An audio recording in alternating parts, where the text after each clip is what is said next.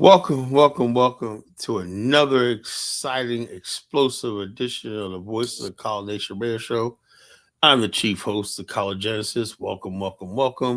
We have an exciting show tonight, as usual. A good topic, that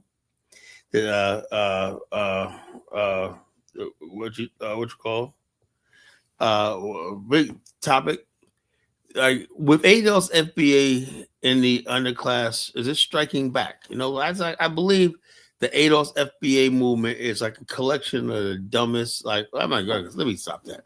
Let me stop already, right? Insulting people.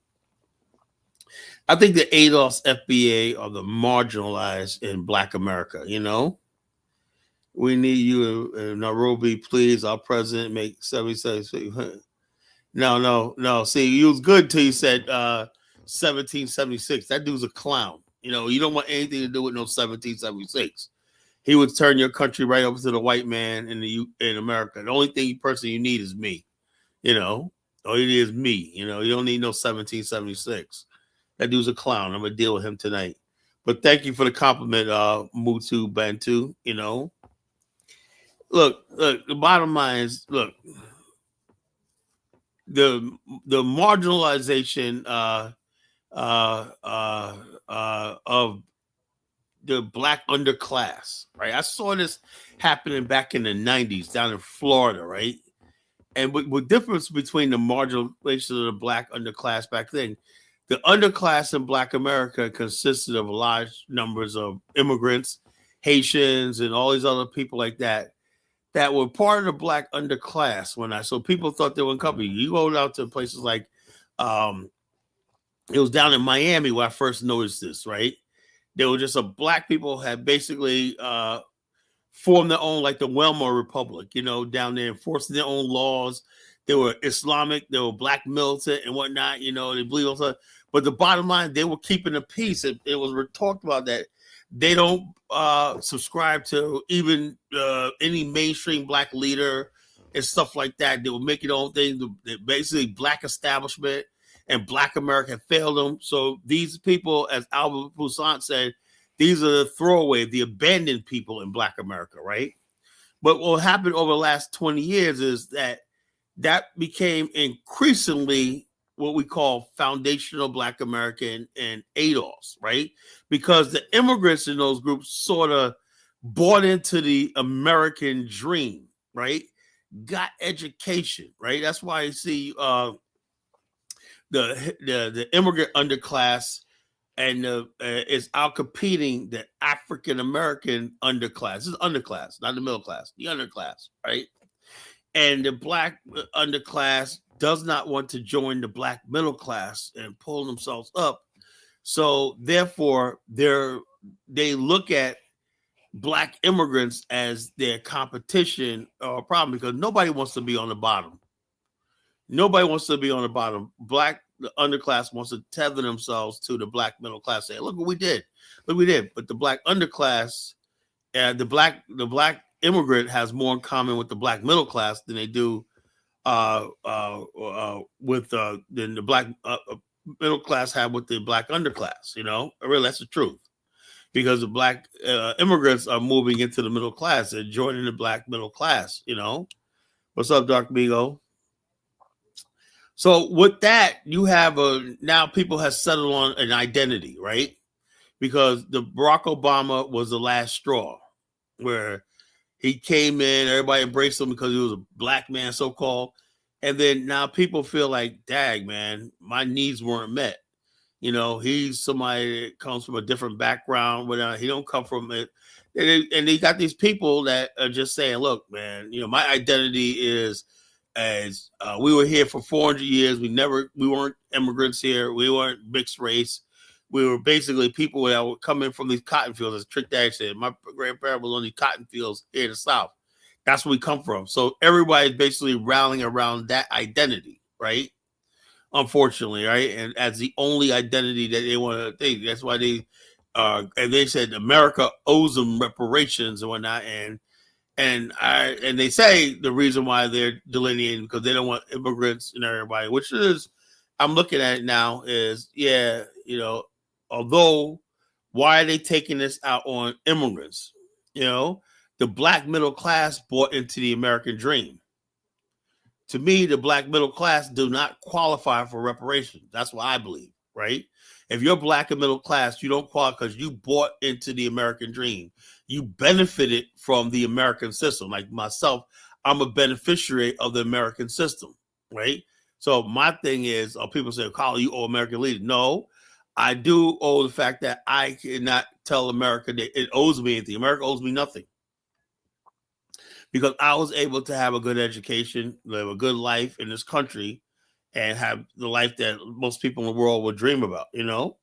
So therefore, America provide that for me. Because if we didn't have civil rights laws or whatever like that, the 14th Amendment, I couldn't have had that life. So that was and I bought into it. Now, the people who never took advantage of that, either one way or the other, yeah, those people you can make a case that, yeah, the government owes them reparations. You know, places like, the black people in the deep South, places like Mississippi, places like Florida, Alabama, where you got systemic poverty that I know is tied to the history of black people in this country. Now, anybody, black, white, ought to look at that and with a fair mind say, yes, these people have never benefited from American society, welfare and all that stuff like that. Like this, these people have never gotten a break. They never gotten a chance, right? There's a segment of black America that's been marginalized. The underclass been marginalized. So therefore, with the ADOS FBA movement, I guess they speak to that marginalized segment of black America, you know, because the ADOS FBA can't speak to me. I mean, geez, you know, I mean, despite all the problems, not looking for a reparations check, and Africans and black immigrants don't. I mean, they could be annoying sometimes, but they're not any real threat to me. I don't care about them coming over here. I don't really give a damn, you know. You know, so it is what it is. It is what it is, folks. So we're gonna have a good show tonight, man. Wait some more people get in here. And you know, I'm gonna start doing on the show. I'm gonna start reading feedback. Like, let me tell you something, folks.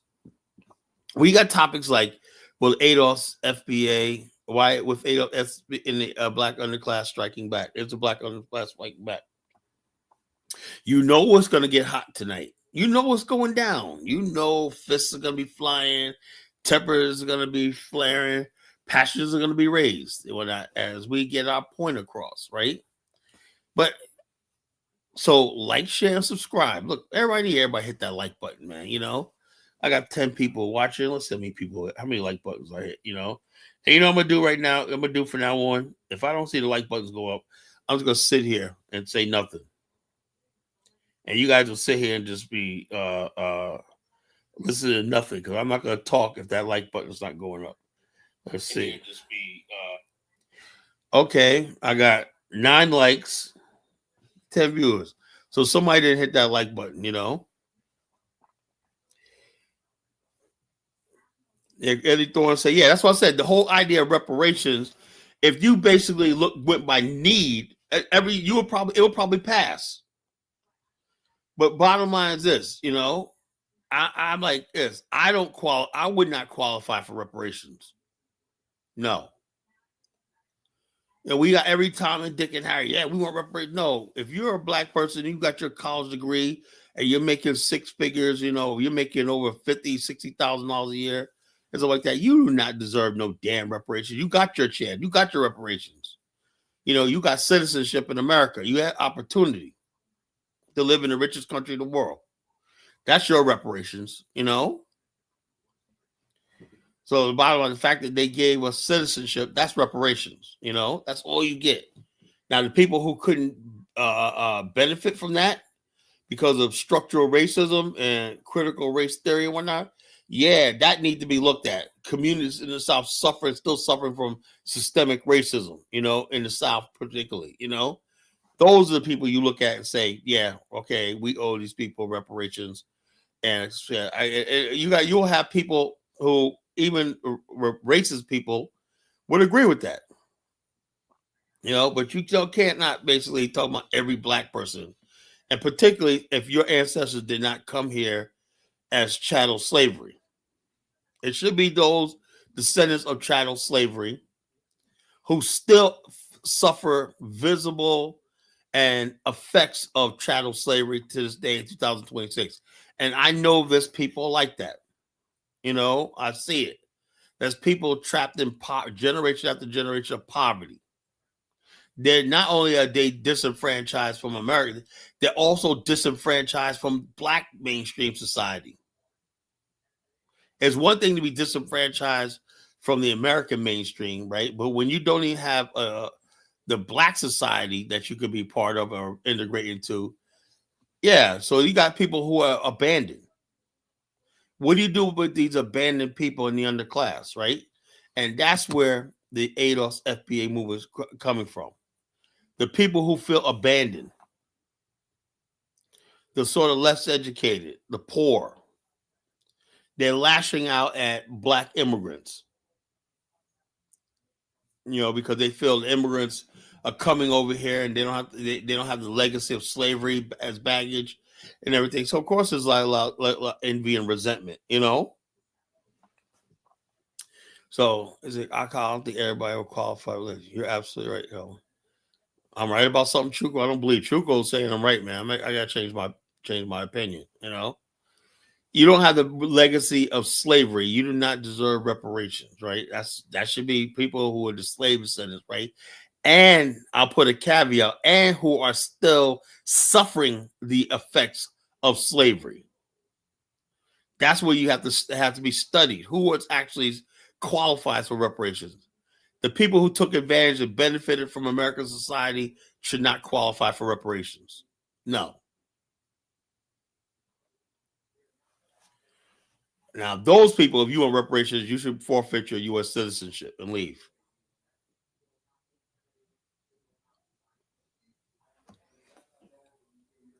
But the whole thing is the reason why the reparations movement failed is because we don't have intelligent people. You know, you listen to people like Tariq Nasheed. Tariq Nasheed destroyed the fucking reparations movement. He's got there a grifter making hundreds of thousands of dollars grifting on Black people's pain and whatnot. You know, talking about reparations. You know, it became a hustle, a two-bit hustle. You know.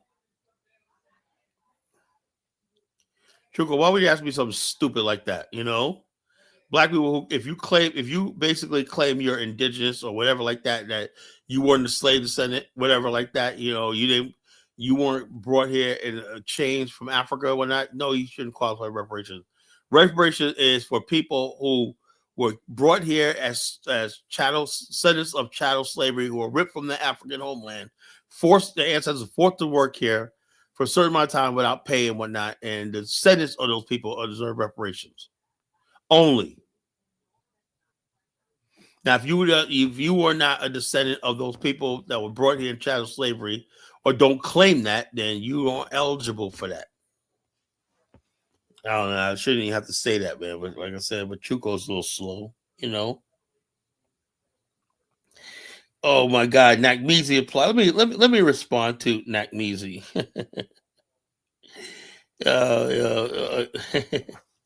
Look, folks, I had some feedback from last night's show, right?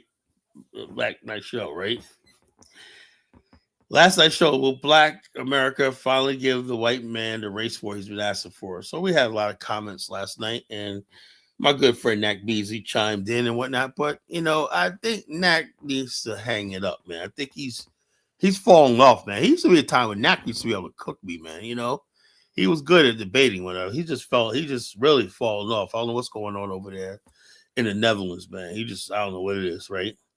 Somebody named Broham Reloaded wrote, Nak Beasley has lived in America, Ghana, Thailand, now the Netherlands. Each of those countries, the leaders have never been a so-called FBA. Woo! The fact that he comes on the panel and takes jabs at Kala for wanting to create a country in which a Black American can be leader actually says a lot about the mentality of some of these FBA. Yeah, I don't understand that. If I'm talking about a so-called FBA-led nation, why would you fucking be against that? It gets better. He acts like he's proud, but his mentality is that of a lowly individual who does not believe in his own people's right to self-determination. Yeah, I believe in our right to self-determination. Nakmeji, like, you better stay on that plantation. Nakmeji is so insecure about his standing as an American that he has 3 American flags on his profile. I didn't even notice that. And a bandana with a flag.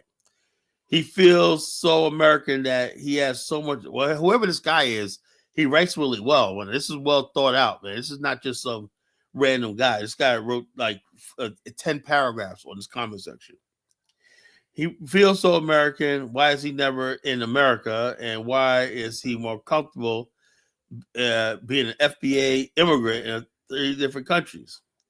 I remember when he admitted that one of the reasons why he left America over a decade ago was because Trump was getting power. I remember when he said that. He said Trump was in power. He had to get his family out of here. If Nakmeji is considered such American, why did he leave? I asked the same question. Oh, that's right, because he felt Trump and his people would remind FBAs who the real Americans are. Yeah, Trump reminds you who the fuck is considered a real American. Everybody else is a bunch of fucking fools, you know? Nakmeji is throwing up 3 American flags while he's all way in the Netherlands, but then coming online, talk about Tevez moving to a country he ran from himself. Laugh out loud. And then on top of that, telling people they need to go back to their own country while he's living in someone else's country. That way I can never figure out. I thought it was just me. He will reel out negative statistics about people, homeland, when he does not have one. And the one person, Kala, who's trying to create a homeland for his people, is a person he chooses to make fun of. That's what I understand something. I'm trying to get our people out of the situation, and I get attacked by Nakmeji, you know? Nakmeji and Jonathan need to stop pretending that they think FBAs are special people. It is obvious that they only do it in order to antagonize people in the show, and they do not really believe it. There are many layers to this, but I will leave it there. Wow. Let's see. I say he's full of shit, you know. Jonathan, he's so proud of America. Why is he living outside America? People have some serious questions about my friend Nakmeji. You know, no one's really ever asked this conversation before, you know.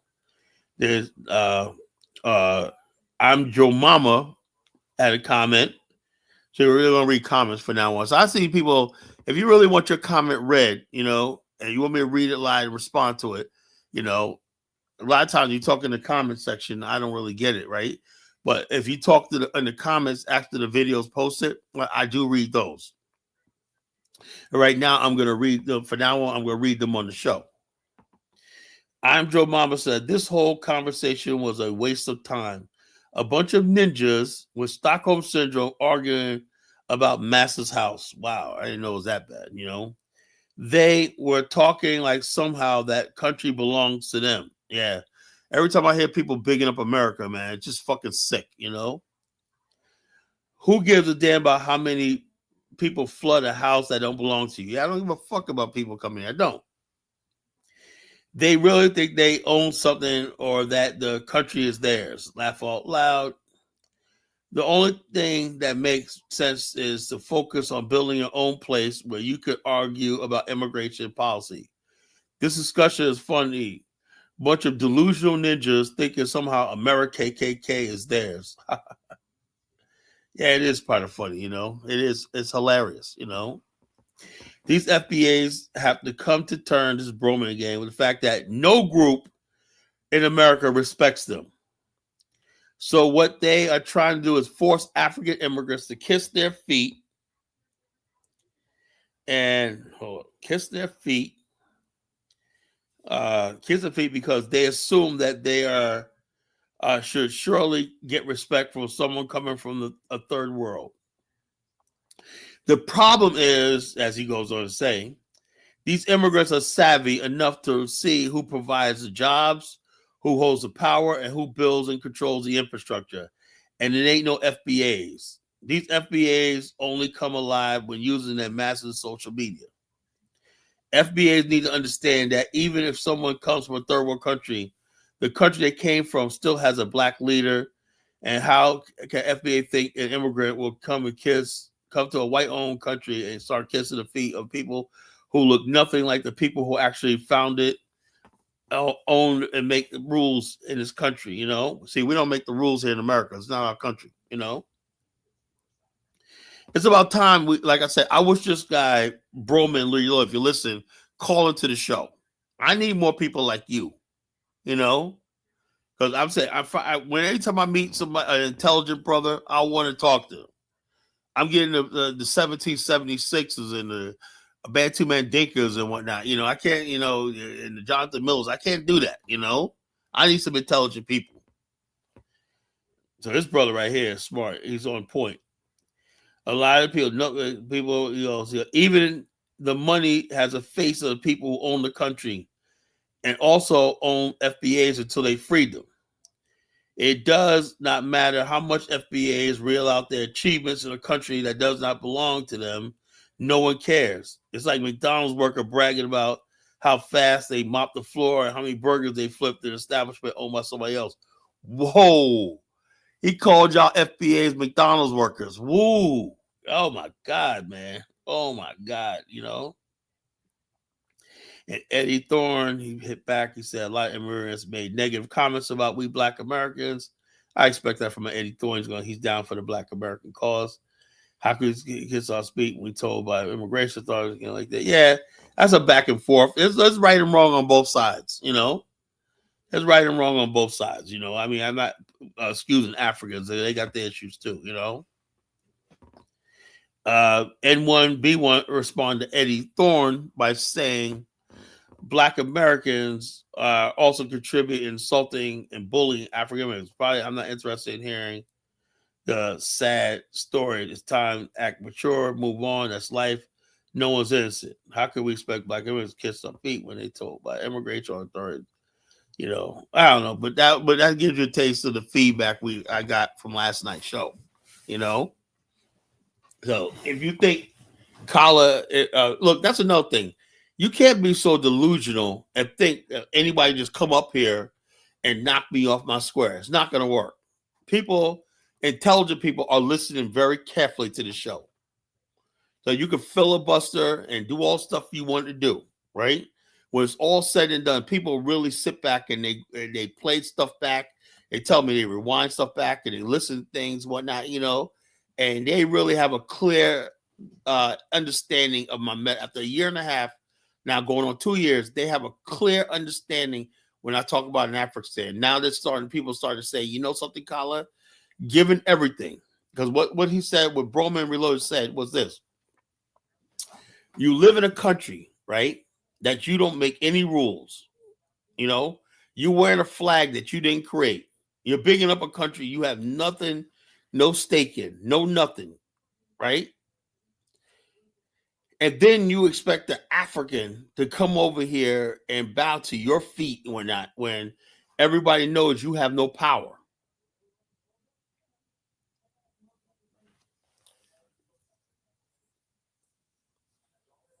So it is what it is, Coastal State. What the hell you talk about? Coastal states to do what? Black people already in those areas. What are they going to do? The infrastructure, Baruti, is controlled by whites. Black people do that. If black people want to do something, man, you got to do it without the white people, whatever like that. You can't build anything inside of America. It's not going to work.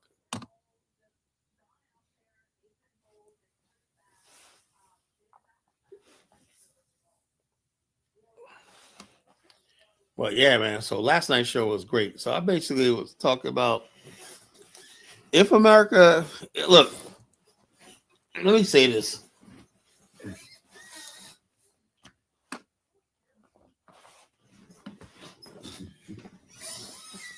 We are in the end game. I'm seeing signs, right, on every level, right? The propaganda against us, right, is sort of like the propaganda the Nazis did against the Jews before the Holocaust. The idea, what people call us the roaches of thing, that we need to be exterminated and stuff like that. And it ain't gonna probably won't come from necessarily government, but there's enough people out there. If they want to hurt us, they could. And I ain't even worried about that. I'm worried about the fact that I don't think black people, if not physically ready, like magnesium, how many you can do 50s? And that's not. It's about being mentally ready. It's about being mentally aware, carrying yourself a certain way, not looking gullible and stupid and whatnot, you know, because when you acting all smiling and happy all the time, you invite danger. When I'm out and whatnot, the look on my face is, I'm a nice guy and whatnot, but the bottom line is don't try me. There's too many people, black people, that walk around with that look on their face, like everything. You know, you still 40 years old, you're still looking for the next party, the next good time, you know? You're looking for the next high, the next everything like that. While these other people, everybody else in the world is getting serious about life. So, and that's what it is, folks. We're going to talk about this tonight. You know, we are definitely going to talk about this tonight. Whites don't favor no damn separation, Broody. That's the most goofiest shit I've ever heard in my life. If white people say really believe in separation, why the hell they destroyed Black Wall Street in Tulsa? Why did they destroy the black community, thriving community in Wilmington? Why did they burn down the black community in Forsyth, Georgia? Why did they burn down Rosewood? You know? Why did they basically destroy the black community in Durham, North Carolina? You know? We had a Black Wall Street there. Why did they do all this? Why did they destroy the black independent community of Atlanta? Don't give me this crap about white people's favor separatism. That's a lie. You obviously don't know the history of this country, because I really do believe Brody's a foreigner, you know, interloper. He's a foreign interloper, you know. You know, so the bottom line is whites don't got to move no place, you know. Majority of white people are not giving one fucking inch of this country up. They control everything. Every square inch of this country they control. There are no black spaces, Broody. There's no place in this country where you could be where they can't put their hands on you. You're subjected to their courts and their law enforcement. And it's like that anywhere in the Western Hemisphere, the Monroe Doctrine. You're not safe anywhere in this Western Hemisphere. So I can't listen to people like Fruity Baruti because he's goofy, you know. But Baruti will learn. Like they all will. They'll all eventually learn. I wonder what's on TikTok tonight, you know. I wonder, do we have any bitter FBAs on tonight? Let's find some FBAs tonight to bash. Welcome, you know? All Tech Lansing. Let's see.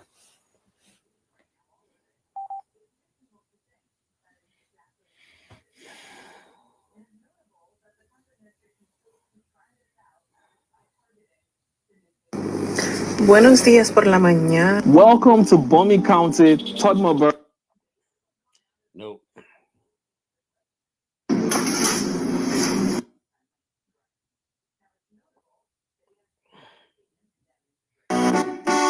Guys, it's short. That's why you have to flee. That's why you have to flee, because the men in your family and the men in your village was nothing but punks, and that's why they ran. Mm-hmm. You want to talk about Black American, baby? We ain't never ran. I am black. Never ran. You ain't black like me.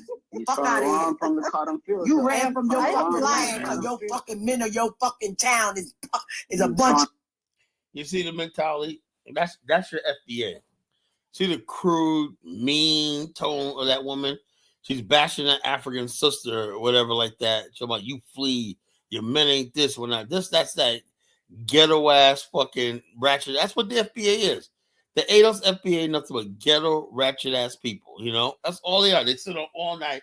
This guy does a show. I don't think this guy has a job, you know? He's on all day, all night. These people have fucking jobs, you know? The elephant to move his bowels for you to eat. How you feel about that?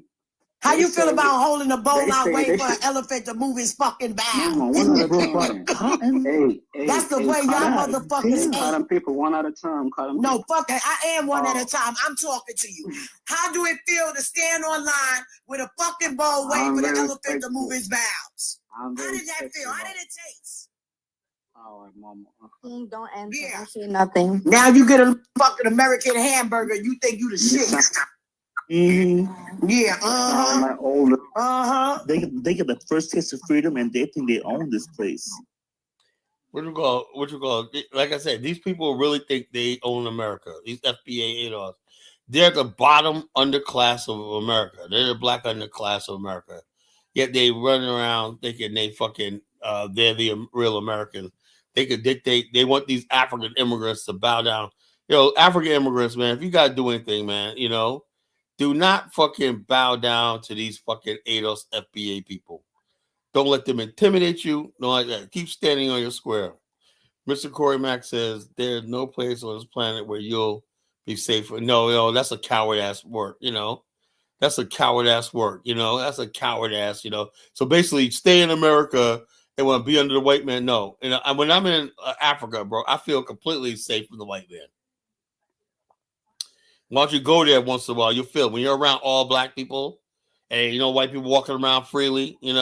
Yeah, you are safe, So, Mr. Corey Mack, you're a fucking clown, That's like I said, all these cowards that come in my chat room, Corey Mack, all these fucking cowards, The fellow college fellow that you're compared to Tariq debate, Jared Taylor favorite. I don't care what Jared Taylor says, I don't sit there and forget. That's another thing what you goofballs do. I don't fucking listen to white supremacists, white nationalists, or whatever like that. We're not in the same boat. And I resent people comparing me to a fucking white nationalist. We have nothing to discuss. There's nothing to negotiate. That's the problem with you goofy ass people came before me or not. You guys start sitting down with the Klan and all these other stupid stuff like that. You become just like them. I have nothing to do with no white supremacists, no white nationalists. I'll talk to white liberals before I talk to white nationalists. I don't give a damn what he says. I'm not trying to preserve no white race.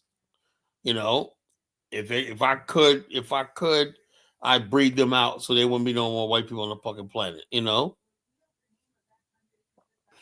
We don't need no common part of no fucking U.S. We need to be away from these people altogether.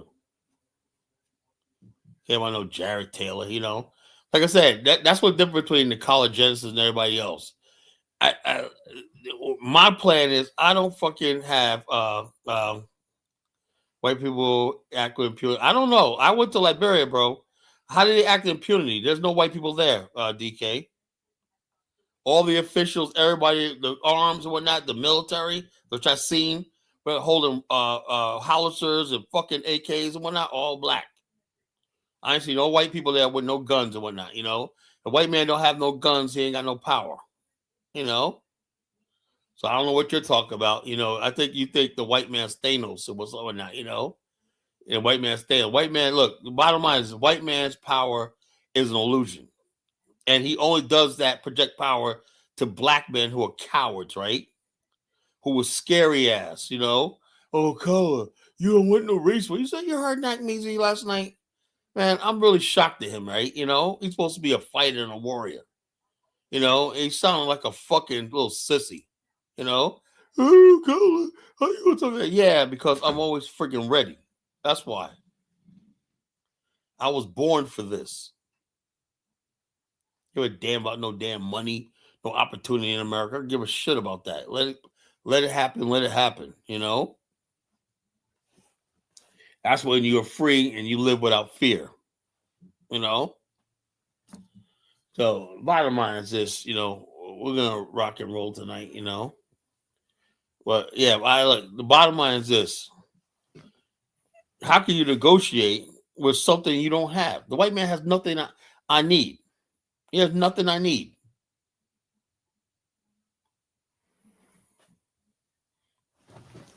Oh, don't go spamming my damn chat.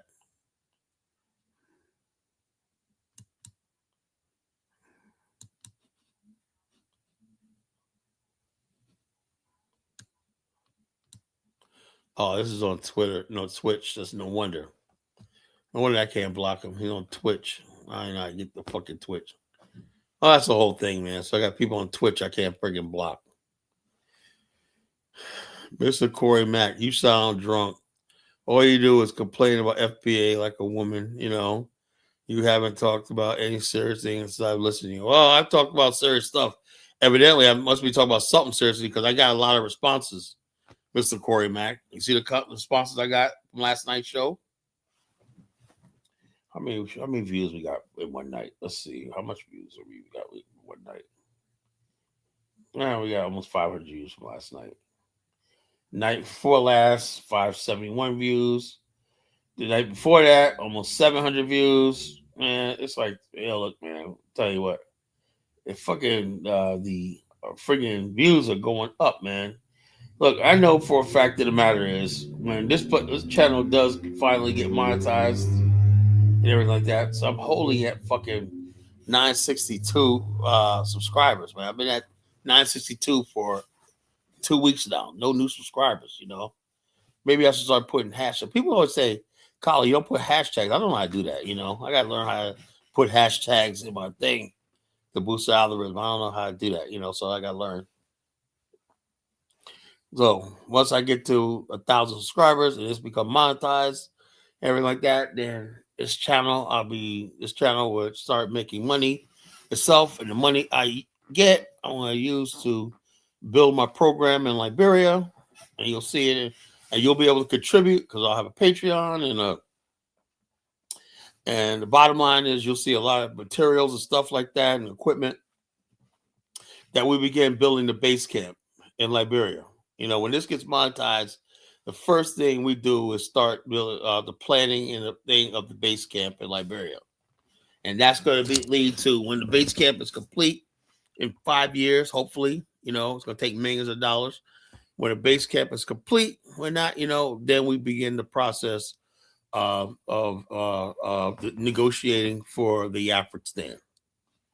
But before we can build an African stand, we need a base camp. We need to have our own construction companies.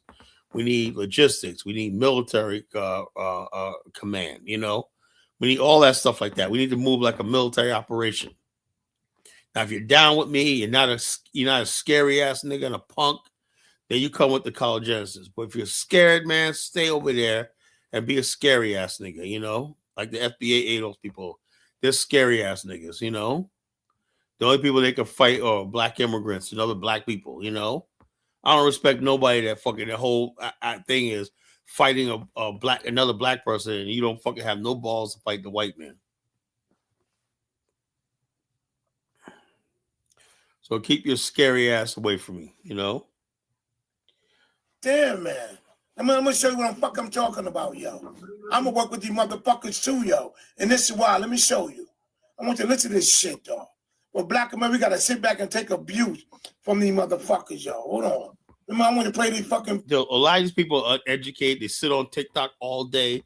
They're angry because they didn't amount to nothing in life, and they don't sit back and just talk about. Yeah, people come over here. You're not doing nothing with your fucking life. What do you think? If I was an immigrant and I came here to see you dusty niggas, I'd be thinking the same way too, man. Fuck y'all. Y'all a bunch of clowns, you know. And all they do is these bottom shelf black people, man. All they do is embarrass the rest of us, you know?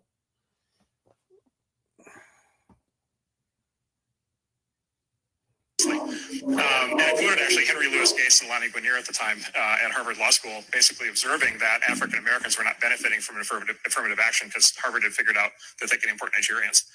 Right. And again, it's just like, right, the Nigerians are great, they're very smart. Now you hear this shit or you're dropped there. They rather hire Africans over black Americans, man. I don't get this shit.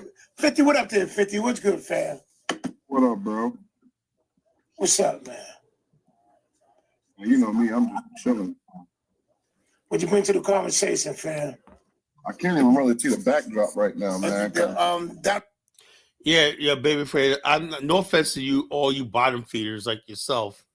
You know, you bottom feeders out there. The title of that stream was, "Do you trust black immigrants?" You know what I mean? Not if you trust the white man anymore, you know, and stuff like that. I guess, you know, the FBA and whatnot are really doing that the white man is zaddy, and they love the white man so much, or the white man hates them at guts and whatnot. So they want to focus on goddamn, the black immigrants. It's sad, really sad situation. I feel sorry for people like Baby Rodriguez. She's a bottom feeder, immigrant hater. And she got a name like Rodriguez. I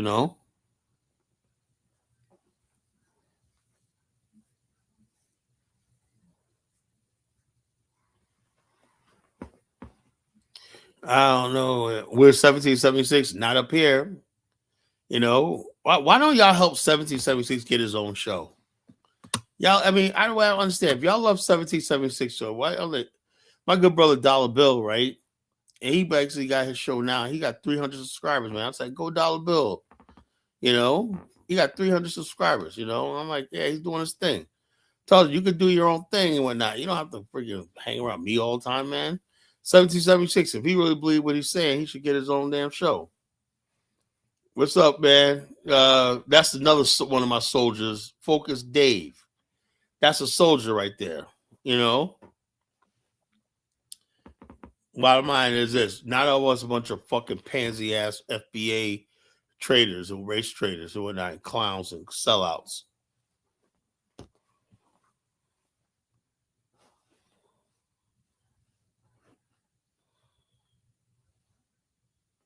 We don't care. Stop whining. Yo, shut up! Don't interrupt. The thing is, you do care because Are you use. Are you sure? Yo, shut up, sir. Let her talk.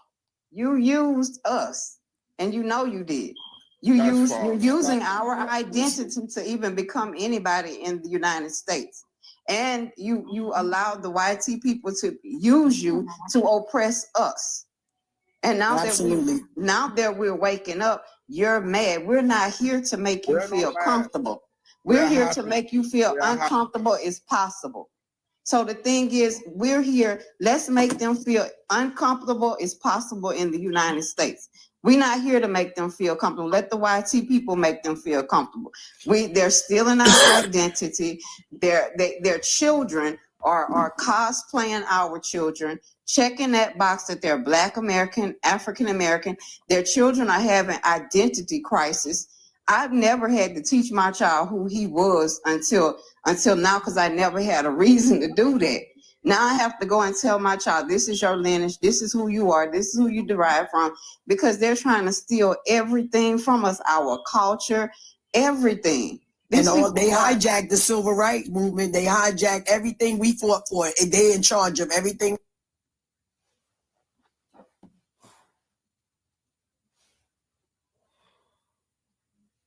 Do anything to get out of it. So they're willing to be used. They're willing to tell the wrong to us. They're willing to take our identity. They're willing to do anything because these people are the face of poverty. Yeah, but Dark Mingo, two wrongs don't make a right. We can't have hatred for our African brothers and sisters, man.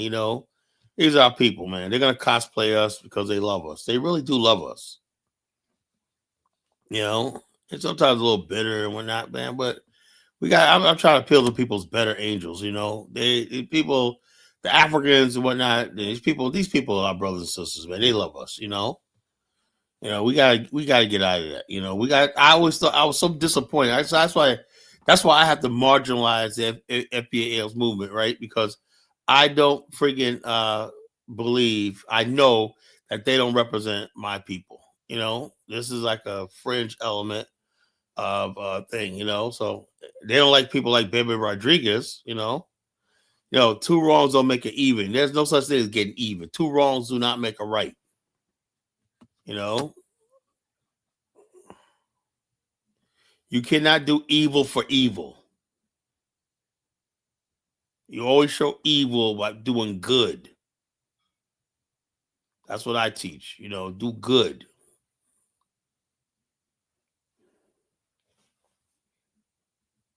And they're just really depressing and disheartening,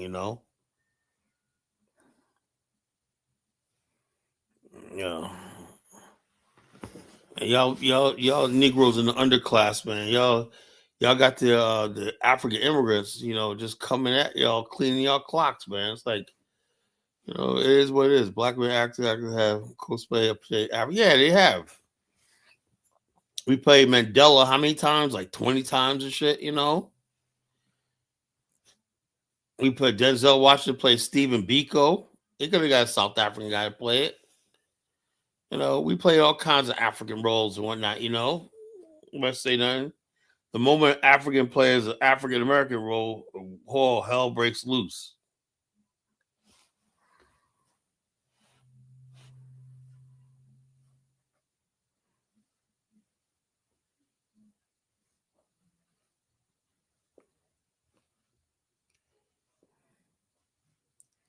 So what the bottom line is so why is the Africans responsible for that?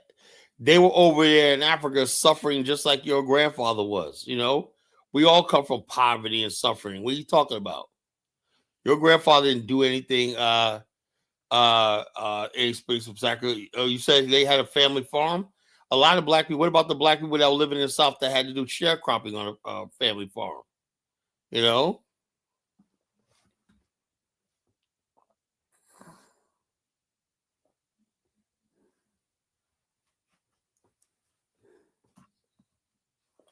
But the ADOS FBA movement is atrocious, man. I just have to tell you, it's really atrocious. But just because Bebe Rodriguez wasn't in the chat room, I'm gonna read the comments from yesterday's show. Bebe Rodriguez, you know. Let me read the comments from the show. And this is about your Lord and Savior, Nak Beezy. And one says, Tucker Carlson co-sign is freaking hilarious, man. I can't believe the white man co-signed an FBA. Yeah. You know, it's a real quick joke, you know. All right. This is I'm Joe Mama. He took a nice shot at the FBA ADOS people, you know. He said the whole conversation was a waste of time. A bunch of ninjas with Stockholm syndrome arguing about Massa's house. Y'all Americans. Laughing my ass off. They up there talking like somehow the country belongs to them. Who gives a damn about how many people flood a house that don't belong to you? They really think they own something or that the country is theirs. Laughing my ass off. The only thing that makes sense is to focus on building your own place. And then you can argue about immigration policy. This discussion was funny. A bunch of delusional ninjas thinking somehow America is theirs. Laughing my ass off. You know? Wow. Joe Mama really brung it, right? And then, like, Broman had a comment. I hope you guys are listening. You know? Yeah, we used to be the leaders of stand. We are still are, folks, Dave. It's just that the garbage is running Black America right now. The garbage, social media has made the garbage people the loudest in our community. You know, just AOS FBA. They're just loud. They're not leading nobody. You know. Rudy says, read my early comment. Idea is 10% of your people. What's the solution? I could look. The bottom line is this: I could care less. I just want to build a new nation, right? If it means only taking 10% of Black Americans starting all over again, I'll do it. What happens to the rest of them is not my responsibility. You know, that's not my problem. These Broman Reload said these FBAs have to come to terms with the fact that no group in America respects them. So what they are trying to do is force African immigrants to kiss their feet because they assume that they can surely get some respect from someone coming from the third world.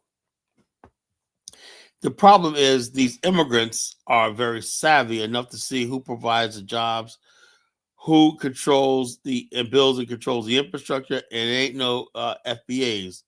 The FBAs only come alive when using this massive social media. Woo! You know, that's the truth. FBAs need to understand that even if someone comes from a third world country, they still have a Black leader How can FBA think an immigrant come to a white-owned country and start kissing the feet of people who look nothing like the people who actually founded own and make all the rules and of the country they moved to? Even the money has the faces of the people who own the country on it and who also own FBAs until they freed them. Basically saying y'all ain't shit. It does not matter how much FBAs reel out about their achievements in a country that does not belong to them. No one cares. It's like a McDonald's. This is the funny part. Dave, listen to this. He says it's like a McDonald's worker bragging about how fast they mop the floor and how many burgers they flipped at an establishment owned by somebody else, laughing. That's the truth. That's what FBA sound like. You sound like a McDonald's worker bragging about how many burgers you flip a day when how well you mop the floor, while the white man sitting back, collecting his money while looking at the bank account, benefiting. Look, the bottom line is this: you are at FBA, you are nothing but an employee. You are a white man's employee. You're still his slave. Back in slavery times, you had slaves from different bucks. I'm representing the Benson plantation.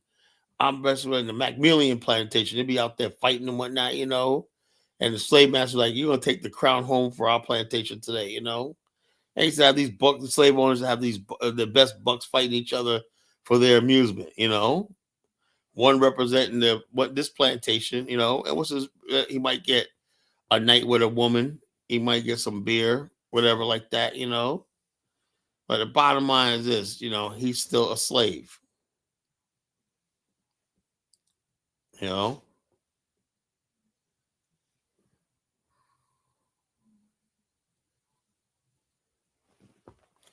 is what it is, folks. What's a revolution? It's about people, land, resources. And rather than you take your rights, ask. Yeah, well, like I said, the African is going to be a revolution. There ain't going to be no fucking asking. We're going to fucking take. Strategically, methodically, we're just going to fucking take it, And if we have to come to an agreement, a peace settlement afterwards, sure, but ain't nobody going to give a shit. We're going to take what we want, I'm saying it now. So if somebody wants to try to stop me, you better get prepared now, because one day we're coming.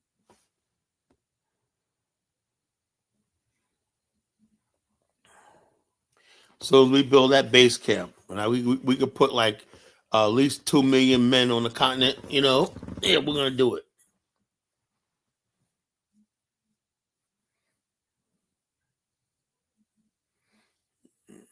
Dave ain't saying nothing. Hey, Dave, how do you feel, King Divine, how do you feel being part of the underclass,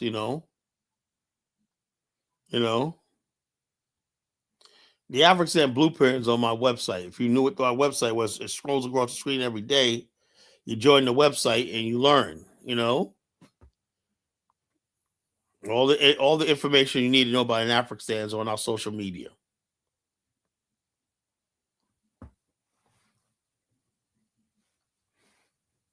We have that's Focus Day. We have everything already figured out.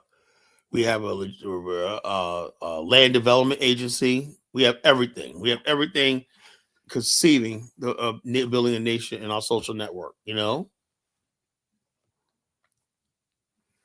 next stage is base camp. Base camp is going to have everything you see in the social media apparatus. You're going to have a land development agency. You're going to have a civil engine agency and base camp. Also is coming. A STEM agency. You're going to have all that. A finance and business development agency. We're going to have all these things. A military. Everything you see in the Ning site, Dave, is going to be on base camp. We're going to have departments. Base camp is going to build the departments. So all we're doing with the social network is incubating them, right? So you want to be part of this? You join the social network, get involved when I join your state chapter, get involved. I built this for young men. This is for young men, Broody, I can't answer no question. You're not part of what I'm doing. So I can't answer none of your questions anymore. Sorry, you got to come up here and ask me. Hope they don't eat you and sacrifice you. Well, the bottom line is this. The only savages I've ever known, Rico, is right here in America. You FBA people are the most savage people I've on the fucking planet, you know? You guys are fucking savages, you know?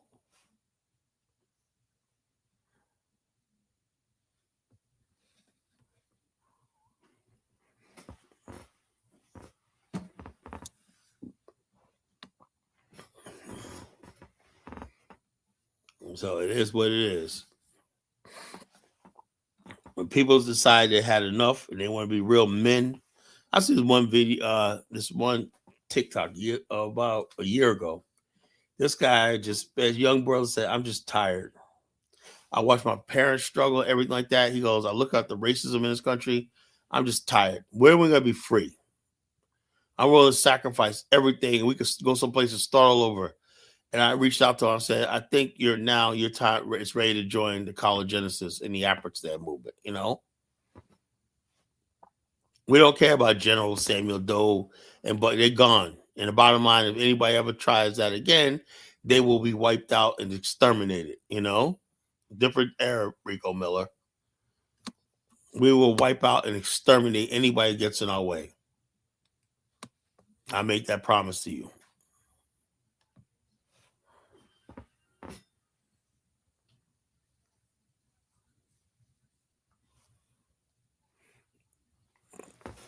So,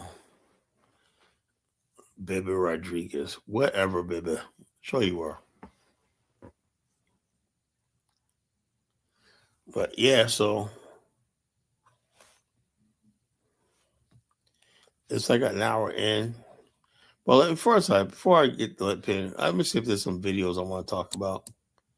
Let me see some videos, folks.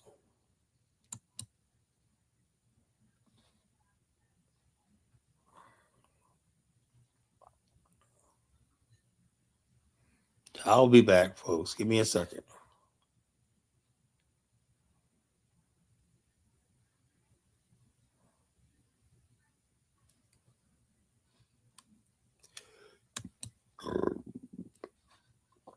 Now, this video right here is interesting. Nakmeezy running his mouth said, all the black people that's in Thailand are tracing hookers and tricking and whatnot. That's where his mind is at. You know, that's where his nigga's mind is at, you know.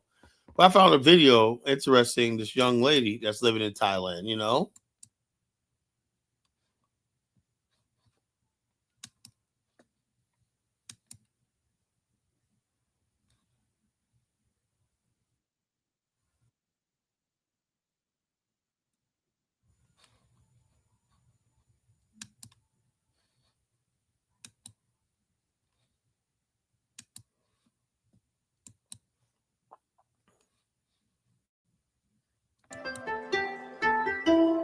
This is fair use, folks. Fair use.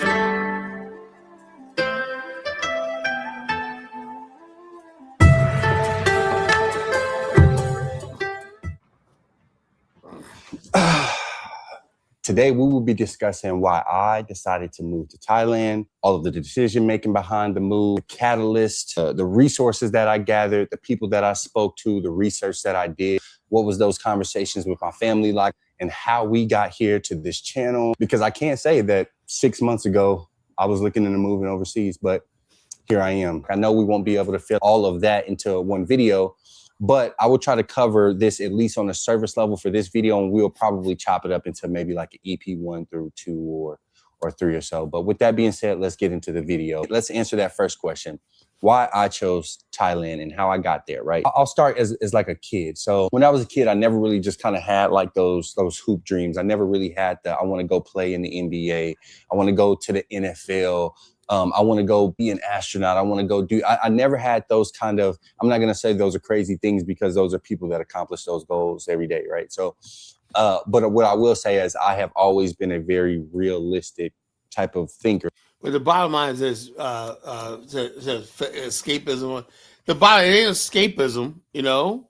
It's just basically people saying they had enough of American bullshit, you know? and then move beyond this shit. I get more respect for them. Your so-called general lives in the fucking Netherlands. How do you expect that? Your general Nakmizi lives in the fucking Netherlands. He went from one white country to another. So how the hell can he be some role model and shit like that when it comes down to fucking telling somebody where to live at? He can live in the Netherlands, but nobody else should leave America under no circumstance. And a lot of these people going over there, good black people, just want to change in life. They ain't over there tricking and all this kind of stupid shit they say. Yeah, I know, it's white. So you go over there and live there. Dutchland is white. So now it's cool because Nakneezy lives there. Dutchland, like Dutch is a fucking, the Dutch people fucking rule the world. They was the one who began the slave trade. They got rich off the slave trade, You guys are a bunch of fucking fools, man. So let me delete that comment. Because it's just fucking annoying me. It's your fucking stupid comment, You don't have to be Trigger Trey. You don't have to be a Pan-African to leave America, There's people, I encourage people, there's like over like 2 million African Americans who live overseas. I encourage black people to expand all over the world, not just Africa. So it ain't about so I don't even know what you're talking about when you say Pan-African. I just said as long as Black America is building and we're happy together, we can meet up. Or I want to see our people happy all over the damn world. It ain't about just Pan-African. It's about black unity and black family, and black culture. So miss me on that shit. You thought, Pan-African. I am not a freaking Pan-Africanist. I'm not trying to do no Pan-African movement. That's why people make their mistake. Carl, you're a Pan-African. I never said Pan-African works. Pan-African is just simply a means to an end. If it means that I can gather people around if I see Pan-African not working, I'll scrap it. It's just a means to an end.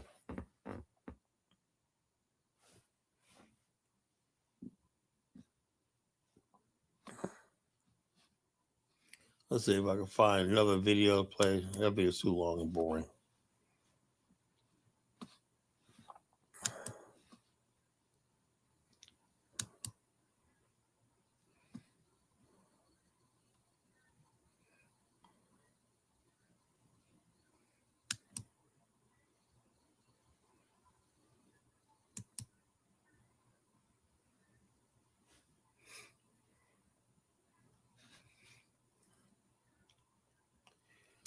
Oh yeah, let me play. Let me show this.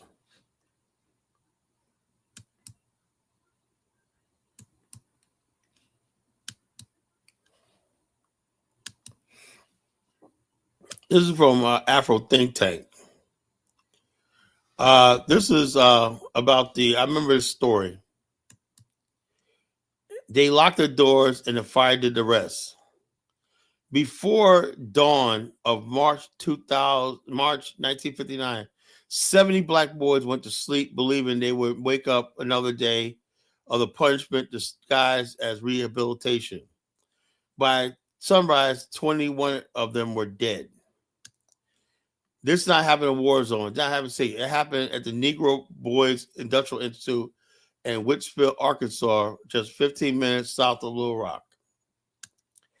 69 African-American boys with 13 were padlocked inside their dormitories for the night. The doors were locked from the outside and the windows were barred. Around 4 a.m., a fire broke out in a wooden structure. What followed was the panic, smoke, and the sound of boys clawing the air, place desperately keep contained. 48 escaped, 21 did not. Most of the boys held they were not violent offenders. Many were just homeless. Some were locked up for pranks, truancy, or simply being poor and black in Jim Crow South. This was a school in the name only. In reality, it was a warehouse for children society did not want to see. The conditions were brutal. The dormitory was overcrowded with boys sleeping barely a foot apart. They had no proper bathroom, only a bucket in the corner. The building was old, underfunded, neglected. Safety was not the concern because their lives were not a concern. That morning, rain and from the earlier thunderstorm soaked the ground. The fire's origin was never conclusively explained. What was clear is that it was when it started, the boys had no way out. The locksmith to keep control of them. So it was a death sentence. So somebody set them on fire. You know, this is a country Nakmeezy loves so much. You know, this is a country 1776 loves so much. You know. Newspapers described the tragedy. Officials expressed regret. Investigations were promised, but no one was criminally responsible for locking children inside a flaming building overnight. No system was dismantled. No justice was delivered. What the fire did expose was the truth Black families have always known. Institutions built for Black children under segregation were designed to contain, not protect. Discipline mattered more than life. Order mattered more than safety. The irony is almost unbearable. Today, the land where the school once stood is home to Arkansas Department of Corrections and Ripple Union. The site once caged Black boys now cages Black men. The pipeline that did not disappear, it's simply aged. For 60 years, there was no marker, no public acknowledgement, no names echoed. We tell this story not to shock, but to remember. Because this was not an accident or isolation, it was predictably outcome of a system that treated Black children as disposable. A system that basically, to me, all this shit is as those boys right there, those young, beautiful boys. You know, 20 of them didn't made up their life because you have a system. Not only is it bad for white people, right? The Black people, the Black establishment, right? The same thing happened right now. Turn their back on this Black underclass, people they did not want, poor. Because they were born poor, they did not matter to a society, to a country and a Black society that forget. When you embrace America, you got people in your community that's being left behind, you are nothing but a fucking despicable race traitor. With that, you know, I'm gonna bring my thing in, and let people come in and talk tonight, you know.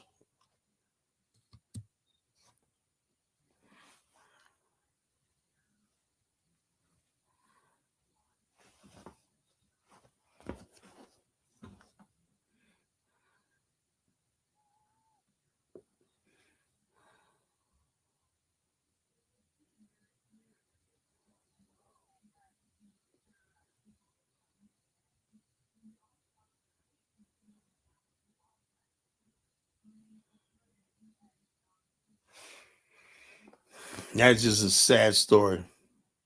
Yeah, I heard that story before, but I did not know that's the full detail. I heard about there was another incident that happened in Arkansas. There was another time a similar incident happened in South Carolina. You know, but in that time, I don't think the boys were burned. I think they just suffocated to death, you know? Yeah, all this history, the so-called Black community and the white establishment is trying to erase. That's why we got shows like this one that tell the truth. We can say what the hell I want to say, you know? I just want to let people know where I'm coming from when I say what I say. I'm not just coming here because I'm bitter, cause a spoiled person. No, I'm coming because I cannot accept what happened to my ancestors. I'm sorry. I don't care how good you think I got it in America. I am not going to sell out.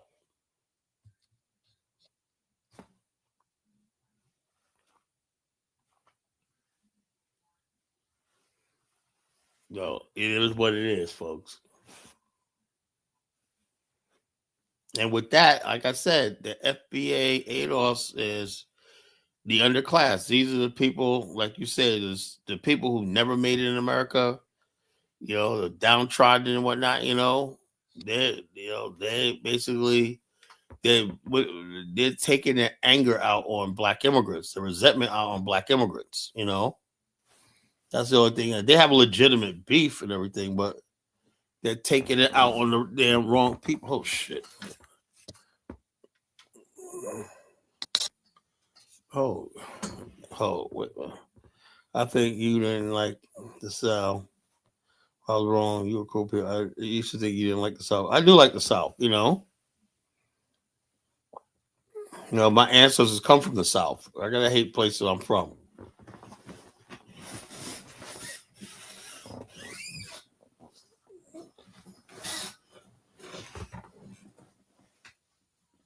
Right back, folks. I gotta get my charger.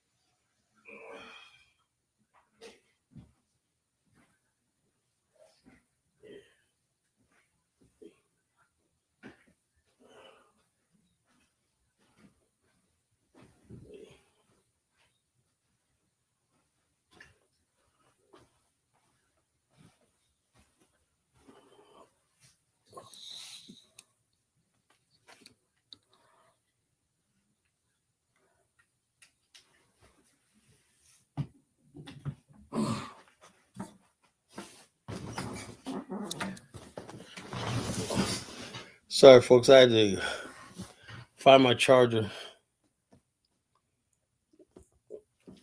Yeah, so it's always the question is, people ask me why I'm going so hard on ADOS FBA because I can't get to the white man. So I get to ADOS FBA is like this shield standing in front of me to the white man in white America, right? If I have to knock this shield down, I will do it.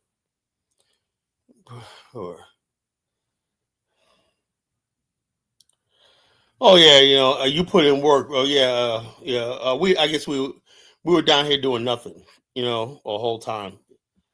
You know, we were down here in the South and North New York City. We're doing nothing the whole time. Yeah. Yeah. So you were putting in the work. You're the only one that put in work, baby Rodriguez. You know, like lady, shut up. You know, I don't listen to nobody who fucking anybody that hates the African roots. I do not fucking respect. I don't take anything you say seriously. I've never heard a white person renounce their European roots. You ever notice that?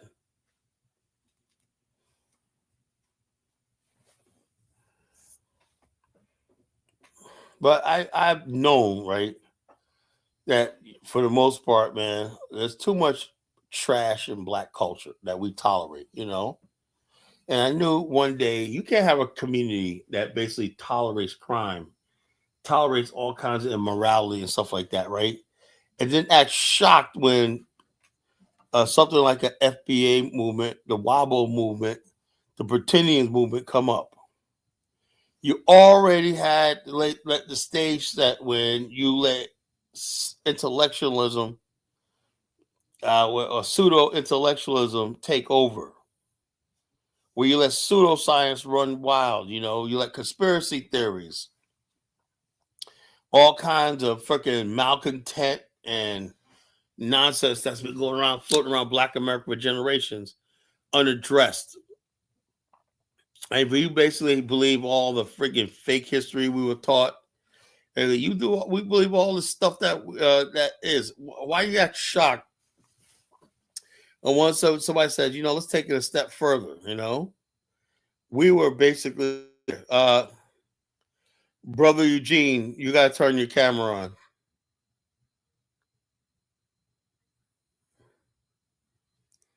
All right. Look, turn to the right a little bit. All right. You're a Negro. I'll let you on. What's up? I'm going to take it off for right now, brother. I'm kind of relaxing. All right, no problem. Go ahead. I had to see who you were. All right. What's on your mind? All right. Black Power, brother. Hey, man, certainly this is some deep conversation. And yeah, you know, I've been listening in and, you know, we've been having these FBA Pan-African Wars and ADOS and specifically against our Black immigrants for over a year now. A lot of it started out with this Black FBA versus the Black immigrant situation because of some Black ladies having an argument at an African hair braiding gallery. Yeah, it started way before that. You know, it was basically, I think what it is. Let me put it to you. I'm gonna let you have the floor. Well, I think for the longest time we were always pro-Black. Anybody's Black, we didn't see ethnicity. We underestimated ethnicity, tribe, heritage, and stuff like that. Even status, right? Right. Because remember, a lot of people that's coming here as immigrants, right? They're coming from a higher status where they come from. And that doesn't leave when they come. They have people that they look down on in their country, that they're part of the peasant class, whatever like that. And what happens is when they come over to America, it's not like we think they're coming to the first world and they're going to start on the bottom. No, they're coming here thinking they're the equal of the people in America. Like they say, okay, I'm middle class in my country, I'm middle class in this country, right? Mm-hmm. And they see a large percentage of the Black Americans like that's the underclass. They're like this untouchable. We don't be here. It's a class thing, you know. Yeah. What happens is we automatically assume when we're Black, we're all in the book together. We're all one race. We're all kumbaya and stuff like that. And Africans are like, everybody's like, no. We're educated. We have more in common with the whites. Or best thing is, we have more common with other immigrants. They consider themselves immigrants, you know, as opposed to Black people, right? And so that verbiage been going around. We didn't know how to do it, and then after nowhere, then Rebecca Carnell started giving a voice to Black, because there were Black people saying they felt kind of for a while, about 10 years, feel uncomfortable about some of the conversations that we're hearing online about us. When I said that's not true. We're not all baby mamas. Our women are all baby mamas. We're not all pookies and thugs. For sure. We're not all on crack and whatnot, you know. They were just repeating all this verbiage that they were taught about us, you know. So therefore, it created this schism where Black people from America start binding together and defending themselves, you know. And so that's where it got out of hand now, you know. Well, I think a lot of folks, they don't understand the dynamics of the population of Black America as well. We're looking at between 50 and 53 million Black people that live here in America.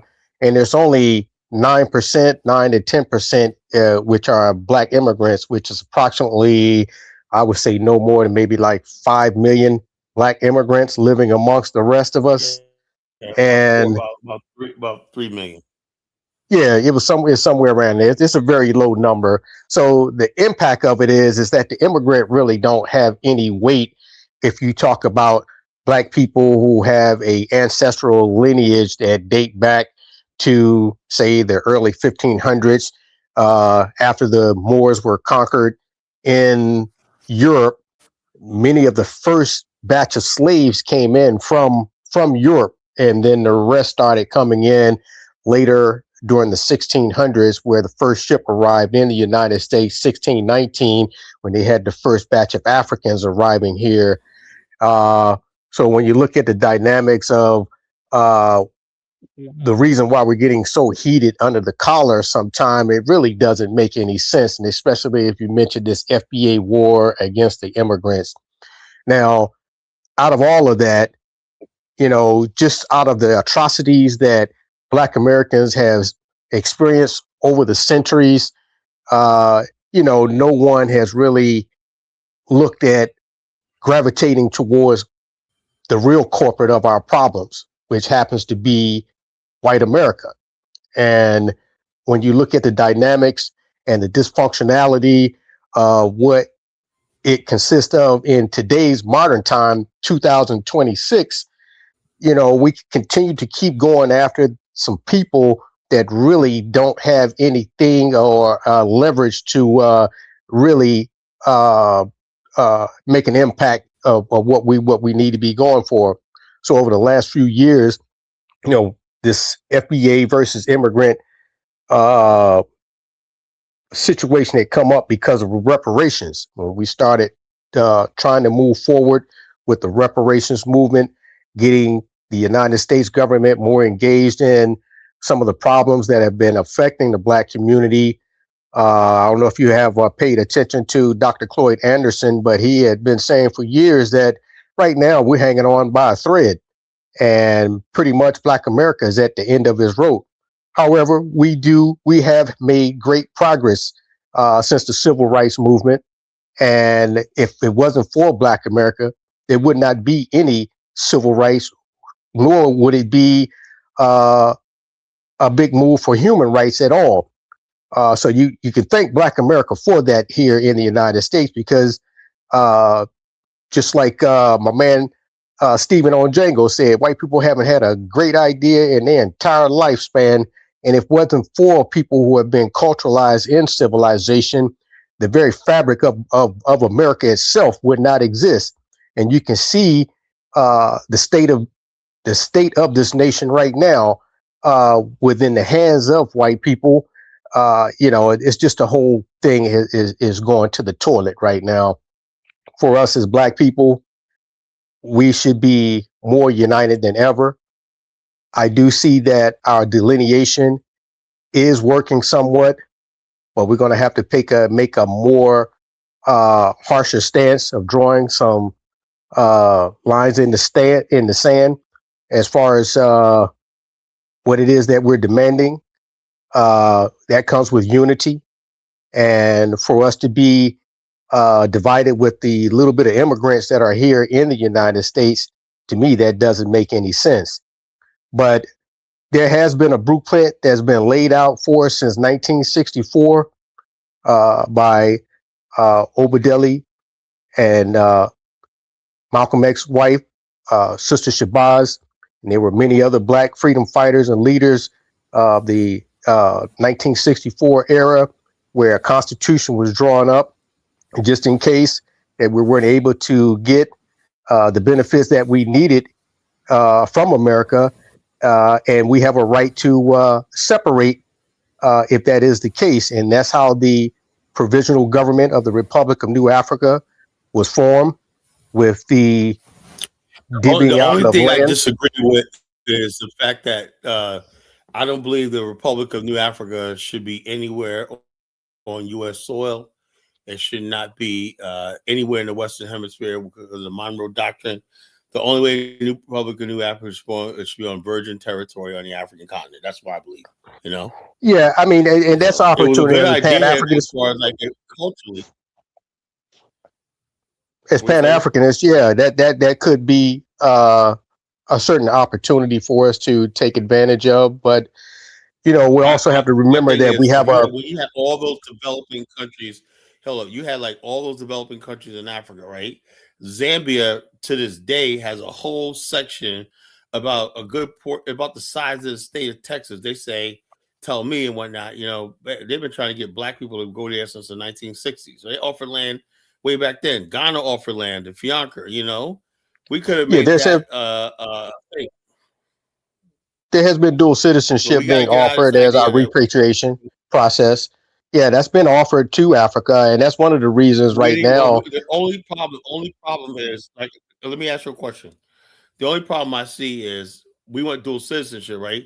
But I do believe Black people in America should hold on to their culture, and we got to go to these countries organized. Why? Because everything in Africa is about your ethnicity, your clan, your tribe, and everything like that. And we can't go there just being individuals when we get eaten up. Everybody else. Oh yeah, for sure. You got to occupy a certain territory together. Groups we are not. We have to first decide that we're an ethnic group. And then we can go any place in the world. Because we know what to do. We got, with people like, okay, we got an association in this country.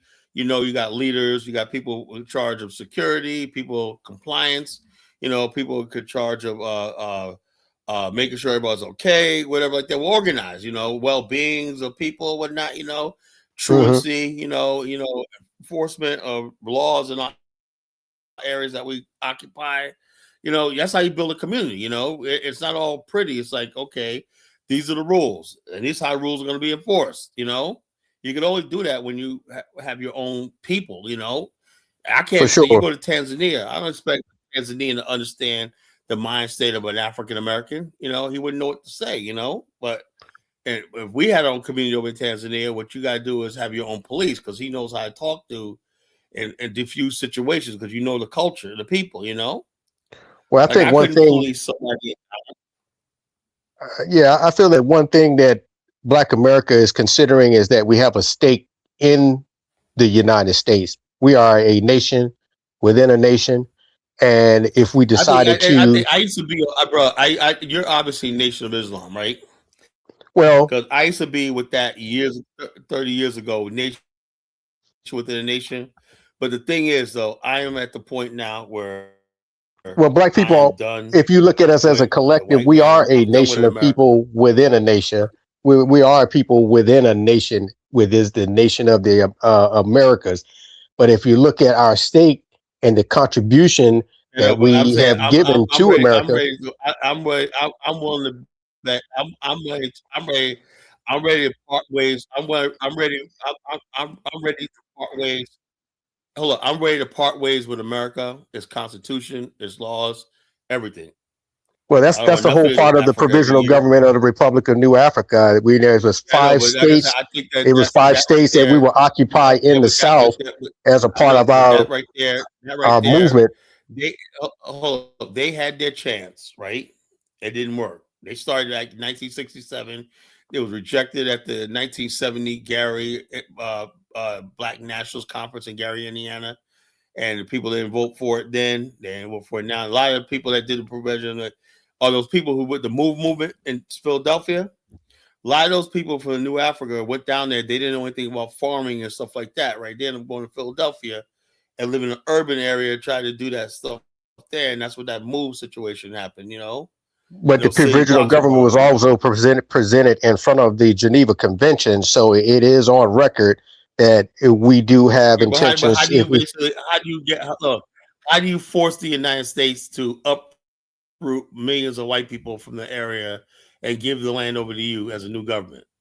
Well, that's a part of a political movement. It either gets down to extending a diplomatic diplomatic olive branch, or it gets down to revolution. Don't have any. Hold on. How are you gonna have revolution? You cannot win if you're outnumbered and outgunned. You don't have the means to do that. You know. Well, it's not all about the guns. You see, that's what people get wrong at. You know, it's about the laws. It's about going to international court and presenting your case. And then if it gets down to it, I mean, you have a lot of Black people that has been trained in the United States military that certain things will be given to a nation if that is the case. So, I mean, it's not like we just sitting freely and they can just come up and run around and gun us down without something happening to them as well. Let me ask you a question. Have you ever heard of the Monroe Doctrine? I have. Okay, tell me what the Monroe Doctrine is. Well, it is basically laws that are stated, given to certain rights of people based on the injustices that they may have. No. Let me. Well, just in fine print right there. That's what I'm saying from the Monroe Doctrine. Let me tell you what the Monroe Doctrine is. Okay, let me tell you what no, that's not it. Not at all. You're thinking of something else. The Monroe Doctrine is a doctrine by President James Monroe that says anything that goes on in the Western Hemisphere, whether in the United States, North America, South America, Central America, Caribbean, the United States has sovereignty to basically act unilaterally that any sort of thing like Haiti, right? The United States went into Haiti in 1950 under Monroe Doctrine. Mm-hmm. The United States went into Venezuela last week under Monroe Doctrine. Right, and now Iceland, the United States went to, took over Grenada under 1983 under Monroe Doctrine. Anything that basically threatens the continental, you are not going to build anything on U.S. soil. So you think it's impossible? So if I tell all you New Africa people, if you guys don't choose Africa, and I call it African, African American, African diaspora state on Africa, or not on the African continent, then you're wasting your time. Well, I also think it's a waste of time in Africa as well, because you do have some folks that have been colonized themselves by a lot of the Europeans, right? Nothing. Well, Pan-Africanism been around more than that, longer than that. That goes back to the 20s. You got actually people building in Africa right now. You don't have anybody building in America. Well, my thing is too, why would Black America want to go to a place that we helped build up already, which is America, and then go over to some place that, well, I've actually lived in Africa, so I know exactly what's happening over there. And I know there's a lot of Black people, Black Americans are starting to gravitate. I have. I lived there for a few years back in the 90s. How many times you been? Senegal, Gambia, Mali. Yeah, Senegal, Gambia, and Mali. I know that area very well. I have a lot of friends over there, right? And then if you live in Senegal, Gambia, Mali, how do you get in the notion to come back to America and tell somebody that they have to settle for America? Well, I'm not saying settle for America. When we take our piece of the pie, which is what was carved out by the provisional government of New Africa. That means that we have 5 territories from South Carolina all the way over to Texas. Pretty much. You're not going to get any piece of the pie. Look, you got to give up this. You got to give up this. Give up this love of America. It does not love you back. The same thing you could build, not sacred, Well, that's I think the false notion that we get too, that it's going to be simpler for us to go over to Africa and do the same thing when you got people already over there fighting to free themselves from colonialism, and now you have neo-colonialism taking place there as well. Let me ask you a question. Mm-hmm. Yeah, hold up, but you're colonizing America. Well, so is Africa. Africa is colonized right now as well. All the money Black people make.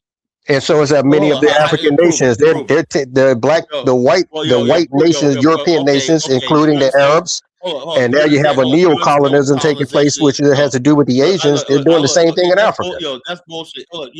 No, that's not. It's the truth. A bunch of nonsense. No, it's not. You're spreading a bunch of nonsense at these pseudo-intellectuals of neo-colonialism, whatnot. Look, the bottom line is this, right? Well, that was the whole purpose of the Berlin Conference, was to divide Africa up. That's how many of the nations itself has its names. 100-some years ago. Hold on. But it's still relevant today, because they may not have the change that we've had, but the economic change is on many of the African nations today. Africa right now is the people in Africa, the countries in Africa are making their own laws and have their own sovereignty, making their own decisions. And that's self-determination. They should. Is the white man snap his finger and whatnot, So the white man still control the resources there. They control the economy and the resources. And their dollar and their resources is regulated by European nations. Hold up. All right. Oh, look, you're gonna answer this question, bro. I gotta drop you. And that's IMF. What resources is the white man controlling?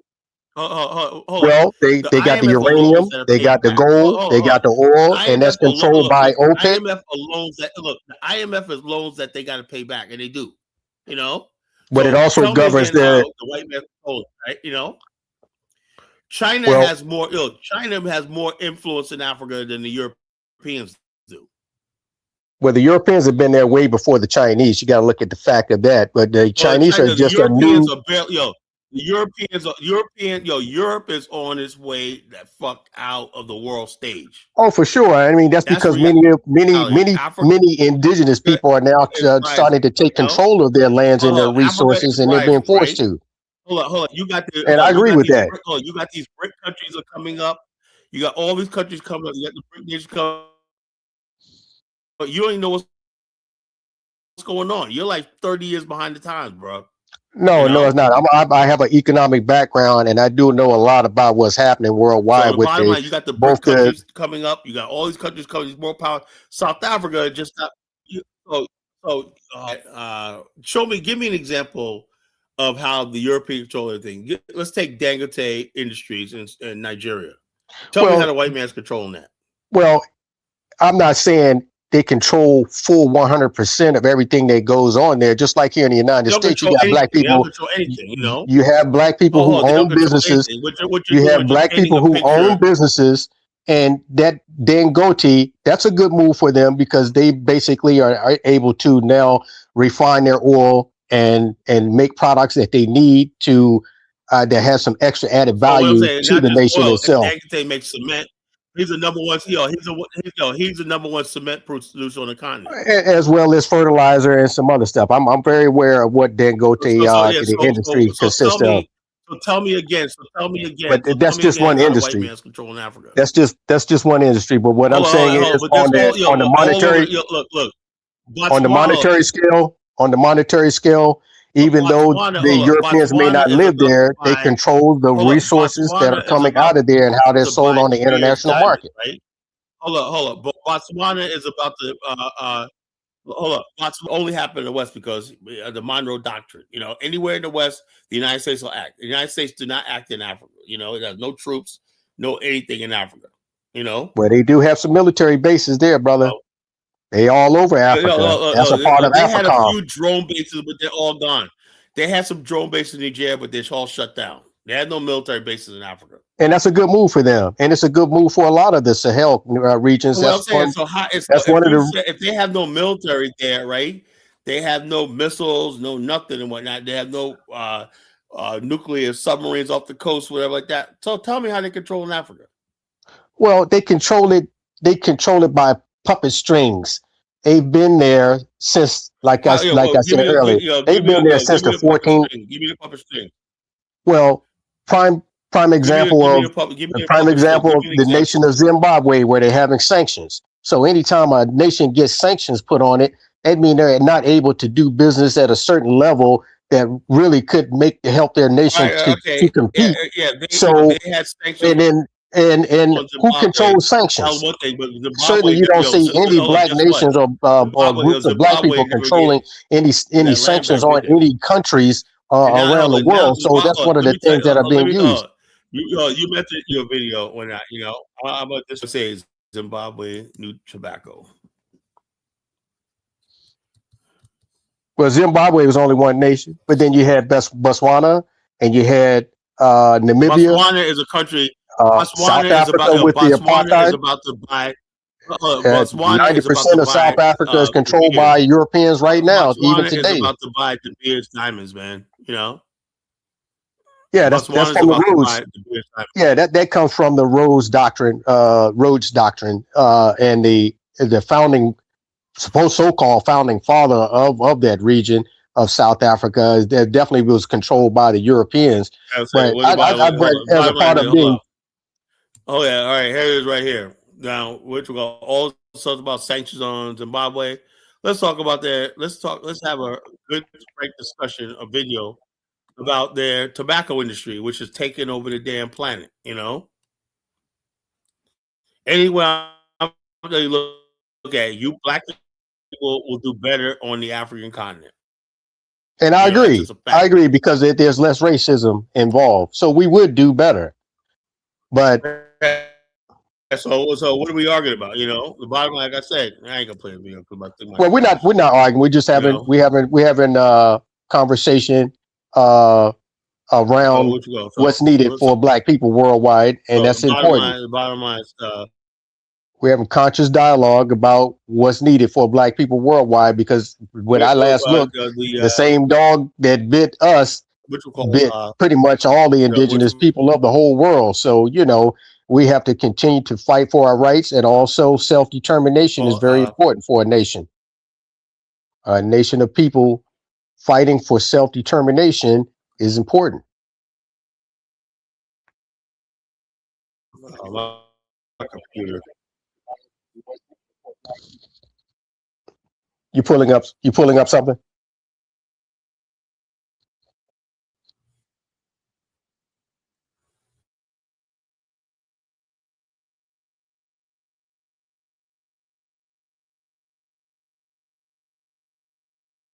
Are you still there?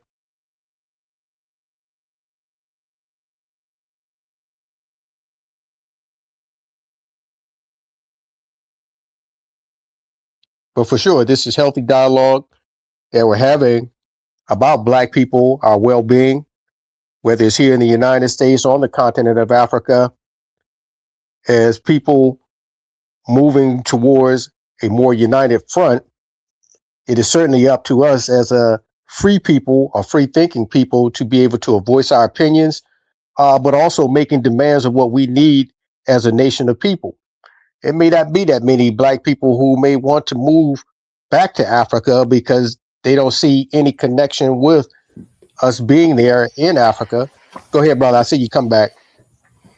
Yeah, what you call? Like I said, I am all for building whatever like that, and us basically going for something new. I want to see us own land, own government. That's the future, right? The future of living under shucking and jiving with the white man, going back and forth with him. That's over with. I won't do it. Yeah, and I totally agree because I feel like we've been going around the barn way too long. We've been out of, I have nothing left to discuss. and we've been out of slavery for only people I want to 160 discuss years. with is It's only I been want to discuss 160 with years African since countries, Black people in America have been out of slavery, and out of that 160 years, I overall I feel like we're doing very well. I mean, just for people to be on the comeback and the positive move and strides that we've been making to improve ourselves from that time being. I mean, I take my hat off to Black America because we've been doing it. If you look at our GDP, we're some of the richest Black people on the planet. If you look at our education, we're some of we're some of the most educated people on the planet. You look at our literature, our patent and our trademarks that we've contributed, our inventions that we've designed over the centuries. I mean, we've made a very big impact around the world, and especially when you talk about Black culture. We have a hold on. We did very well in saying this. We still have an underclass in Black America. And we still have a long way to go. We have a GDP of 3.1 trillion, and that doesn't even include the 1.4 trillion in taxes that we contribute to the United States government every year as well. Yeah, go ahead. I can hear you.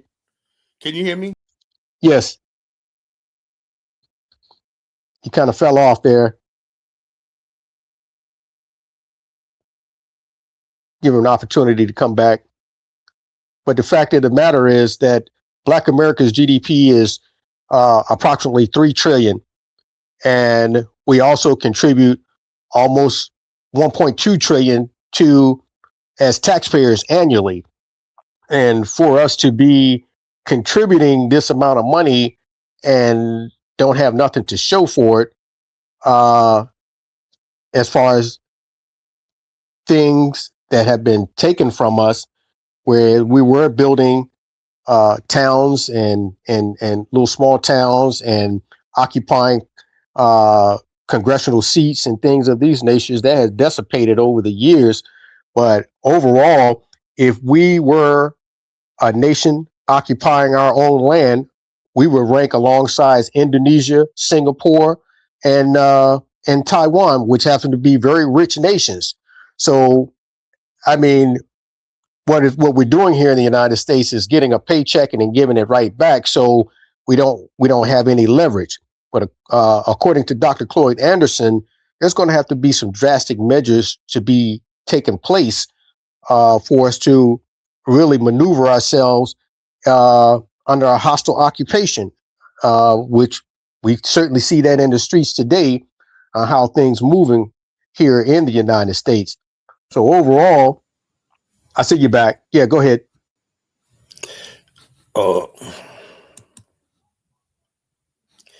Yeah, but the point I'm trying to make is, like I said, I'm not trying to. The people in America, this country right here, I'm done with. I'm ready to start the good negotiation. Like I said, I want to build. First thing I believe Black people ought to have is we ought to have a base camp on the African continent. For sure. I totally agree, because meaning, Africa is just as much as ours as it is the native people that are living there. That's the truth. Camp will allow us to build communities, settlements, and infrastructure on the continent. That's what I believe. I believe every country we be in, we should have our own communities, our own towns. We should have our own townships, also about infrastructure, schools, our own way of life. Our own municipalities, whatever like that. Our own courts and all stuff like that. We should be completely self-sufficient on the African continent. Throughout the African continent, we should have our own ways of communication networks and whatnot. That'll come. And also a way of trade and financing. We don't have one African American owned bank on the continent. We should have a bank that has a branch office in at least 30 countries on the African continent. So we For can sure. move money And we got from over 100 Black owned banks right here in the United States. I want to start the process. Listen to me. I want to start the process of moving billions of dollars from the United States to the base camp and the Africans in Africa. That's what I want to do. No one else is talking like well, that, that's certainly as far as the Garvey movement taking place that took place over a century ago. They had been talking to do that. Look, one thing I don't do is this. All those people, I love my ancestors, Garvey and that, but I'm doing something new. Something with colonization is something new. I take. Well, I think we can utilize the blueprint. I do not. For sure. For sure. We utilize the information that has already been carved out for us. And then as a new generation, we pick up the baton. People back in the days, they were dealing with the situation that they were dealing with back then. My times. Well, it's not that much different today. So I got to adjust myself. It's really not that much different today. Oh, yeah, there's a lot of things different today. What, to go into eat in a restaurant with some white folks? Is that doesn't listen to what I'm saying. That's no justification of what's needed for the Black community. Listen to what I'm saying. This is what I'm saying. Because you can go to school with white folks. Okay, hold on. Can you you can't interrupt me. Keep interrupting me. Look, back then they didn't have a Black counterculture to deal with, right? They didn't have a fucking ADOS FBA thing to deal with. They didn't have tribalism in Africa to deal with. They didn't have all that stuff like that we're going through right now with sectarian violence and whatnot, jihadism and stuff like that on the African continent, right? They didn't have the fact that you have fucking corrupt African leaders who don't give a damn about the people running things. Before, you had a colonial master running things. Now you got Africans who are screwing the continent up, right? That's the difference. So but I think we also have to be clear too that there were many Africans that put us into slavery here in the United States as well. Yeah, we have to be consciously aware of that. And the same kind of thinking is still today. I'm like this. I made my peace with that, and the bottom line is this, that's to me inconsequential to me, whatever like that. I know the fact of the matter is I'm not going to go over slavery, because it's a waste of time. I know the only thing I could do to rectify slavery is to make sure it never happens again. And you do that by having your own nation, land, and flag. If you're going to basically people are going to talk about slavery, right? And you're willing to sit here under the same flag that enslaved you, then you have no freaking no legal argument, Well, we do have a flag and we do have a nation as a collective group of people. Well, as a cultural group of people living in a nation, we are a nation of people living in a nation. A flag controls a territory. You don't control any territory. Well, that's the whole purpose of planting that red, black, and green into the soil of the general states that was carved out by the provisional government of the Republic of New Africa. Hold on. How you going to put that in somebody else's territory without bloodshed? You going to uproot millions of white people? Well, that's the whole purpose of revolution is bloodshed. It comes with the game. That comes with the game. They don't outnumber us. I think I think their numbers. I think the white population numbers is very inflated, and we're not outnumbered. We're not outnumbered like you think, because we've been here just as long as white folks in the United States, and they population don't. Oh, shut up, man! You are full of shit. You are not in any position, you know it, to fucking go up against no damn white man on his own fucking soil. You know, the Republic of New Africa was a failure completely, right? It was rejected by even the most radical elements of Black America as something foolish. It was laughed out of fucking existence, right? Now people want to come back now and act like it was something noble. It failed. It was made up of the most ignorant people among us and whatnot who didn't know what the hell they were doing. You know, it was a noble thing, but you cannot share people cannot share a country. You cannot have two races of people in the same country. And two things can't occupy the same space. One has to give. You had the chance that you have, like back in the days, Black people used to own, after slavery, own whole sections of the country. They eventually took every last single inch from Black people. That area in Florida and Wilmington, all that, they took all that back. They drove Black people out of Texas, Louisiana, all these places like that. These people brutally destroyed Black communities. You know, 100 Black towns were destroyed. And you can't just call it something, we're going to bring New Africa and whatnot. I mean, come on. What planet do you live on? You guys couldn't even hold on to Harlem. You couldn't even hold on to fucking Tulsa. You couldn't hold on. You cannot keep what you cannot protect. Rosewood, Wilmington, Tulsa, all those are burned to the ground. You couldn't protect it. You couldn't defend it. Now we're going to come in and tell me some nonsense about, we got to do this. Come on, man. That's why I created the College Nation, right? Because I saw all the mistakes everybody made in the past, right? And I've said, I'm determined to be the last movement. I'm determined this is going to be the last movement that's going to really free our people, you know? Well, good luck with that in Africa, because many of them. Yeah, I will. I'll thank you for your luck. Yeah. At the bottom line, I know we're gonna do Good it. luck. Know? Good luck in Africa, because Africa, I know Africa by the back of my hand, and it's not all cut up. It's not all cut up to what you think it is. Africa has many problems that they're trying to deal with themselves. That's why so many of them trying to come to the United States right now, brother. Hold on. The same thing. Look. The bottom line is this. The same thing so you actually have this idea that only the white man's country could create wealth and happiness for you. That's your problem.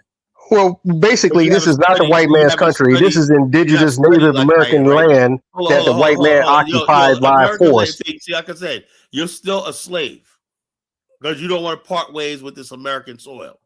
No, I see the validity of being self-determined, and that comes with many. That comes with many challenges. When that, you cannot basically talk about you love America, right, and want to be. You got to give up America. You got to lose something that you love. To order to be free, you have to lose something. You know, some people like 1776 got to lose his love of white women. Some of you had to lose that love of America. You know, if you go and look, I'm like this. If you love America, that's fine. Just do it. Just be an American, right? But if you're going to go down this black nationalist route, right, there's a price to pay.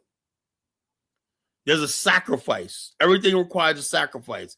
My sacrifice is you have to lose that love of America. You got to be willing to part ways with America to join me. You know? Private library questions. 1980. I was saying how we was having. He went to the library in the 80s. We were in shit. So the bottom line is this: you got to lose something, and I know it's that fear of the unknown. America is all you know for 400 years, and you don't want to lose that. You know, that's fear. You know, and that's why people. Well, like I say, we black people in America have a stake in this nation as well. We have a very all the wars that we fought. Hold, let me ask you a question. I bet you ain't my money. The plan is to get a state. The white man's going to provide the infrastructure and all stuff like that, you know, that you enjoy and whatnot, build it up and whatnot, and you just got to live happy ever after, you know. Don't work like that. White man's not giving you shit in America. And that's totally clear. That's totally clear all worldwide. Well, no, actually, to tell you the truth, we have, like, I go to Liberia. We have Liberia right now to this day. There's a large number of us going over to Liberia building. Liberia was created by the United States. No, Liberia was not created by the United States, bro. Yes, it was. Yes, it was. That's why they got that red, white, and blue on their flag over there. Bro, that's not an American flag. You know, that's a Lone Star. And that was created before the United States flag became the flag of America.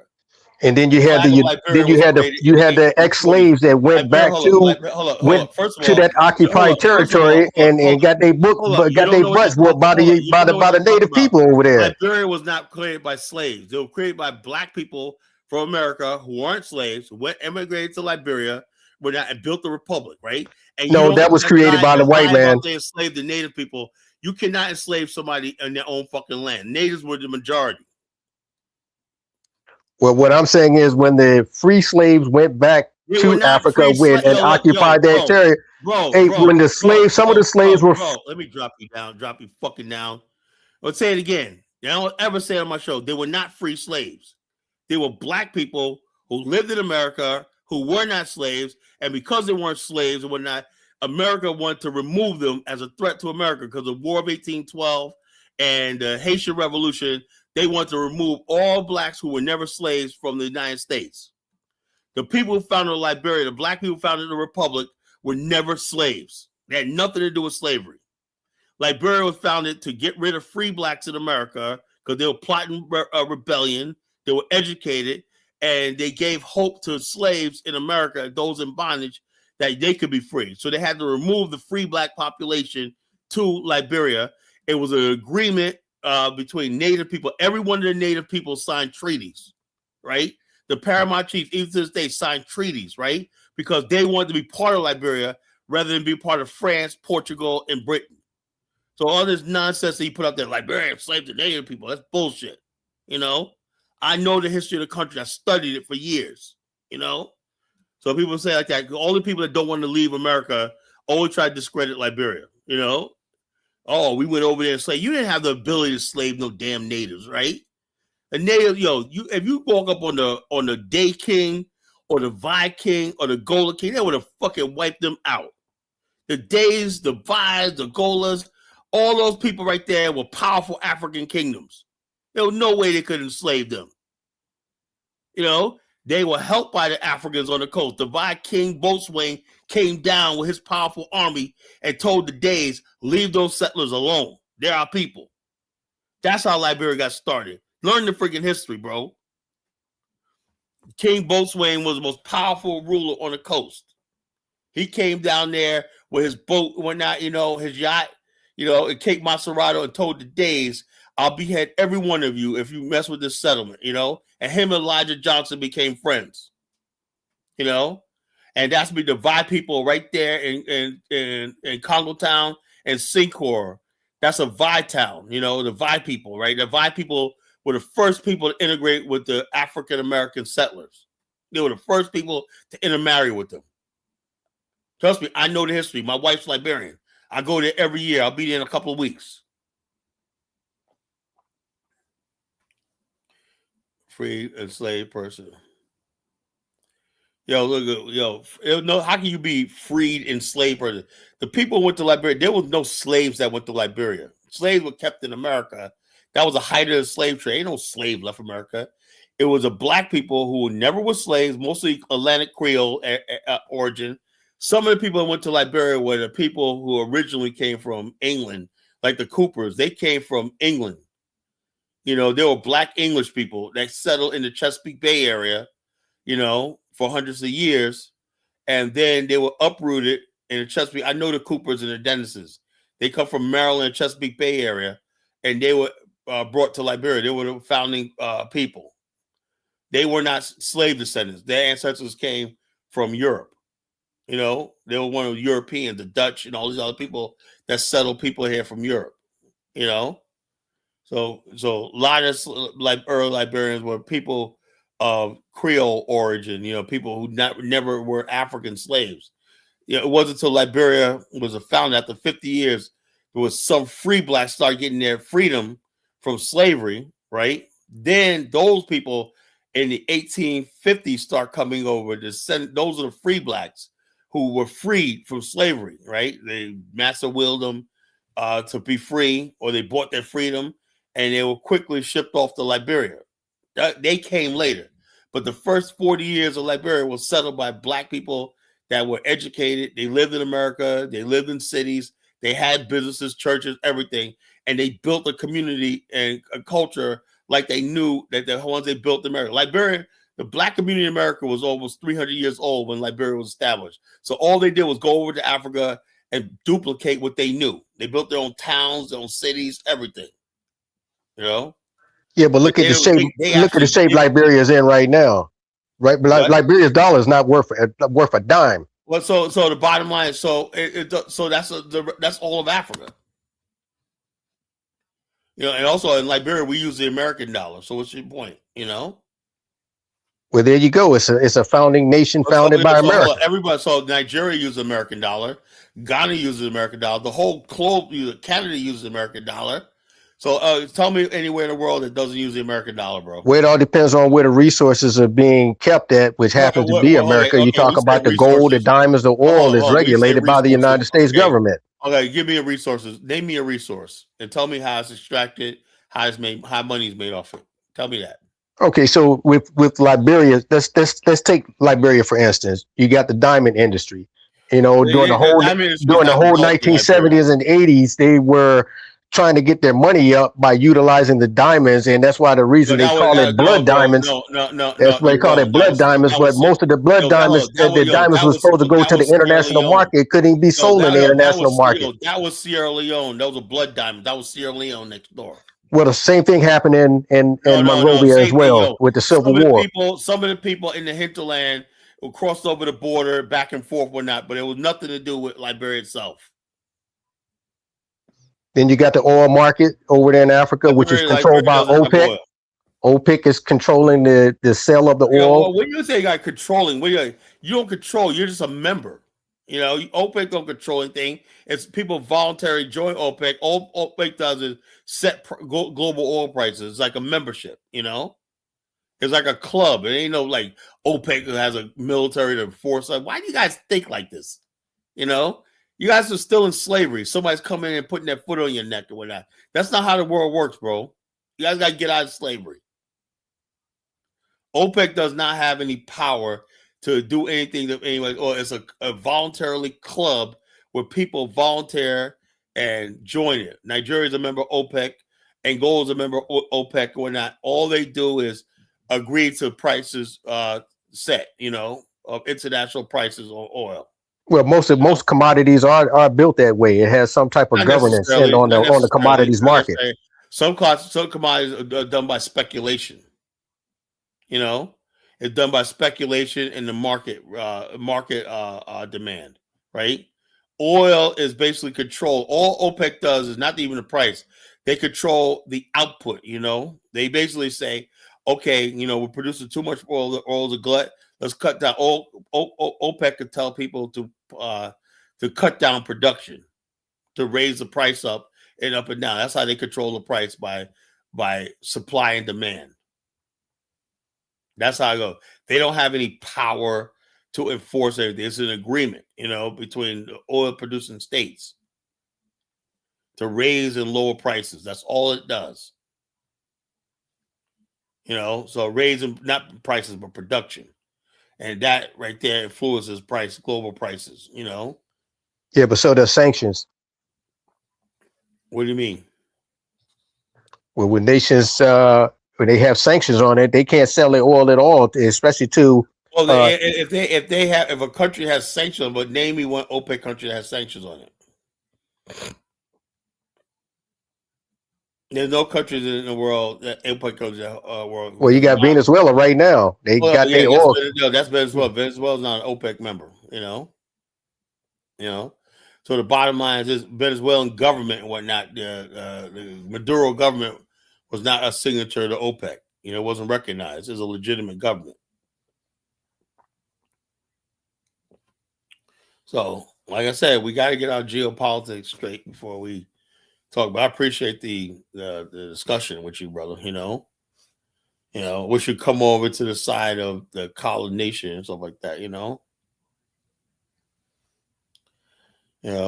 Let's continue to fight for the people, brother. Black power. All right, brother. You too, brother. Peace. Let me see what this clown Elvis wants to talk about, you know.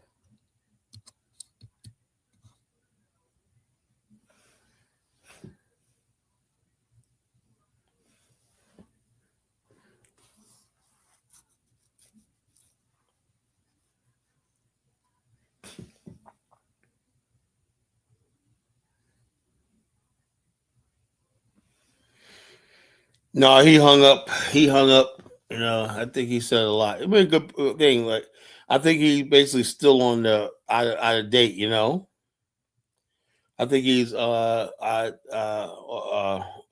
think he's a little out of date on this thing. The Republic of New Africa. That's a real thing. You know, and he completely lost it on Liberia. The Republic of New Africa. I tell you, unfortunately, he's a good brother, man, but he believes a lot of pseudo stuff. You know, the Republic of New Africa. That's the most pseudo movement in history. You know, and people believe like that. You know, that's what I'm here for. I'm trying to bring sanity to this movement, right? One thing anybody can say about me is, like I said, I'm really pleased about last night's show. You know, the feedback. You know. And like I said, folks, please, I want feedback from people. I will read your comments, right? I'll read your comments and react to your comments. Please give me feedback. Yeah, in the comments section on the video. And I basically will like this. You're a hater and deliberately delusional. How am I delusional, baby Rodriguez? You know? And let me read some comments again. I love these guys. Go ahead, Elvis. Colin, you didn't want me and that dude to be on a panel together with you, huh? You had to get him out of there. No. I don't care about. I eat all you guys up. You know, the two pseudos. You know, he's more pseudo than you are, man. You told the guy bye. I gotta get you out of here. I was coming. No. It wasn't that. He said what he had to say. We weren't going no place. I can't keep going in circles on the same thing. So, said what he said. He made some points. You know, I couldn't come on last night, but. When I said Dollar Bill, the real intellectual, you got so offended by it. That was so crazy to me that you got offended. No. I'm not. I'm saying if you got people, if I don't agree with somebody on, I wouldn't get offended. I don't get offended, right? But I just feel like, you know, when you say stuff like that, right? You know, other people listen and they listen to the show, and I say, "What are you trying to say?" And I'm like, "That's not just for me. That's not for me. It's for you." You know, you don't want. You read too much into it. Why would you want to unnecessarily make enemies on a fucking platform, you know? What do you mean? I'm giving praise to Dollar Bill. Dollar Bill is an intellectual. You know, Hustle Smart and him got issues, right? What I gotta do anything? So I can't praise Dollar Bill because he got issue with Hustle Smart? Oh, you got Hustle Smart, right? And the guy really goes long with it. Like he says what he says. He's very intellectual, you know? And when you say stuff like that may be true, but you're taking a shot. It's like you're taking a shot at like somebody like Hustle Smart. No, I'm not taking a shot at anybody. Yeah, but hold on. That's why I said you got to think before you speak. I do. No, that's called being a coward, Carla. If I'm worried about what somebody else is thinking before I can praise somebody who deserves the praise. I would never go on Diane's show, and I was on the show tonight. They're like, "Yeah, Diane, man, I basically I don't talk to nobody because." You're the only one that I talk to. Anybody else comes up here, I don't want to talk to because it's stupid. That's not what I said. People praise you on Diana's show sometimes. If you said Dollar Bill's the only intellectual, you know, you're calling everybody else stupid. That's not what I said. I didn't say only intellectual. I said he's a real intellectual. That's what it came out. No, but you know what you did, man. Come on, stop it. Man. No, you ran too much into it, Colin. No. But I'm not talking about for me. I'm just talking about the fact that I'm trying to. You're trying to protect somebody that wasn't even mentioned in my comment. I'm trying to cool tempers down and stuff like that. And when people like Hustle Smart, guy Focus Dave, and people like that, I wasn't even thinking about Hustle Smart. I know you're probably thinking about me, but the bottom line is you can't offend me, you know. So, well, you got offended when I wasn't even intending to offend you, Carla. Other people see that, right? They're like, "Who does motherfucker think he's talking about?" You call Carla. If I want to offend you, don't I just say it straight up to you? Afrodamus was in the back chat, right? He was in the back chat. He saw that, you know. So, Carla, I mean, for that, right? Am I supposed to be tiptoeing because people are in the back chat? Show is that you got intellect is Dollar Bill. You know that's bullshit. No, that's not what I said. I never used the word only. I said real intellectual. You said intellect. Like you said, Carla, there are pseudo intellectuals, right? And then there are real intellectuals. I think you just said it tonight. You said the other guy was a pseudo intellectual. I said the guy who just came on. If he listens to me for a little while, he'll get out of that. You know. Okay. But you used the word pseudo, right? You know, he hasn't listened to College Genesis enough. That's why. Do you know some pseudo intellectuals, Carla? Well, I don't talk to pseudo intellectuals. I don't go on Cuba. Okay, but then do you know pseudo intellectuals, and then you know real intellectuals? I don't go on right? the Sinetta show. I don't go on these other show. That's what I'm saying. You Like this. consider those guys to be Also, pseudo. anybody that be on my show, if you're gonna sit here and talk on my show, you're not gonna be on intellect. I'll cut you right off, right? If you start talking about the Moors, with Olmecs and all this kind of stupid shit, I'll cut you right back off. I don't let people come over here with this pseudo babble, you know, as simple as that, you know. So you can't ask me to tell you like that I have a bunch of pseudo people calling my show because I don't want to hear it. The only pseudo person here is that fucking 1776, you know. Even 1776 is not pseudo. No. How can you, if you're not pseudo, how can you be pro-American, pro-white woman, and whatnot, and then talk about you want to go to a fucking African tribe and live in a rural village? He's full of shit, you know. That's why I keep dropping him down because I am sick. You know what a pseudo intellectual is? I'm sick and tired of people playing in my face, right? If you A pseudo intellectual is a person who hasn't deeply studied a subject. If I think that freaking you're playing games with my face or whatnot, you know, and this that thing, I get rid of you. You know, I don't care about disagreeing with me, right? But if I feel like you're just joking around, you don't take this serious. Like every 2 seconds, you say, "Oh, Carl, the Chinese are taking over Liberia." Oh, Liberia's gonna be China. All stupid shit he keeps saying all the time, right? He was saying that to give you some information that you didn't want to receive. You know. What about what? It was just a breaking news that we signed $100 million. So what does that mean, what does that? What does that? Step back for a second. That does not mean anything to fucking in the grand scheme of things. What's that? It was a point he was trying to make. You just had to take a step back and listen to why he said. No. He said the fact that China now. Oh, he said he started. China is ramping up its investment in Liberia. He said it in the back chat that China now owns Liberia, which is bullshit. Of course not, but you gotta understand where he's coming from. When you say stuff like that, hold up. When you say stuff like that, I don't hear nothing else you have to say. That's being closed-minded for intellectuals. Intellectuals are not closed-minded people. It is. That's the way I do things, right? When you come up with some pseudo friggin' nonsense and whatnot, you know, some nonsense and foolishness and whatnot, you know, I basically cut you off. You know, you have nothing to say after that because you're fucking full of shit. Tyler, what happened, bro? What happened? When you came back, you were so cool and relaxed, and then you just keep getting more and more agitated as the time goes by. When you came back from your hiatus, you were cool, man. You had patience. I'm just like, hey, look, the bottom line is I looked at back in the past shows, I spent too much time joking and laughing with people. Like I said, I'm finally starting to get the people that I'm support from the people that's watching my show. And I gotta stay strong. They tell me keep doing what I'm doing because they like when I stand up to people and whatnot and stand my ground. You know, so that's what I'm doing now. I have this guy. I want this guy to call in, man. I wish he can call in. His name is Broman Reloaded. This guy is definitely intellectual. He watched the show last night. He gave me anyone who agrees with you think is no. He agreed with me. He broke down analysis shit I didn't even catch on to. Right. You know, all right. You want to hear what he wrote? Was anything about Botswana? No, that's the one he said about Botswana. That was another one. I'll let you off the hook. Okay, let's say another one. Hold on. This is what he wrote about last night, or about last night's show about Nakbizi, right? He says Nakbizi has lived in America, Ghana, and Thailand, and now the Netherlands. In each of these countries, the leaders have never been FBA. That's true. You know, like he wants about FBA, but yeah, he's in a country that's white, you know. In fact, he comes on the panel just to take jabs at Kala for wanting to create a country in which a Black America be a leader. Actually says a lot about the mentality of some of these FBAs. I agree with that 100%. I'm talking about in Afghanistan, right? And these guys are fucking attacking me for trying to give them something that they should be like this. But let's go on. Why are they like this? Because they're sick, you know? He acts like he's a proud of his mentality is that lowly individual who does not believe in his own people's right to self-determination.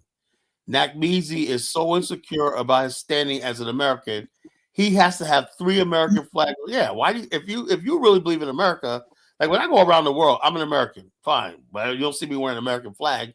It is what it is. I'm an American. Okay, I'm an American, right? I go to Liberia. I'll be there in a couple of weeks. I'm an American. I'm an American. That's all you need to know. I don't have to wave the flag. I don't have to salute the flag or nothing. I'm an American. That's all you need to know. So he's saying, so the fact that he has 3 American flags and a bandana, he feels so American that he has so much to say about black immigrants. Why is he never in America, and why is he so comfortable as an FBA immigrant in 3 different countries? That's true. He's been living in 3 different countries as an FBA, but he has something to say about black immigrants. You know, Carlo, you gotta give me. Hold on. You gotta give me 30 seconds to say this about my music. I'm almost done. I remember when he admitted that one of his reasons he left America a decade ago. Yeah, that was on Bomani's show. He said that. I remember that. This guy's been following me for a while, I guess. You know, he said because Trump was getting into power. If you're a true American, how do you gonna let somebody like Donald Trump? The truth is, these Donald Trump and them is showing you who the real Americans are. You know, and so okay, Carlo, let me say this. Right? Give me 30 seconds. I'm not done. Hold up.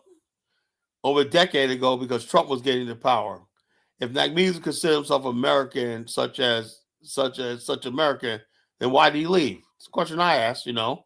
Oh, that's because he felt that Trump and his people would remind FBAs who the real Americans are. That's what they do, you know. Nagmeezu's throwing up 3 American flags while he's all the way in the Netherlands, but coming online talking about tethers, moving to a country he ran from himself. And then on top of that, telling people they need to go back to their own country, and he's living in somebody else's country. You know, he will reel about negative statistics about people's homeland when he doesn't even. And the one person, Kala, who's trying to create a homeland for his people, is a person he chooses to make fun of. Nagmeezu and Jonathan need to stop pretending like they think FBAs are special people. It's obviously they only do it to order to antagonize people on the show. They do not really believe it. They are so many layers, but this is where I'll leave it there, you know. Okay, Carlo, give me 30 seconds. Let me say it. Right? First of all, shout out to Nagmeezu, right? His argument, please don't interrupt me, Carlo. His argument was that if he wanted to leave the United States of America, he left the United States of America. He had certain skills that's transferable to other countries where he can make a living and sustain himself. That's what he did. Now, on your case, you said you want to go. Hold on, Colin. Don't. Well, you interrupted me. I didn't even get 30 seconds. All you're trying to do is take stupid, cheap ass shots at me. But go ahead. No, I'm giving you a point of view. Hold on. That's not the That's not the point. The point of the matter is, if you really feel that America is what you say is, you will bring your black ass back to America and make it here. Whether success or failure, you will be in America. You wouldn't be in the Netherlands. No, Nagmeezu was telling you, he's encouraging you to go to Africa. But your argument was, are you stupid? Do you expect me to go to Africa where I don't have a way to make money? Hold up, Elvis. All right, you're full of shit, right? That's what you told him. Hold on, you're full of shit. You know what you're doing, right? The bottom line is this. I live in the United States, right?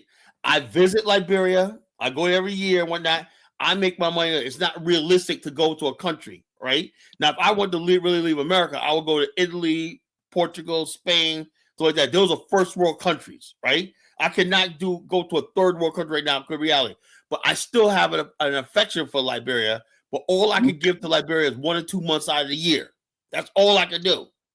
And what he wants to do is tell me, because I do that 1 month out of the year, which I'm free to do, right? I can legally go there. I can free to do that. He has a problem with that, you know. And if anybody got a problem, they can go to fucking hell. I am not in a position because of that 1980 coup. Maybe if Liberia was a first world country right now, had it had not 45 years of destruction, you know, maybe Liberia could be a country I could go to, you know, but it's not.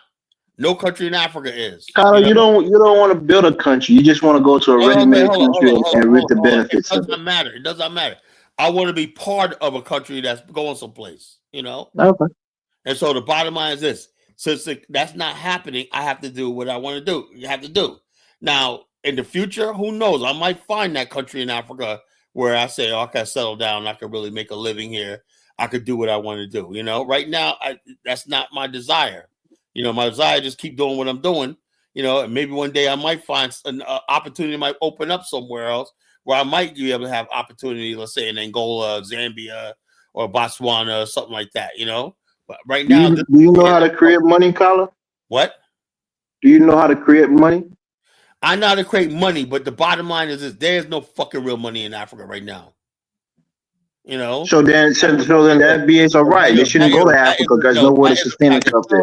You get enough black people from America bringing the U.S. dollar and organizing investments and stuff like that, they don't happen. Africans don't have the freaking means to fucking develop that continent. You know, that's just the truth. So that the FBA's all right. You guys should just stay here where you're comfortable. No. Actually, their FBA is wrong because our money and whatnot could go stretch and develop Africa and industries. But they're like you, Colin. They don't want to go build another nation. They just want to go to a place that have all the amenities that they have here. I'm not gonna let Elvis. I'm not gonna have this argument with you. Okay. You're not the person I want to talk to about this. Okay, Colin. I only want to talk to a fellow African American about this topic, right? Because, like I said, I'm looking at this guy Bowman, and when even people who don't do, they understand where I'm coming from. You know, how do you have a group of people that basically are going to spend the next 400 years being ruled by another race of people? How the hell you call yourself a damn American? That's insane, you know?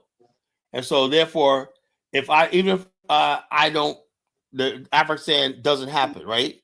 In my mind, that's what it was, like the Zionist movement, right? It happened after Theodore Herzl was long gone, where it took root. Maybe after I'm gone, who knows, the Afghanistan movement might be picked up by some younger people. That's all I'm doing for. I'm doing this so some next generation can pick this up. I know I'm not going to live to see this, you know. It's going to be long after I'm gone. But I'm planting the seeds. That's what real people do, when real nation builders do.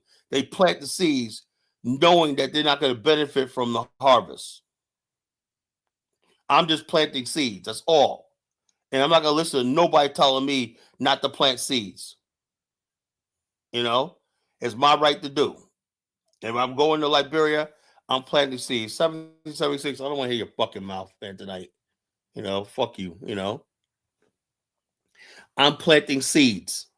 That's all I'm doing. I'm putting the idea of an Afghanistan in the next generation. And people are going to look, after I'm gone, people are going to look at this, and somebody's going to come by and take it to the next level. That's all. You know, whether it's success, whatever, I know I'll leave this earth knowing I did my part. You know, that's all. So I believe that. I believe the best thing for Black America is to part ways with white America. I don't give a damn how much wealth America has and whatnot. I still don't think a race of people as great as Black America should be governed by a fucking low-life race like white America. You know, they're beneath us. You know, I don't think we're not like most immigrants who worship white America. I think they're lower than us. I think we're more intelligent than they are, and I think we're better than them. You know, and I never accept being governed by these fucking people. You know, I'll never accept this shit. You know, people can talk all they want. You know, and fucking slave ass mindset. I was this. What guy said? This one comment, man. I can't find this comment. You know, hold up. Let's see. Oh yeah, that's this thing he said about fucking Botswana. I ain't gonna read that. I already read that already. You know.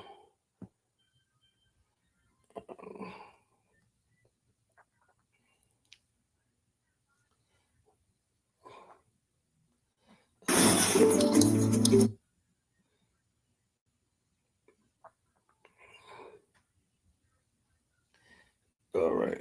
I'm trying to listen. So I don't know if he deleted that comment. There's one comment he really ripped it. He was like, "Okay, okay, oh yeah." He goes. All right, here we go. All right, let's see. Prince of P. No, that's not the comment. All right. Nope.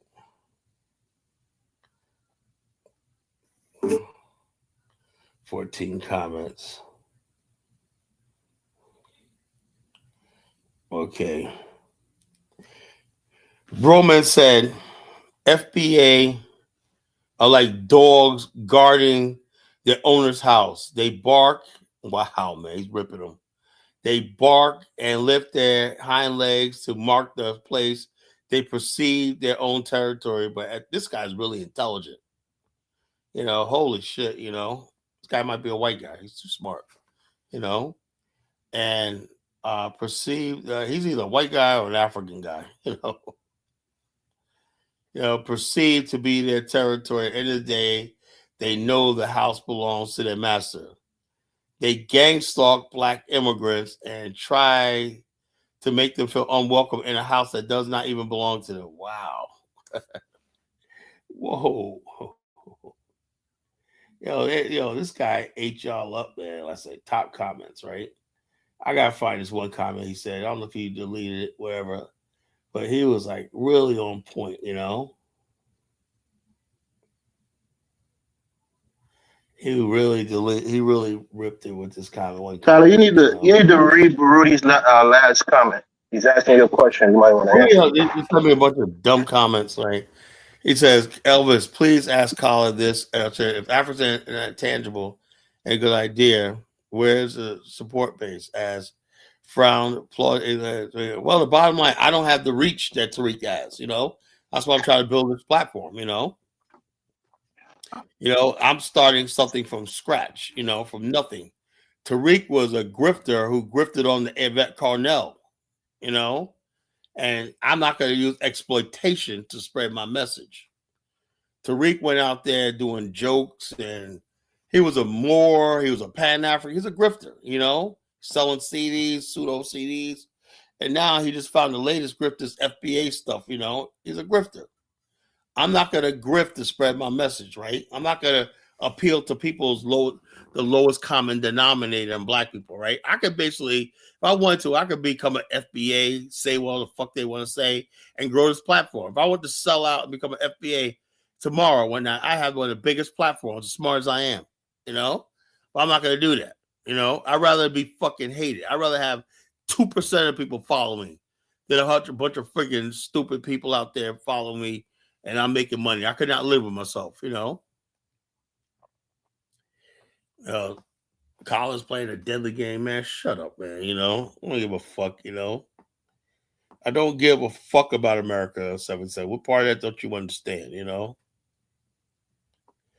don't know. This guy wrote this thing, Can't. Yeah.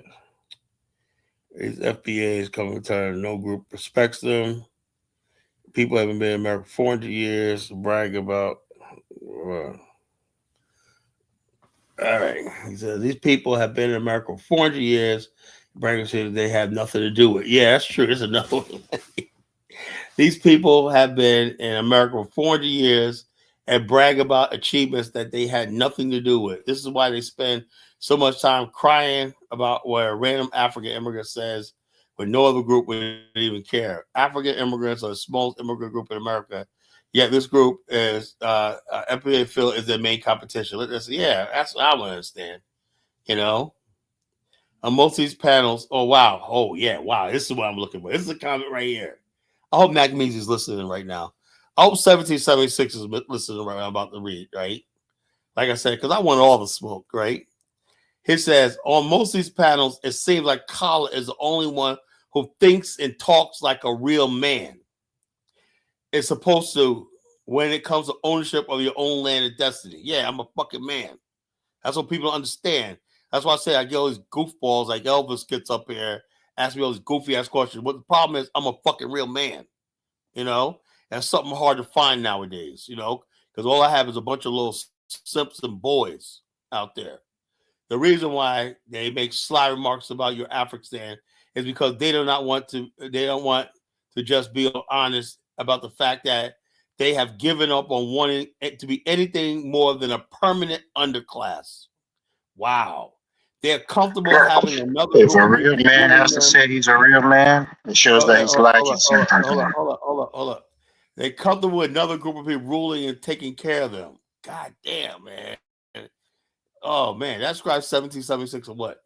The only issue that these FBAs brag about their greatness, having caretakers and parents overseas masses, seeing that as they do not have the confidence to get on the same level as the master, instead need to create another underclass so they can have someone to look down on. The problem is these immigrants are coming over here. They're getting into tech school. They're getting into college, and they're cleaning you FBA's clocks. They're cleaning your clocks. They're surpassing you, dumb niggas. They're passing you. This is why they try to force tethers to become underclass to them. The problem is they can try only do this but roasting sessions, bullying, and gangs. That's all they can do is roast whatnot. The immigrants coming over here, getting their money up, they're getting their education and whatnot. And these people sitting on here online talking about a goddamn freaking what you call. All right, 76. I'm gonna let you up. I'm gonna let you up. Step right up. 1776. Step right up.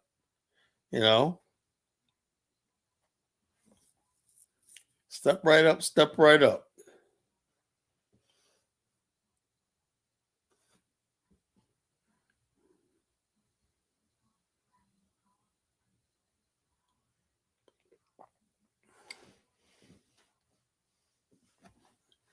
Step right up. Step right up. 1776. Carla, you're missing an opportunity. With your platform, you could have been building, your support for your adversary. Tell me how to build without a fucking thing. Look, I can't build with people who are fucking race traders.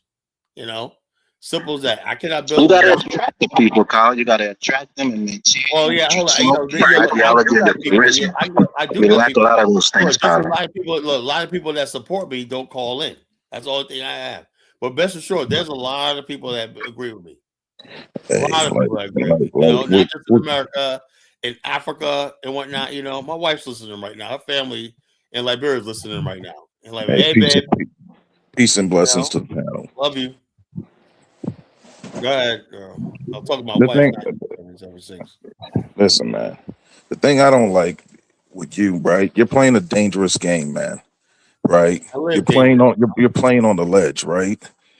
Yeah. If America falls apart, so every heritage American is done with, right? Including you. Liberia respects you because you have the American dollar, you have the American passport behind you. Without that, you're just another person. Liberia respects Grabos, Pele's, Mandingos, Crew. Those are Liberians. How do you know that? Because I watch Spoon Talk TV and I understand that. When I'm in Liberia, nobody asks me about because you have the American dollar and they can hear your American accent. No one ever asked me, except for one time, about a fucking American passport. I keep my mouth shut. But you know how to play the game in Liberia. You understand if America falls apart, you're done. We're all done. It's like Planet Krypton. America is like Planet Krypton. America is not my problem. America is a white man's problem. If Planet Krypton went down, Superman had no home. That's how you are. Like I said, we'll be more. We are Americans. Having our own nation, so we are Americans. We're not second. We're not an underclass. When you come to this America, you become part and parcel of the fabric of this country. All over the place. Elvis might become the mayor of Minnesota, River Falls. He might become the governor. What do you think about Prince of Peace comedy? He says 1776 was all over the place. Last week he was a Pan-Africanist. Going to be this week. I am a heritage American. Yeah, what is that? I am a Pan-Africanist. That means I love Africa, right? I want to see Africa do well, but I know I'm an American, right? You can't be both, bro. No, I want to see the universal global black man do well the bottom across the diaspora and on the continent. That's what a Pan-African is. It ain't gonna happen as long as America got nuclear missiles. Tell Prince of Peace, I want to see his island actually build a building, right? I don't want to see him flooding the shores of Miami because he has no hope in his country. I want the black men across the universe. It sounds like you're taking shots. No. Come on, man. You saw I put something on the page and you erased it of an African sleeping in a garbage can in the middle of winter in England. You erased it, right? I showed Russians and Africans fighting in the Russian army, cannon father, right? On what page? Because they don't have any hope at home. On what page? On one of the past shows, right? You got an African going to the UK, sleeping in a garbage can because he's homeless. He doesn't have a home. Africa is unlivable for some of these guys, and they're jumping on planes trying to get out of there. I don't want to see that for the global black man. But I know I'm American, right? I know what I am. But I You want gonna to let see him black say people and do talk well about your continent like across the that, man? globe. You Elvis, you gonna let him say and talk about your continent like that? But Elvis is a realist. Elvis no shots at him, right? Liberia is doing some good stuff. I think they're playing a very dangerous game, reaching out to the Chinese, getting loans from the Chinese. I don't like that, but they're Liberia's been actually around doing for some all stuff. these years. Like, they know what they're doing. Nah, they're out there getting They know what loans. Liberians know what they're doing. They know what they're Nah, doing. they're playing a dangerous game. I would hope they side with the United Like I States. said, they want to move closer to China and the BRICS countries, whatnot. And that's what got Tolbert They're carved moving. up. Hold up, look. They're playing Donald that Trump Tolbert added game. Liberia on to the list of visa restrictions and whatnot. My wife is fucking mad. She is fucking livid right now. Did he add it to America, Liberia's always been loyal to America and everything like that, and that's how America treats Liberia. What So did we're like, because of those Muslims in the north in Nigeria? Those Muslims are trying to get a foothold within that region. yeah, so I don't care anymore. But I'm very happy and I'm pleased that these Somalians are getting their passport revoked. It's time for them to go home, man. It's time to go home. They stopped bashing some African No, American. Principe knows. Principe knows. See, I like Aphrodite taught us an important lesson on Donna's show. It says, "Don't reckon and argue with a black third worlder." So, I have no discourse for Principe. He's a third worlder with a third world mind, so he can't understand what it means to be grateful and what it means to be here and just shut up. He wants to go from show to show, opening his mouth, right? And we only thing we're giving Principe is some curry chicken. That's it. We're not dealing political talk with Principe. He's from a failed nation, a failed state with a failed ideology. What do you think about what that guy Broman Reloaded wrote? I just read. What'd you say? What you think about? I just read Broman Reloaded. All the comments he read. He made a whole But bunch of comments. these guys will be disrespectful to African Americans about being a second world citizen in their own country. But these guys are leaving. They're from a black country, and they're leaving that to be under the white man's nuts. So what does that make them? A third world citizen? We really don't have a choice. We're trying to find a option. Like you have Liberia, other people like Ghana, Nigeria. We're looking for an option, but these people have an option, and they're choosing of their own free will and volition to come to America up under the white man's nuts and lick his taint. That's a difference. Right. Well.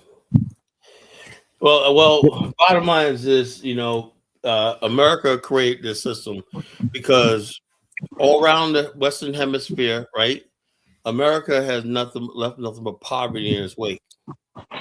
Every country, you got the richest country surrounded by extreme poverty around it, right? Japan's the richest country in Asia, but look at it built up its partners in the region. All these countries in Asia are mini Japans, industrialized, highly advanced, everything, high standard of living, middle class, high per capita income. Why is it that America, the countries around America, look so destitute and impoverished? Like what you're saying is like I said, even Japan has a military. Why is people like Honduras and all that? Why is America still because the only level of business America do is Chiquita Banana and Dole and make can I be real tonight? Can I be real Can I be real tonight, or do I have to lie? The Latin man and the African man always gravitates towards communism and socialism.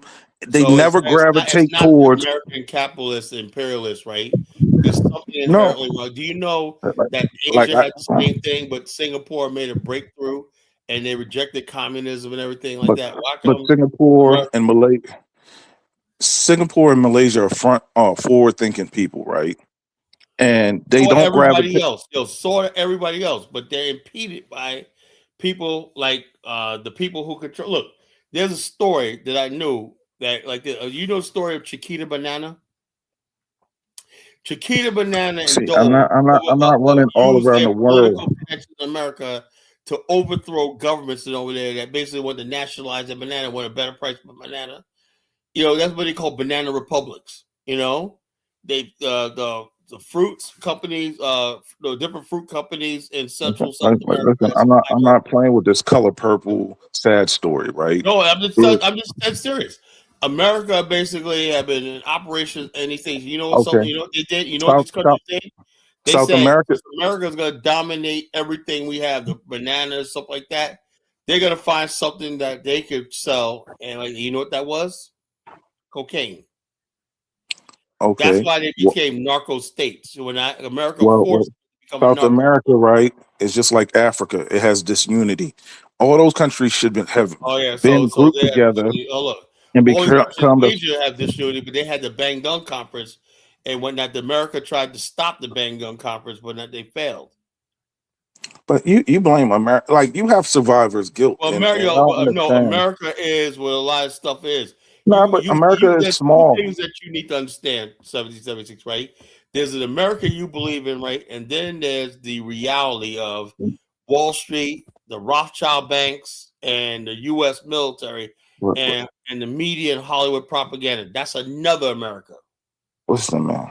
Like I said, you can blame So America. you're going by if the red, white, and if blue, somebody mom, trips and apple falls, pie, America. Hey, 77, I'm with you. That looks beautiful. The whole thing. But the whole thing about that is it's built on a lie. okay. South America had slavery too. Why they didn't develop?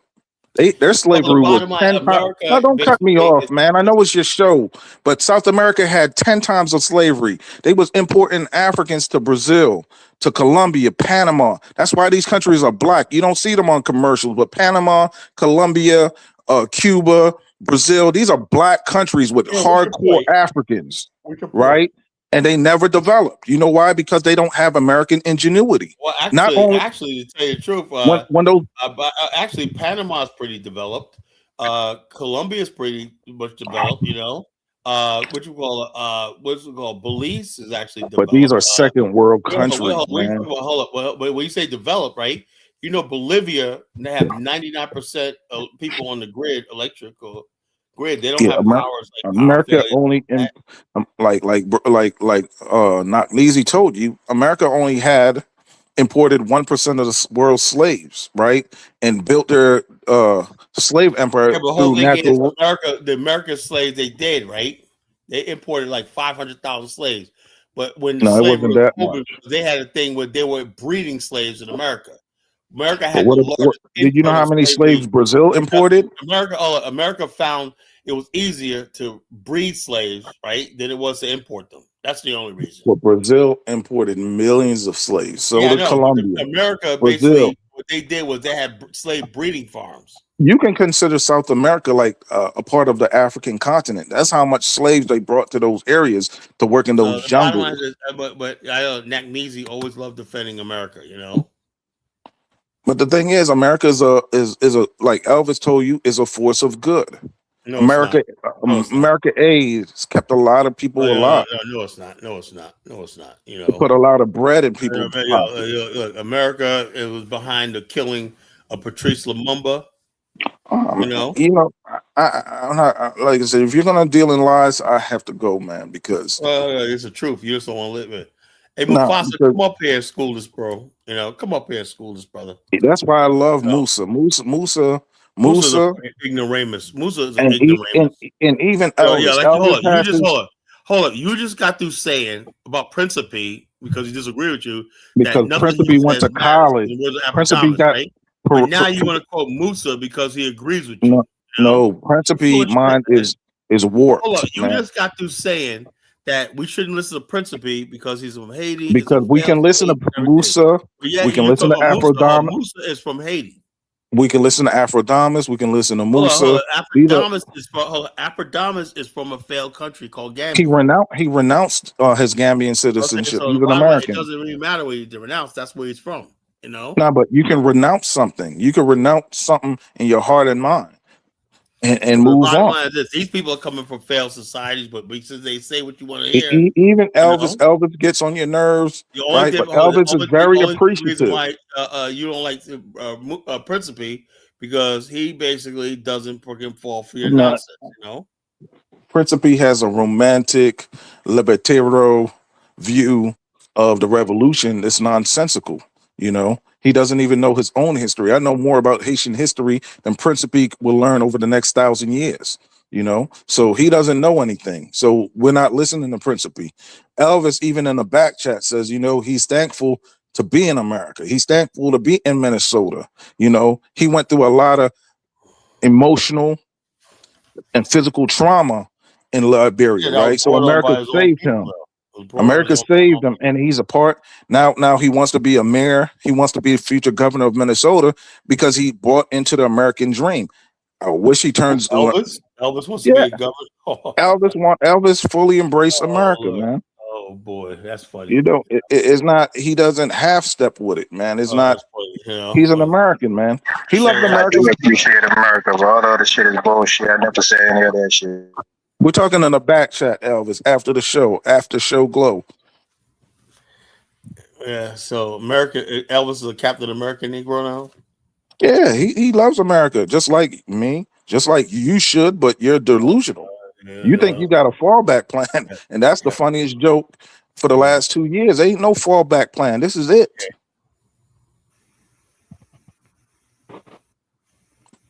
You know, I tried to tell you to tribe up. You don't want to tribe up. So if America goes down, all those who chose to oppose his shield must yield. It is led to a fight, and a duel is due, and the red and the white and the blue will come through when Captain America throws his mighty shield. That's still one of my Captain America Negroes. Colin, but the thing is, you never lived anywhere outside of this country. You don't understand the suffering and pain, You Captain American. the economic deprivation that a lot of people deal with, right? The hardest thing about your day is where you're going to eat at. You could free any country. Singapore stood up to the United States. Now it has a higher per capita income than the United States. Okay, well, You're gonna roll over to America. Yeah, you're gonna stay poor. You know, good for them. But why people aren't trying to break in Singapore? They're trying to break in America, man. Singapore has strict immigration policy. They don't want every deadbeat over there. You know, they definitely don't want people like you there speaking your nonsense or whatnot. You know, they watch out who they bring in their country. You know, Singapore is very strict on living But there. those people are patriotic. Like Singaporean, $300,000 in assets. You got to be unlike you. They're gonna let just anybody linger in there. Unlike you, Singaporeans are proud of their nation. You're not proud of America. Hold on. Yeah, if I was part of the building of this country and I was included and whatnot, you know, my ancestors were enslaved by this nation. I can never be proud of America. And they picked all the tobacco. They picked all the cotton. Look, bottom line is this. Look, you can talk all you want. Like the bottom line is Elvis takes it easy on you. Hold on. If you feel the way you do, but you just annoy me when you keep saying that. There's No, nothing Elvis, there's nothing you're gonna say to make me change my mind. Like Elvis will tell you, you're not Liberian. You'll never be Liberian. He'll talk. So I'll be nothing. I'm a gypsy. I'm a gypsy. You're a passport bro. You're African passport bro, and you're a tourist. That's it. When you go to Africa, you know, I ain't going over there looking for no fucking females. You know, because you got one. Yeah. I got her before I even had a passport. So what are you talking about? Well, that's the dream for all of us. You know, so we all want to. Actually, I live it. You know, I live this thing. I built a life over there and stuff like that. But you're still a tourist, man. Do you know? I could live there year round. I wish I could live there year round. I've learned one or two Liberian dances. How many do you know? Traditional dances. So look. Bottom line is this: you don't know one traditional Liberian dance. What is your freaking point? Because I'm saying you're an American. Look, stop and play. Okay, I'm an American. So what? Okay, now shut up and be proud about it. That don't mean I have to shut up and fucking agree with everything America stands for. You know. Listen, like I keep telling you, I don't know. Being a If you so-called end up, American don't mean I have to if you get end up in a prison in Colorado yeah, whatever. for being I'm a a U.S. traitor, citizen. I'm a U.S. citizen. no, don't call You me know, for commissary. I'm a U.S. citizen, right? So the bottom line is, if that law means anything, just like the immigration laws have to be enforced, right? If I'm overseas, I'm a U.S. citizen. The United States got to give me assistance because I am a U.S. citizen. Simple as that. Tucker Cross, Professor Megan comes from Gambia, third world nation. Say my ECOWAS, he want to make America like Gambia, just with a lot of mayonnaise. Feka Magamamas. Ooh, man. Oh, Principally fell out with Abradamas. Ooh. Yeah, because Aphrodite has been checking a lot of third worlders, man. He Yeah, said, "Look, he called him Professor Magadamus. Comes from Gambia, a third world nation. Saved by ECOWAS. He want to make America like Gambia, just a lot of mayonnaise and that he could bow to. Wow, man. Well, Principally speaks with an American accent. He goes to Haiti, he's gonna get robbed. He's not even Haitian anymore, man. He's American, but he still has a third world mentality. He wants America to fail just like his home country, and we're not tolerating that. Musa's not tolerating that. Aphrodite isn't tolerating that. We're checking dudes in 2026, man. The bottom line is Aphrodite comes from a failed country. So what are you talking about? But he renounced that. You don't understand what it means to renounce. He apologized for being born in Gambia. You can apologize to God and say, God, forgive me for being born here. I'm an American. That's the beauty of America. That's sad. That's cowardice. No, that's why I get on some of these Latinos. They keep on rocking the Honduran flag, but they don't. When Trump say go back, they don't even want to go back to the place they rep. You see them in their little cars. They got the little Honduras Mexican flag. Let me ask you a question. Should when I see people with the Italian flag, they're red, white, and green, the Italian flag, should they rip that Italian flag down? Yeah, I think you don't fly. I've never had anybody have a problem, but I've never seen any Italian flags being flown. I've seen Honduran flags. I see people put the Porsche German flag all the time when nobody says nothing.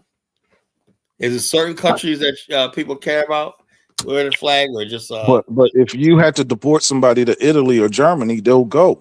They wouldn't be fighting ICE not to go back to the country. People in this country, white people, undocumented, that you don't see ICE rolling. But you know what, Kyla, and you probably put me off the show.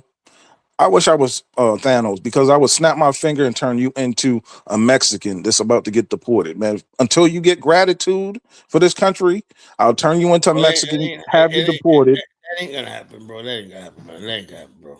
So and let you live a year of suffering, and then you'll come back to this country. Until America, it's not happening. Look, did you read that thing I read about those boys that were burned alive in Arkansas? He said burned alive. Yeah, these one black boys were locked into an industrial school. It wasn't industrial. They surround black boys up, put them in a so-called industrial school, just a place to practice modern slave labor in Arkansas. And they went there living there thinking they were going to get jobs. It was like 100 of them in there, and like 40 of them escaped. 70 of them was in there. 40 of them escaped. Other ones were burned alive. Right? They locked the doors, and somebody set fire to the building. If it happened, that was cruel. That's a country. This is a country you love so much. Well, African chiefs used to bury whole families when they passed away. No, bro. Look. We don't. The history of man is one of atrocity. We don't acknowledge African chiefs. We understand African chiefs were savages, right? So what's the excuse for the white American? Listen, man. Like I said. No, what's the excuse? Listen, hellfire. That's what their excuse is. If you do wickedness in this world, you have to pay.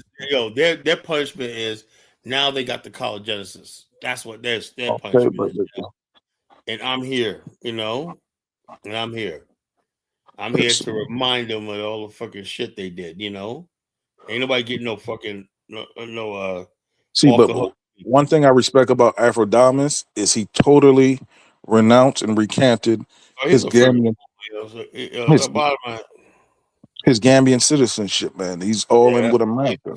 Fool, you know. And that's the same thing I kind of want you to do to, that's the sad part about this is, is that the fact of the matter is, you see, got all the people in your chat. What you want is a new generation of bootlegger. It's not gonna happen with me, bro. No, but what I was saying, all your principes in the chat, right? All your people who go hard on this country but live here is proof that the 76 dream is the real dream, because they were born in a country. America would have left all these countries alone. America destroys all these countries in the fucking hemisphere, and causes stuff like that. Then when people come here out of desperation, you want to sit back and beat them over the head for coming here in the first place, man. It's fucked up, man. Come on, Man, Principe came here on a Michelin. You cause of turmoil in Venezuela, so millions of them come across the border up here. Whatnot. Now you want to bomb Venezuela, No, but what it is, Venezuela, there's a lot of black people in Venezuela that the white people really dominate. You want to see white supremacy? Go to the Latin countries where they all fucking suffer. Those black people can't even become on a study council. Well, people coming up here and whatnot, the countries. You think America's racist? Go deal with a Spanish white person. So right? The bottom line is this. Look, the bottom line is this, right? If America left those people alone, they wouldn't be here. The bottom line is Principe came here on a Michelin tire with a fan all the way from there to America, because there's no hope in some of these places. And them boys got Avradamas singing Yankee Doodle Dandy. Now, yeah, no. Trump, Avradamas is out there singing Yankee Doodle Dandy, singing Lee Greenwood. I'm proud to be an American. At least I know I'm free. Shores of coasts of the sea. Yeah, but that's why I said Elvis keeps it real after the show. I know you're gonna go listen to your Lee Greenwood and whatnot and get your thing. 4th of July, you're gonna be out there sucking on ribs and whatnot, getting down. Yep, you're right.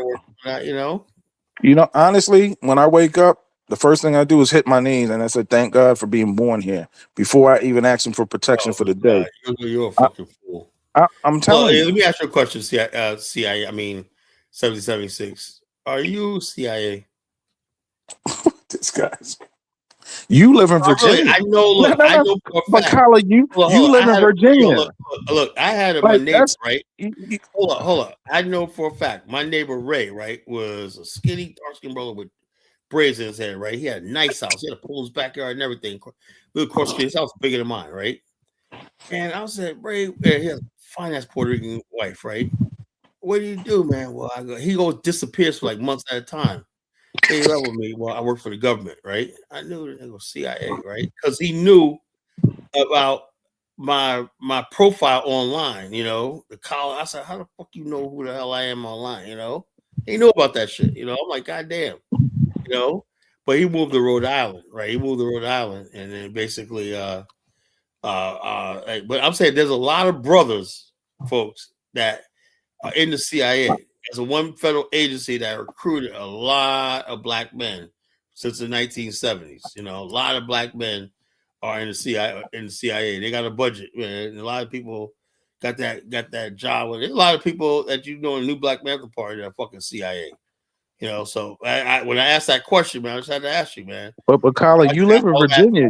You know the headquarters. You see that question? The headquarters is in Virginia. Why did you move from New York to Virginia? Let's put you on blast. You moved from New York to Virginia. For what reason? Could it be that you work for them people, causing discord within the black race? Hold up. The CIA job because you might be control opposition. That's what I'm starting to think. Man, shut up, man. Shut up, fool. All right, Musa, go ahead, man.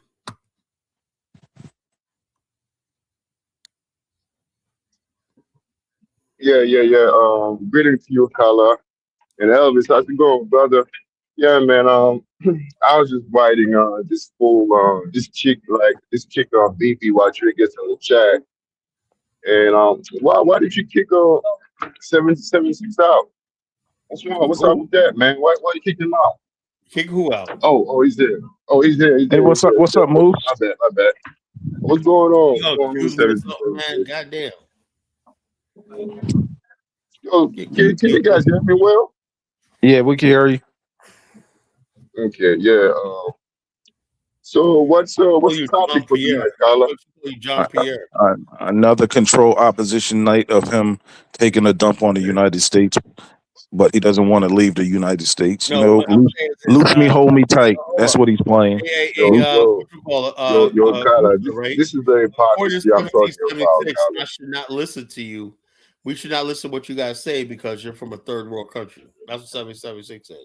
No, I said, like Afrodama said, Musa's an American. He doesn't have anything to do with Haiti. He doesn't want to do anything with Haiti. He's not playing a dangerous That's right. game like a deadly clown on the ledge, right? Musa and Afrodama said they thank God for being an American.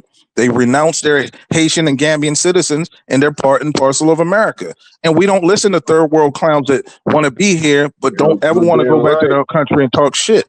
Like you, Kyla. You're I'm damn starting right, to Prince. I'm You're gonna damn start right. opening a profile on you, Damn Kyla, right, because 76. it's something that ain't adding up. You speak a lot of tethered talking points, but you're heritage American, and something's not adding up. You know, it's something more than meets the That's why eye with you. sometimes I don't get what Carla comes from, man. Like you live in like in the most powerful country on the planet Earth. Not the most powerful, like Oh, yo, hold on, Musa. the greatest country on earth, Hold on. I'm glad. which is the United States of America. I'm glad I got Musa here. I got Musa here. You know, I got Musa here. And now you're saying that you don't want nothing to do with America. You don't want nothing to do with the Constitution. No, I I'm mean, saying like, like this. bro, saying, but look, yet you benefit I'm from saying, America. Yet you hold benefit on. from the system. Check this out. I'm saying like this, Musa, right?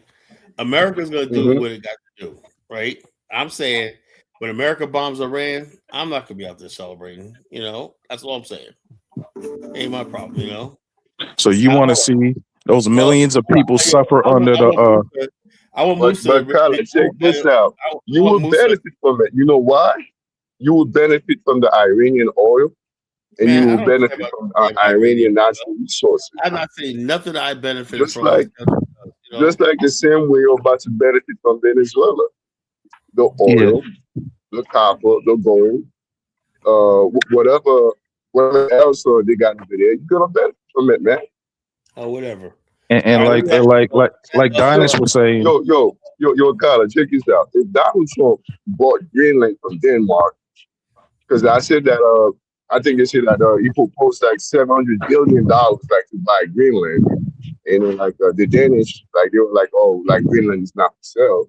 I mean, if America wants to get Greenland, regardless of what the Danish people say, like they're going to get it anyway.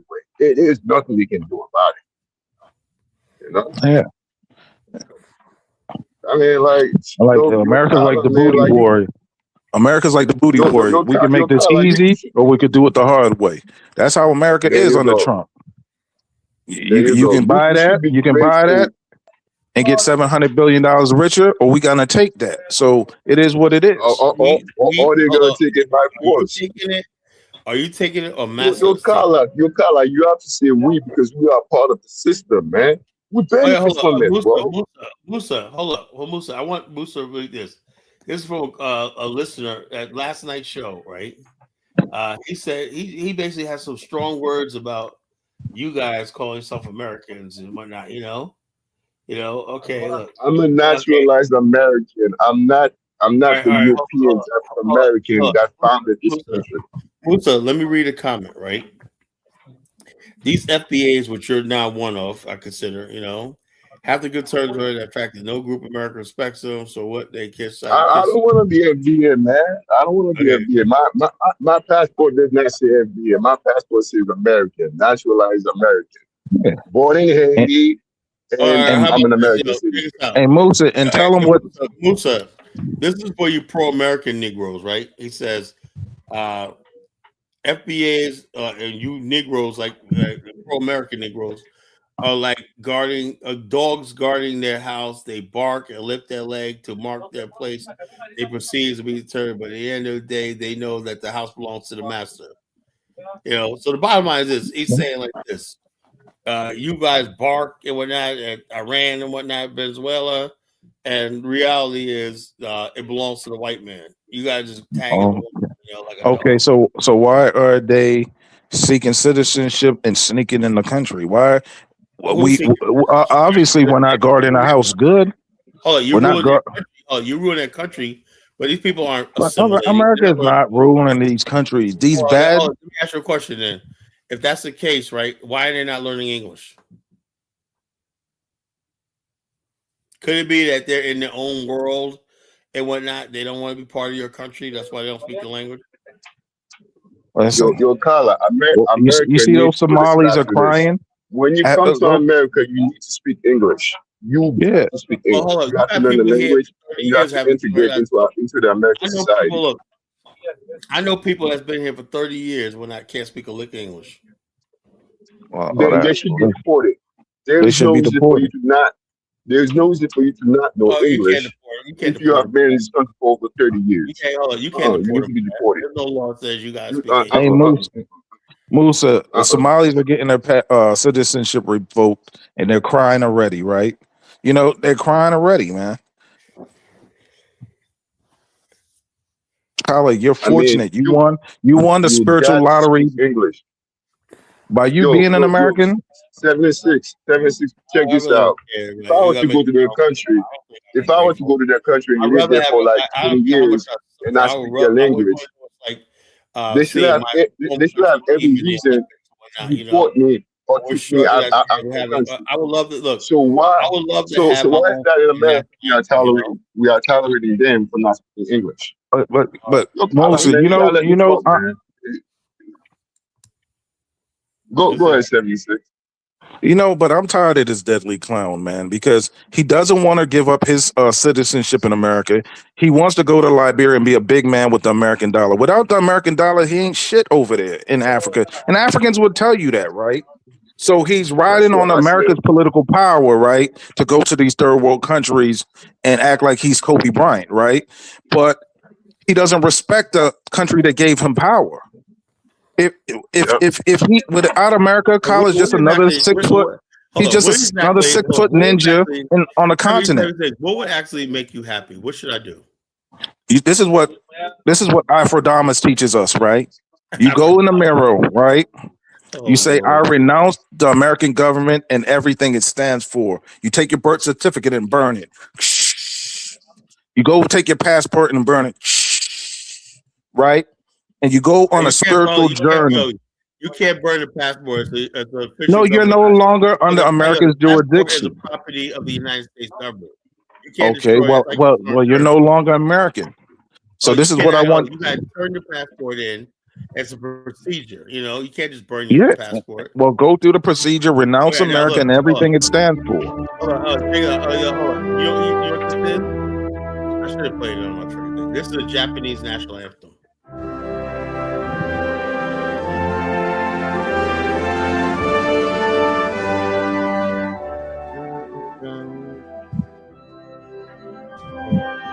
Musa, we're dealing with mental psychosis. Kala is a disgrace.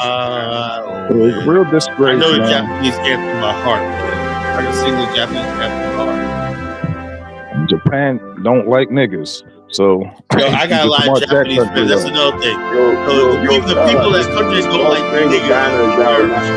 In Japan, they love black culture over there. Embrace black culture. Black American culture is the dominant culture in Japan. That nonsense about they don't like black people. That's what these Japan, Japanese only like. No, the Japanese. Okay, let me play your video. Japanese black culture in Japan. Let's show this fool this. Yeah, everybody wants to be a nigga, but nobody wants to be a nigga. Oh yeah, whatever. That's Japan. White people don't want nothing to do with you, nigga. They like it. Everybody likes black culture. They'll say the bottom line is shut up, man. Culture in Japan. But at the end of the day, they don't want to be black. Yeah, culture in Japan. That. The bottom line is this: in America, they don't fucking like you at all. So I'll deal with the Japanese. Yeah. But they gave you a job. They gave you black culture, man. Hey, Musa, Knockneasy destroyed him yesterday. Knockneasy said he works for Black people destroyed. Hold on. Hold on. Of course, man. Not easy slaughter. I know This that. is what we're gonna Oh, do. man. This is what we're gonna do, right? You say You Nakamia cannot story. be a What I'm gonna hypocrite, sit here, Tyler. what I'm Come gonna sit on. here and do. Hold on. I'm gonna read the comments from last night's show, right? Read the comments from last show. And if you want to hear Musa, I'm gonna read the comments from last night's show, and you tell me who Yes, go destroyed ahead. who, right? All right, I'm gonna drop Go ahead. 76 down. You know, let 76. me read last Really, night's comment. Tyler? That man is not sick, man. That man is a bright brother, man. He's really bright in the head. Oh, he was a fucking dumbass, you know. Okay, check this out. This is from Broman Reloaded, right? He watched the show last night, right? This is his comment. He says, Nakmizi has lived in America, Ghana, Thailand, now the Netherlands. In each of these countries, the leaders have never been in so-called FBA. The fact that he comes on the panel just to take jabs at Kala for wanting to create a country in which the Black American be a leader actually says a lot about the mentality of some of these FBAs. He acts like he's proud, but his mentality is that of a lowly individual who does not believe in his own people's right to self-determination. Nakmizi is so insecure about his standing as an American that he has to have 3 American flags on his profile and a bandana with a flag. He feels so American. What's wrong with that? He loves America. Oh, okay, let's finish. He feels so American that he has so much to say about Black immigrants. Why is he never in America? Why is he comfortable being an FBA immigrant in 3 different countries? I remember he admitted that. I mean, the man has a family in the Netherlands. That's no excuse. If you love America so much, you be here. You know. I mean, if I'm not mistaken, listening to him, I think he said that. I think he said that he's gonna come back to America. If you love America, you quit the job, come back here. If you have to take unemployment for a fucking year, you know, and you come back to America and deal with America, you know. So. Well, listen, I cannot speak for Nakmizi. I think Nakmizi should speak for himself. All the way in the Netherlands. But when coming online, talking about Tether's moving the country he ran from. Then on top of that, he's telling people they need to go back to their own country while he's in somebody else's country. He reels with. I agree. He reels out negative statistics about people's homeland when he does not even have one. He don't have no homeland. America's not his fucking homeland. And the one person, Kala, he's his homeland, Kala. Come on now, America, he's your homeland. Yo, Kala, you want to take places? You know? Yo, Kala, you want to take places, man? Yo, Kala, I will trade you Haiti for America. Do you want that? Musa. And the one person, Kala, who's trying to create a homeland for his people, he chooses to make fun of, right? So I'll leave it at that. Let me see. Now he was basically just getting roasted by this guy, you know. And basically, this guy's been watching, listening to the whole conversation, right? Okay, here's a comment right here. This affects all of you guys. Mute Musa right here too, right? Because I think he's talking to all of you guys, right? He said, look, Broman Reloaded said, on most of these panels, it seems Kala is the only one who thinks and talks like a real man is supposed to when it comes to ownership. Wow, man. Musa, man, he just said you don't think and talk like a real man. Yeah, I talk like a real man. Like I do not need another man to tell me how my. Well, the bottom line is, but perception is reality. So in other words, whatever you're doing right here, you don't strike him as a real man. Well, that's his own perception on me. That's his own perception of me. That's not what I think about myself. Like, hey Musa, we gotta do something about that, man. Like I said, you abandoned your homeland, Haiti. You know. Listen, Kala. I don't know how many times I have to keep telling you this. Haiti's not my homeland. You were born in Haiti, bro. Here's Nakmizi. I'm waiting for him. I've been calling his name up. I'm glad he showed up. Can I finish? Can I finish? So I'm ready for Nakmizi. You posed the question, right? You said Haiti's my homeland. I'm telling you, Haiti's not my homeland. Yeah. Why do you abandon your homeland? I'm not the original people. Listen, I'm not. My ancestors were not the original people there. I don't want to hear that. No, you gotta hear it. You gotta hear it. You gotta You hear it. abandon your My home and you ancestors. renounce your homeland. I've already told you. I've already You told you renounce where your my homeland, ancestors came man. from in Africa, What did and Haiti I ever even do to went you? there. I already told you where my Let's say, ancestors came look, from in let's Africa. say America, hold on. Let's say America gave you all that and you're grateful. I have no problem with that, right? But why are you always taking shots at fucking Haiti? And when America is the one that's responsible for what No, Haiti no, is no, right no, now. no. America is not responsible for what's going on in Haiti. It's Haitian Also, people in other words, themselves. when America It's invaded, hold those up, people when of the U.S. African Marines went descent. there in 1915 and stole the It's Duvalier and stole all the gold out of Haiti when I put in the Chase no, Manhattan Bank. hold on. Now, Now you're you making shit understand up. that Now you're history, making Negro? shit up. Do you No, understand that now you're history? making now No, you're it's not making shit history. up. Most people reading the damn Hold history. on. You better come on show act Can like a can fucking I fool. talk? I can't You even know? talk, man. You ask me a question and then you keep Hold on. talking over You me. tell me you don't even know the history of your own country? I know my own history. Like No, you don't know you your just history. saying a bunch of You think babbles, the man. white You man just is babbling God, right and I now. hate that shit, you Can know? I talk, man? I can't even talk, man. Can I talk? You made a lot of false statements. In 1915, Duvalier was only 7 years old. He was born in 1908. Okay, so how the hell that America I said came to Haiti in the mulattoes. They put the mulattoes in power. And out of that came the okay, Duvalier. they put them no. After that came Estimé, Dumasse Estimé. After Dumasse Estimé, it was Paul Whatever. Magloire. Paul But the Eugene bottom Magloire. line is After these Paul people Eugene were puppets Magloire, of the United you had States. Duvalier. Hold So up, you these don't know people were what you're puppets of talking the about, United man. States. Hold up, these people were puppets of the United States. They I'm let Haiti giving you be the loose. chronology, and you're not even listening to what I'm saying. So what was the United States doing there in the first place? Why did the United States invade Haiti? The United States invaded Haiti because, like, we had a president at that time. His name is Vilbert Guillaume. I'm saying it in French because, like, you can't do like the French or pronunciation. His name was Vilbert Guillaume. So what he did, like, that man was so corrupted, like, he put all of his political opponents in jail, and he even had one of Haiti president killed and assassinated. So so when the people rebelled against him, he went and and hid himself in the French embassy in Port-au-Prince. So the people went to the French embassy, drag him out, and then chop him up to pieces. That's when the United States intervened because, like, the French were like, listen, like, you cannot go to our embassy and do stuff like that. So the French was gonna go back to Haiti, and then the U.S. say, oh no, nah, we're gonna use the Monroe Doctrine. So that's why the U.S. came to Haiti and occupied Haiti for 19 years, 1915 to 1934. You understand that? So that's the real history. Duvalier had nothing to do Haiti has a with lot of Haiti problems. in that Haiti era. has a lot of problems, right? But what I'm not gonna do is basically make it seem like, okay, you can look, you came here to It's America, you're self-inflicted. grateful Your to be color, here, it and is like, I have no self-inflicted. problem with It's that, right? self-inflicted. But what I don't like is when the way you talk about your own country, man. I don't like that shit, you know.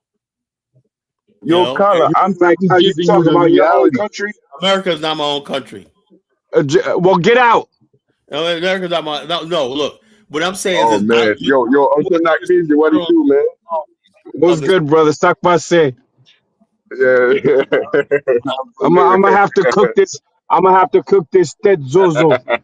Okay, but Nagmeezy, man. Oh, Fam. look, people, you got Nagmeezy, you got a fan, man. You got a Nagmeezy, you got a following on my channel, man. You good for ratings, man. You good for ratings, bro. You I'm know, I good got for ratings. responding to you. Did you read the comments some of the comments on last night's show? Yeah, I read them. They were like books. I'm not reading all that crap. Some points, man. How do you refute that? You know. Well, I A don't bunch know of if you. I essays. like having debates live. I don't do Twitter banging, but you should thank me for putting the time I cooked you on a debate on Oh, you private. didn't cook It's nobody. been on You private for didn't years. cook nobody because you got to answer one single question, right? If you're so American, man, you Right. need to be inside the United States. You need to be Okay. here. Okay, is Well, that look, fair? no, it's not fair because I'm a global citizen. and a Okay, proud so Black what's wrong with American. the immigrants? Whoa. Global citizen, proud Black American, Black before American. You understand? I don't believe in global citizen nonsense. You Well, know, look. I'm worldly. I've traveled the world. I speak several languages. I'd run circles around you. You just got if you you put travel on. the world, Yeah. that means you really have no vested interest in Black America. Oh, yeah. Says you who's never done anything for the Let me ask community. you a question, Knack. If you're a global citizen, right, that means Yeah. you don't really have an allegiance to Black America. No, I have a 100% How do you allegiance to know that? Black America. Excuse me? If you're a global citizen, you're You a citizen of the Tyler, world. you gotta let you just speak, man. That's the same thing you Yeah, do you to never women. let You gotta people let you speak. just speak, man. I get it, you know. I let him talk, man. I'll mute myself, man. Go ahead, man. No, you can't mute yourself because you have no attention span. But you ask questions, and then when the answer comes out in a way that doesn't support your opinion, you cut people off. So how can you be the leader of Afghanistan if you can't even listen to people? You don't know how to communicate, brother. So to answer your question, how can I be a global citizen? How can I be a globe trotter like my Black American ancestors who've gone everywhere from America to Africa to Asia to Canada to the Caribbean to South Africa, spreading goodwill and peace? I walk in the footsteps of my Black American ancestors. And to bring it back to America, I am busy in America. I don't have to pat my back and say my group is this and we do that. You know who I am. You know what I do. And if I stack what I do based on what you do, you couldn't hold a candle to me. Never, ever, ever. All right, let me ask you a question then. The other day, I talked about Yes. Black people live all over the world. You denounced the Black people live in Thailand. And I proved that there's Black couples, everything like that. Then I talked about the Black people of Paris. You've seen them renounce that. And you basically, you shitted on every time I mentioned Black people living outside of America. You should have. And now you're telling me you're a global citizen. Well, okay, great point, Kala. Listen up, chat. If you were on the other stream, you'll see that he's capping again. What I said is that there is no Black community no Black American community in France. You showed a video and proved my point. There is no Black American. Wait, hold on, brother. Listen to me, please. You're not listening. I'm answering your question. I don't run from smoke.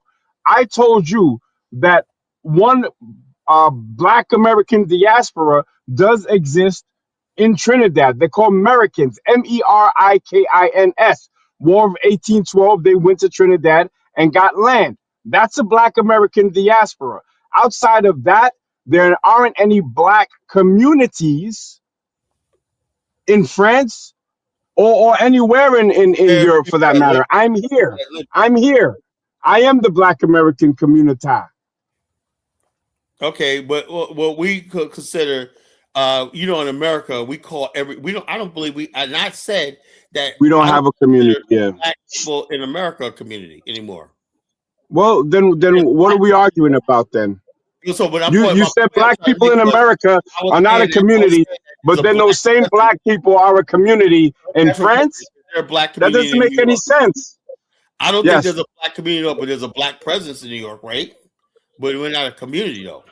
There are Black communities. There are no Black communities in France. What you have in France, Tyler, is a bunch of African and a bunch of Caribbean, like Haitian, people from Martinique, Guadeloupe, and French Guiana. You do have a Black community in France, yeah. You got Haitian in France too, and then you got a bunch of Francophone African that live in France. You do not have a Black community in France. I mean, in France, excuse me. Thank you. You keep losing, Colin. Musa, right? You can go to France right now and see buildings of Langston Hughes, James Baldwin, Richard Wright. That's not a Black community, Carla. Ask me this question, Musa, right? Can you show me any monument or building to any Haitians up there?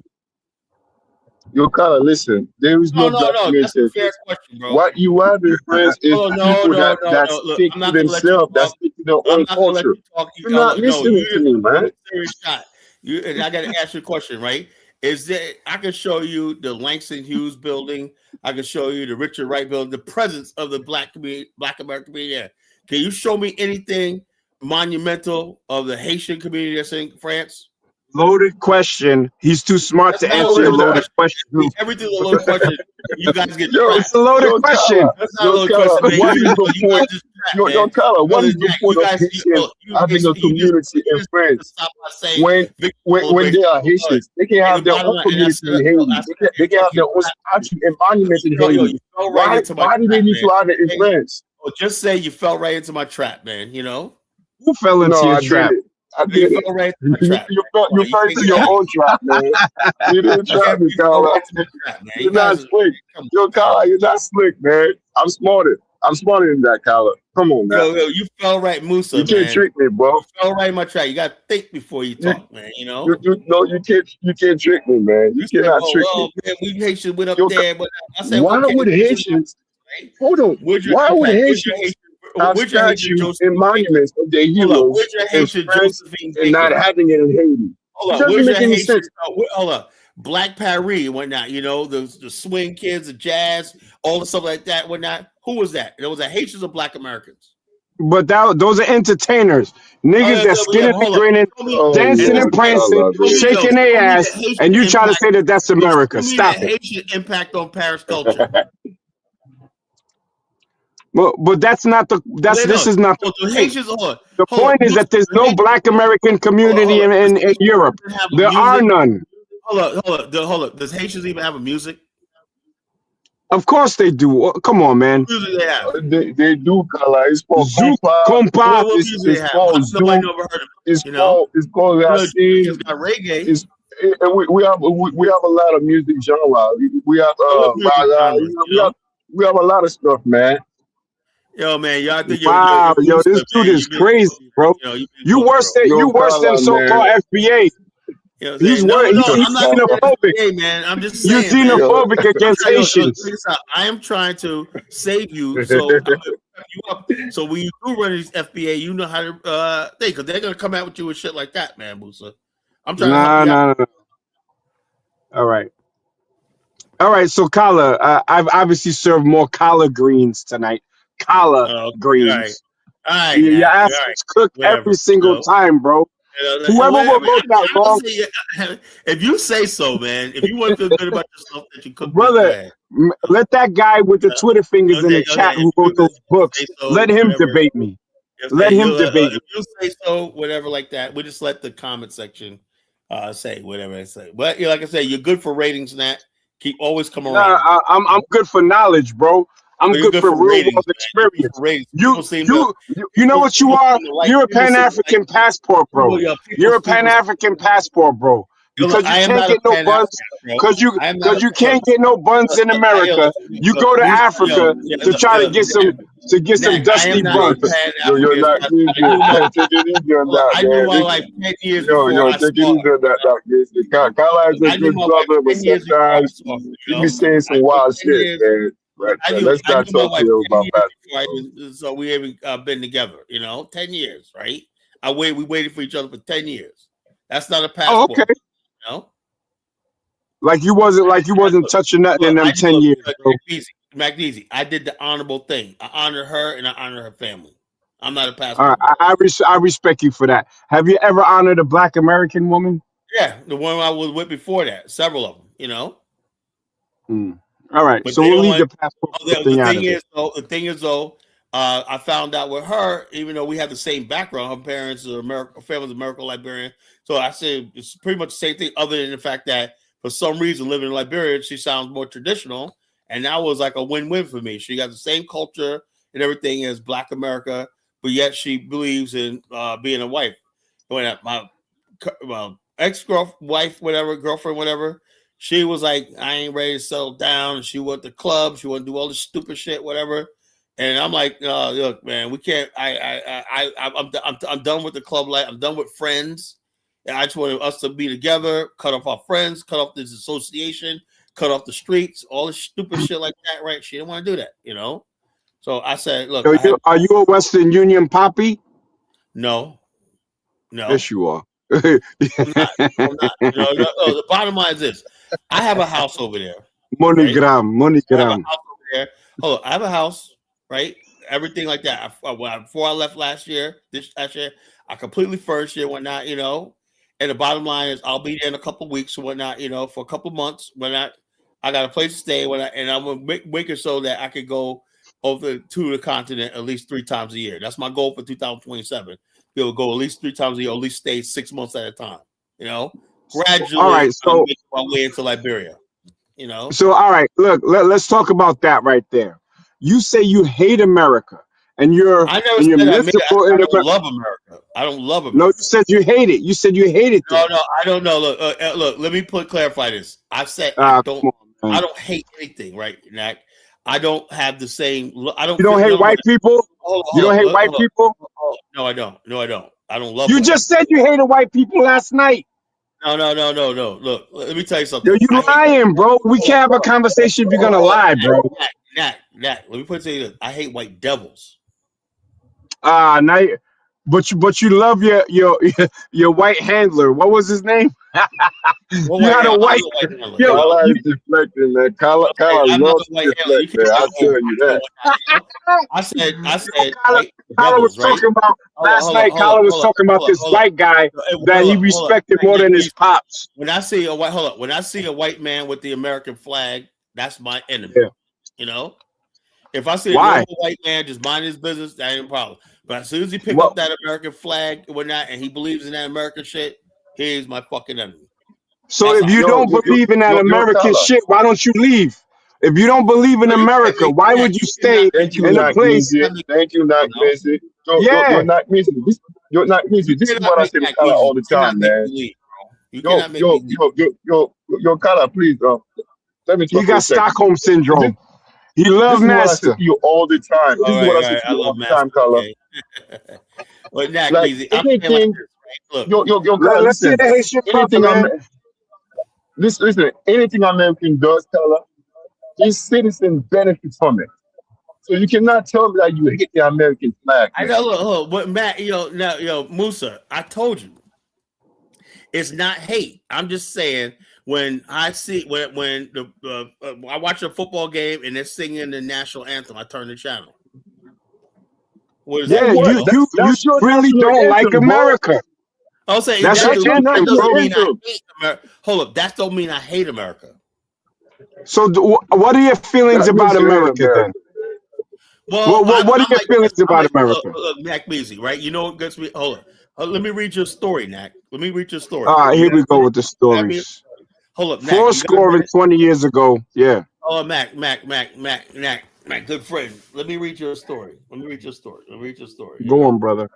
Afro Think Tank published this today, man. Really dynamic. Man, I don't want to listen to no story from that Chinese dude. No. It's not. He republished a story. You know. Now I don't want to republish stories from a Chinaman. This is some history, right? Tell me what you think. I want to know what Nack Measy thinks, right? Because I know 77 was a coon, right? He tried to weasel his way out of this. They locked the doors. The fire did the rest. I remember this case, right? I heard about this. It's March 5th, 1959. 70 black boys went to sleep believing they would wake up to another day of punishment disguised as rehabilitation. By sunrise, 21 of them was dead. This not happened in a war zone. Did not happen in secret. It happened at the Negro Boys Industrial School in Wrightsville, Arkansas, just 50 minutes south of Little Rock. 69 African American boys, 13 to 17, were padlocked inside their dormitory for the night. The doors were locked from the outside and the windows were barred. Around 4 a.m., a fire broke out in the wooden structure. What followed was panic, smoke, and the sound of bullets clawing the air in a place designed to keep them contained. 48 escaped, 21 did not. Most of the boys held were not violent offenders. Many were homeless. Some were locked up for pranks, truancy, or simply being poor and black in the Jim Crow South. This was a school in name only. In reality, it was a warehouse for children society not want to see. The conditions were brutal. The dormitory was overcrowded with boys sleeping barely a foot apart. There was no proper bathroom, only a bucket in the corner. The building was old, underfunded, and neglected. Safety was not a concern because their lives were not a concern. That morning, rain from the earliest thunderstorms still soaked the ground, where the fire's origin was never conclusively explained. What it was clear was that when it started, the boys had no way out. The locks were meant to control them, became a death sentence. The nation briefly paid attention. Newspapers described the tragedy. Officials expressed regret. Investigations were promised, but no one was ever held criminally responsible for locking children inside of a flammable building overnight. No system was dismantled. No justice was delivered. What the fire did was expose a brutal truth that black families had always known. Institutions built for black children under segregation were designed to contain, not protect. Discipline mattered more than life. Order mattered more than safety. The irony is almost unbearable. Today, the land where the school once stood is a home to Arkansas's Department of Corrections, Wrightsville unit. A site once caged black boys, now cages black men. The pipeline did not disappear, simply aged. For 60 years, there was no marker, no public acknowledgement, no name etched in stone. 2009 plaque was finally placed to commemorate the boys who died that night. 6 decades of silence for the children who never made it home. Well, the story, not to shock, but to remember. Because this was not an incident or isolation, it was a predictable outcome of a system that treated black children as disposable, a system that confused punishment with care, a system that believed that locks were more important than the exits. These boys had names. These boys had families. These boys had futures stolen because they were old enough to vote before they were old enough to vote, drive, or be heard. History had reduced them to numbers, and the fire took them did not start in 1959. It was neglect, racism, indifference before the match was struck. We remember it now because forgotten was always part of the crime. I put in our research, writing, and sharing story that matters and everything like that. So the bottom line is this, right? You know, when people ask me, do I love America, right? I read a lot of history, right? And that's just one of the stories I read all the time, right? Now, I can't in my heart, and I'm a good man, I'm an honest man, right? I wish to God, right? America did so much for me, right? When I was a kid, I was 8 years old, right? And 7 or 8 years old, that was in 1976, the bicentennial year. I was the first kid that was stand for the American flag and salute the flag. And if kids in my class at PS 86 Jamaica Queens, if you didn't stand fast enough for the flag, I'd smack you upside the head, right? I grew up as a patriot. I grew up American. My parents bought me the silver streak, red, white, and blue. Everything in my room was red, white, and blue, everything like that. I wanted to so badly, right, love this country, right? Because this country gave me so much. I was a middle-class black kid. This country gave me everything. But as I got older and I started studying history, right, I started listening to the stories of my grandparents and whatnot, what they went through in the South and with their fathers still, and even in the present day, the stuff we have to go through and whatnot. It just makes me say, look, I cannot live a lie. You know what I'm saying? America is a great country, the greatest country in the world. But do I love it? No. Do I tolerate it? Yes. Will I disrespect America or be disloyal? No. Right? But please, when you tell me that I love America, you're asking too much, because America you're trying to listen. The type of money you are making in America, you would never make it anywhere else in the world. I don't got look, Musa. I don't care about that. America has. Something more. My God, Musa, oh my God. Musa, I didn't come from a desperate situation like you did. So maybe look. If I was an immigrant like you are, coming from Haiti, I'll be kissing the ground and whatnot. But I come from a society. But check this out. Hold up. Listen, I did not come from a poor family. Hold on. It doesn't matter. My family was middle class in Haiti. I did not come from a poor family. Right? Hold up. How can I basically embrace a society that did this to my people? I can't. You know, that didn't happen to your ancestors. You know, I cannot turn my back on my ancestors and say it like that. I wish I could. I wish I could erase this history and be like, oh, American. No. But every time I think about my ancestors being sold on the auction block, I think about But all Kala, you have overcome that, man. That's the thing. You have overcome that. I mean, oh, no, you don't you're not overcome that, supposed. you know. Hold on. Well, let me You're ask not you a supposed to question. forget about it. Come on, man. Let me finish my point, man. You're not Do you supposed to tell the forget Jews? about it, but don't keep dwelling on it every day, Do you man. tell the Jews to overcome the Holocaust? I No, mean, they're you're gonna not make a sure Jew, you man. remember every I time mean, you turn around listen, Kala. about the Holocaust. Me and you are of African descent, right? I mean, Yeah, except but that you have your a different ancestors were history. taken to You have America, a different and then history, my bro. ancestors were taken to the island. Yeah, oh yeah, I But know. I'm But you not. hold up. Your beef Come on, man. should be with France or whoever else. My beef is with the United States. You know, Oh it's my simple as that, God. man. You know, it has Yo, nothing to yo, do with that. you're I'm not a not bad Navy. Do you feel the same person. way, man? I'm gonna let you answer that, man. You're not Navy. Do I you feel the cannot same way? basically Yeah, I it's don't like feel the same way, let me but ask you a question, he Uso. said that he has a beef with America. You have a beef with United States that came out of your own mouth I do. based I on do. things that happened to our I do. ancestors Yes, many yes, years ago. I can yes, respect that. But for me yes. to really respect it, you have to then make a choice. If you don't respect and you have beef with a place, that I know, paints a but hold up. picture. Why should I Brother, let me recognize a country's finish. Let sovereignty? me You finish gotta though. let him Let finish, me but I'm finish. the one that asked the question, Carla. So you gotta let him answer my question. Go ahead, man. You what you do is you paint a picture of unhappiness.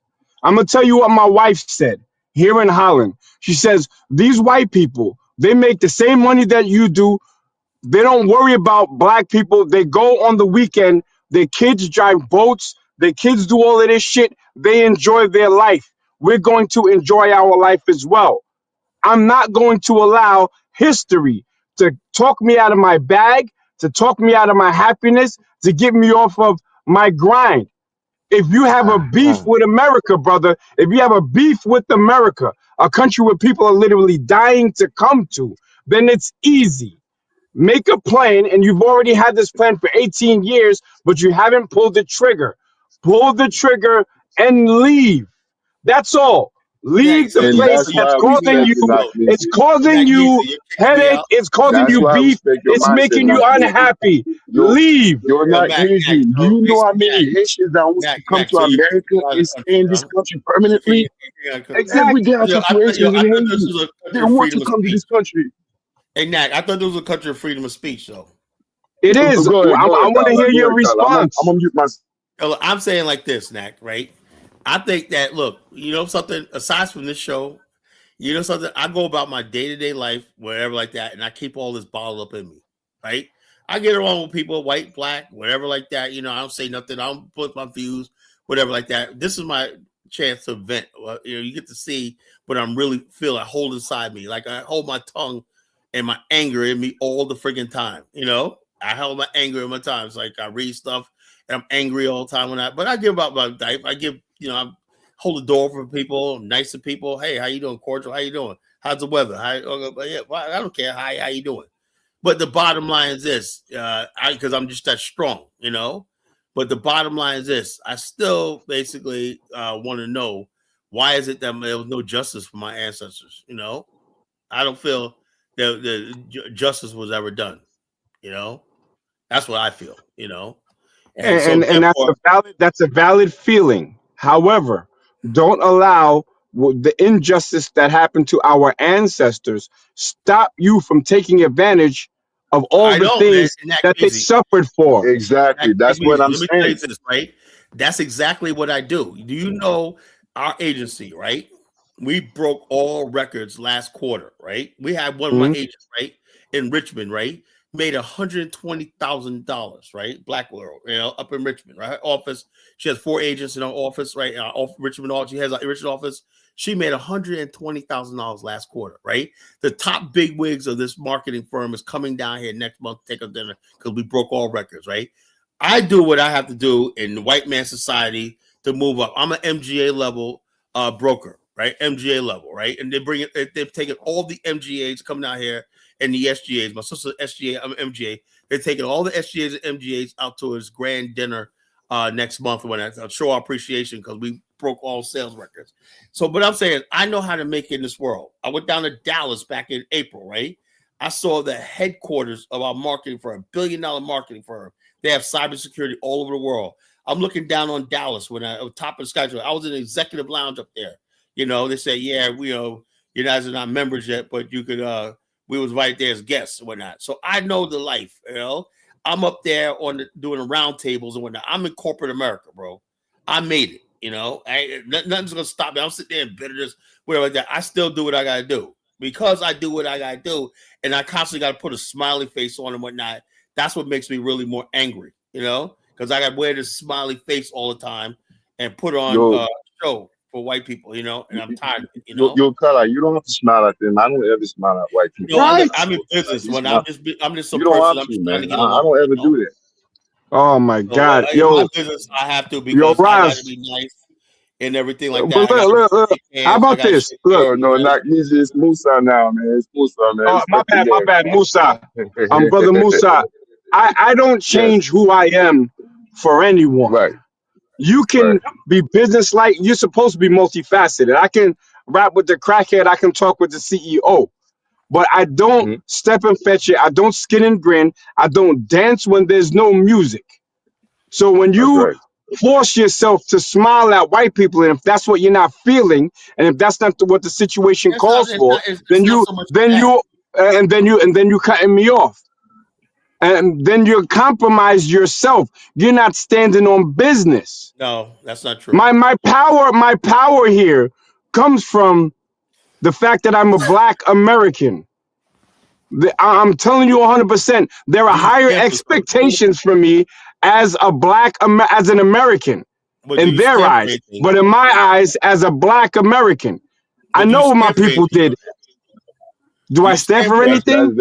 Yeah, I stand for allowing people to finish their points. Okay, go ahead. But tell me what you stand for, What I stand for my people. How? What do you mean, how? I mean, I'm just asking a question, man. Look, wait, but you're asking questions that you already know, brother. Let me put it to you like this, right? Look,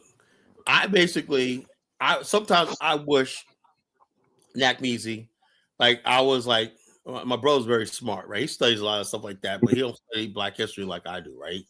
I'm the only one I can't even talk to my family about a lot of stuff, right?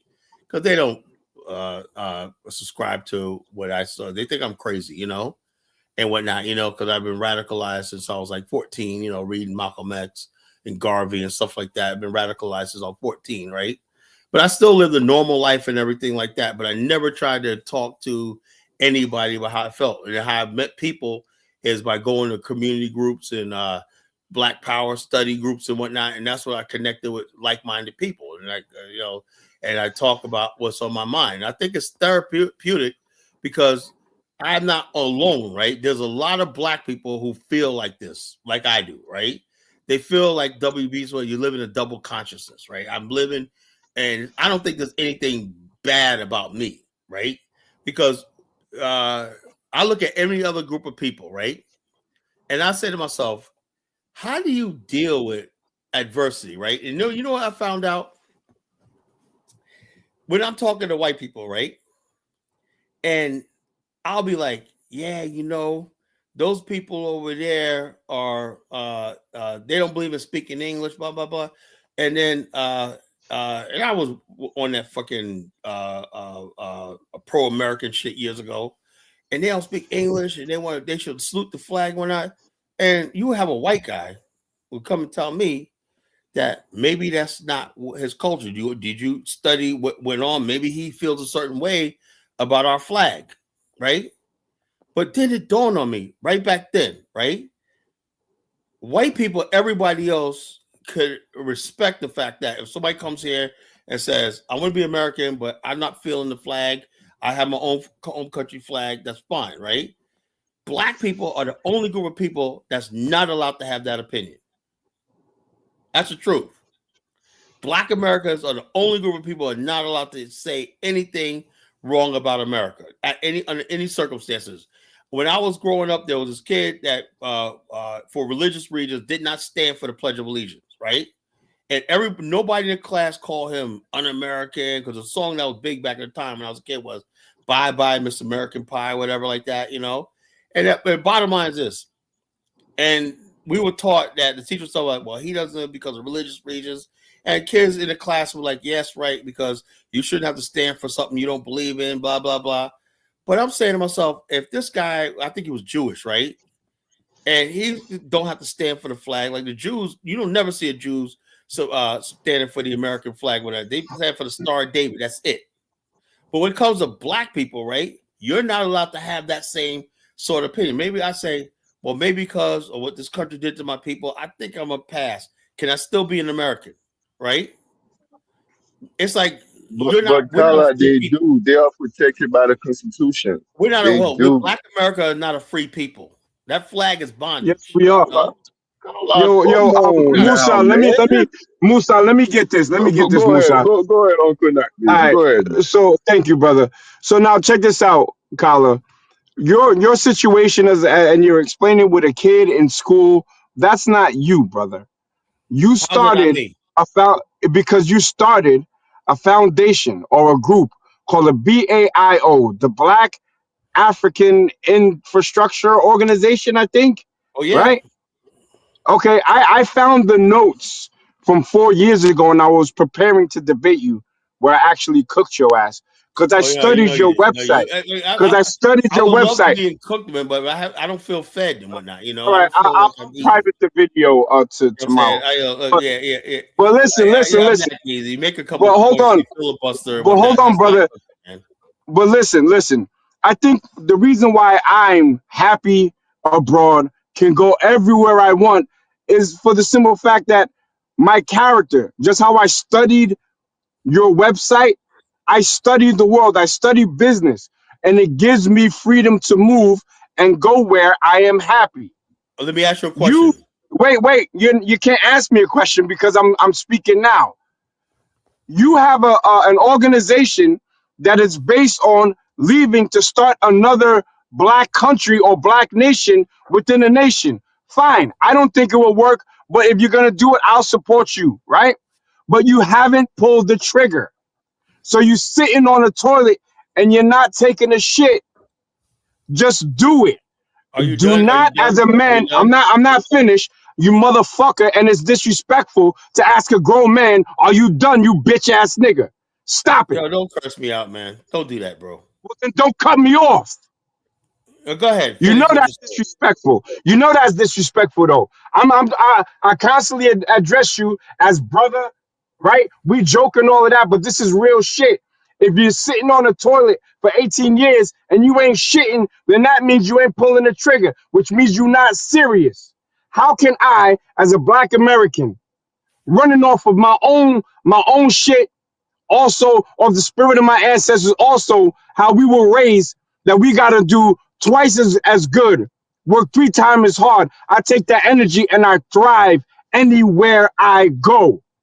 So I have freedom on that. I will never be anywhere on this planet and sit there being unhappy when I have the power to move. So if you got the power to move, you got an organization, stop comparing yourself to a goddamn 6-year-old Jew in public school and get your ass to Africa if that's going to make you happy. Stop staying in America crying and bitching about what you can't do. Get up, get out, and get some. You got the mic.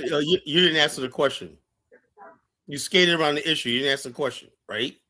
I'm saying the question was, I'm saying man, not just man, Jews, you just right? giving that good mob, not I'm saying you go to the B'nai B'rith, you go to any synagogue and stuff like that. They have their own thing. They're not pressured to be part of it. Man, why do you think people hate Jews so much? They're all my friggin'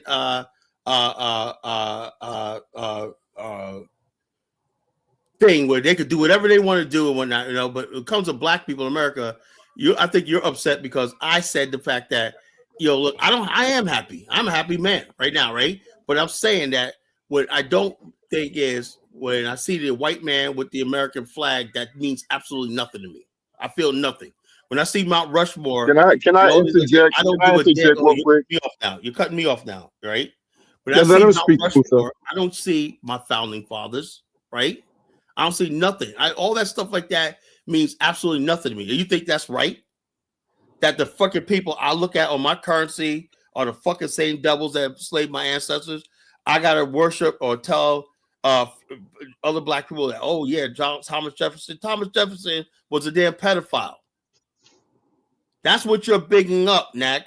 Why you attack me personally that's what you're defending. Thomas I'm not Jefferson attacking you personally, with brother. a 15-year-old impregnated a 15-year-old girl that he owned. And at the end of his life, he refused to let his slaves go. He worked them till they died. That's your founding fathers. That's the people who gave you that flag. So when somebody like me and like that, you talked about my website, the BAO, that's just a social network, right? Started 10 years ago and whatnot, and I got a chapter in Liberia. I got a thriving chapter in Liberia, right? And we already made the decision that Liberia is going to be the first country we build base camp. All those things, look at things that every one of those agencies you see in the BAO is going to become a department in the base camp, the ABAO. We're going to make the BAO headquarters in Liberia. Then we're going to be able to do that. How it goes is how many people join and how much money we can generate. How am I going to do that? I have no idea. But I know wherever there's a will, there's a way, and I'm not giving up. I'll do this to the day I die, So you can judge me all you want, whatever like that. I know things ain't go like this, but the bottom line, things take time. And I basically are committed to this. And everybody knows it, that I'm serious about this, So the bottom line, I cannot leave America. I'm trapped here. Our ancestors decided years ago that this is what they wanted for us. Really. They literally bought into America. They was willing to, after everything, watching lynchings and beatings and everything, for some reason, they believed in this country.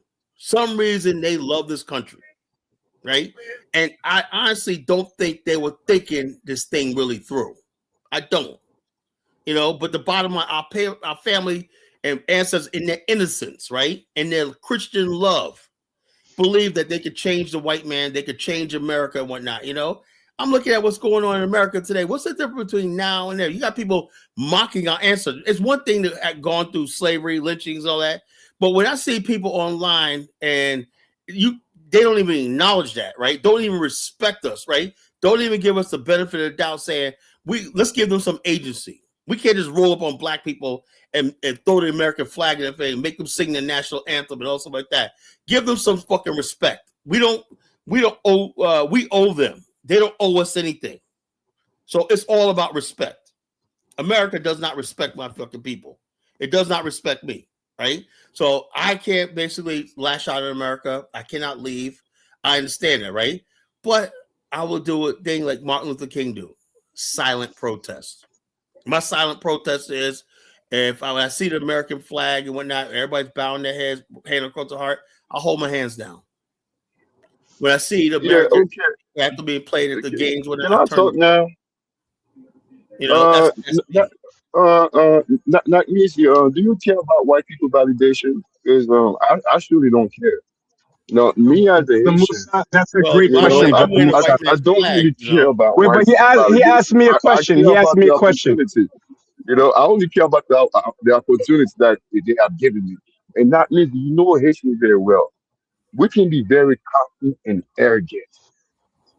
And the fact that you said to me, Carla, that black people are not free in America, Haitians are free in the Americas. Wherever they go, we're very cocky, very arrogant. We, we're gonna boast and brag saying that, oh yeah, we defeat the French, we defeat the British, we defeat the Spaniards. But at the same time, we are very vulnerable. Did you? Hold on, man, can I finish? At the same time, we are saying that we are being arrogant. We are very vulnerable because we don't have like any army.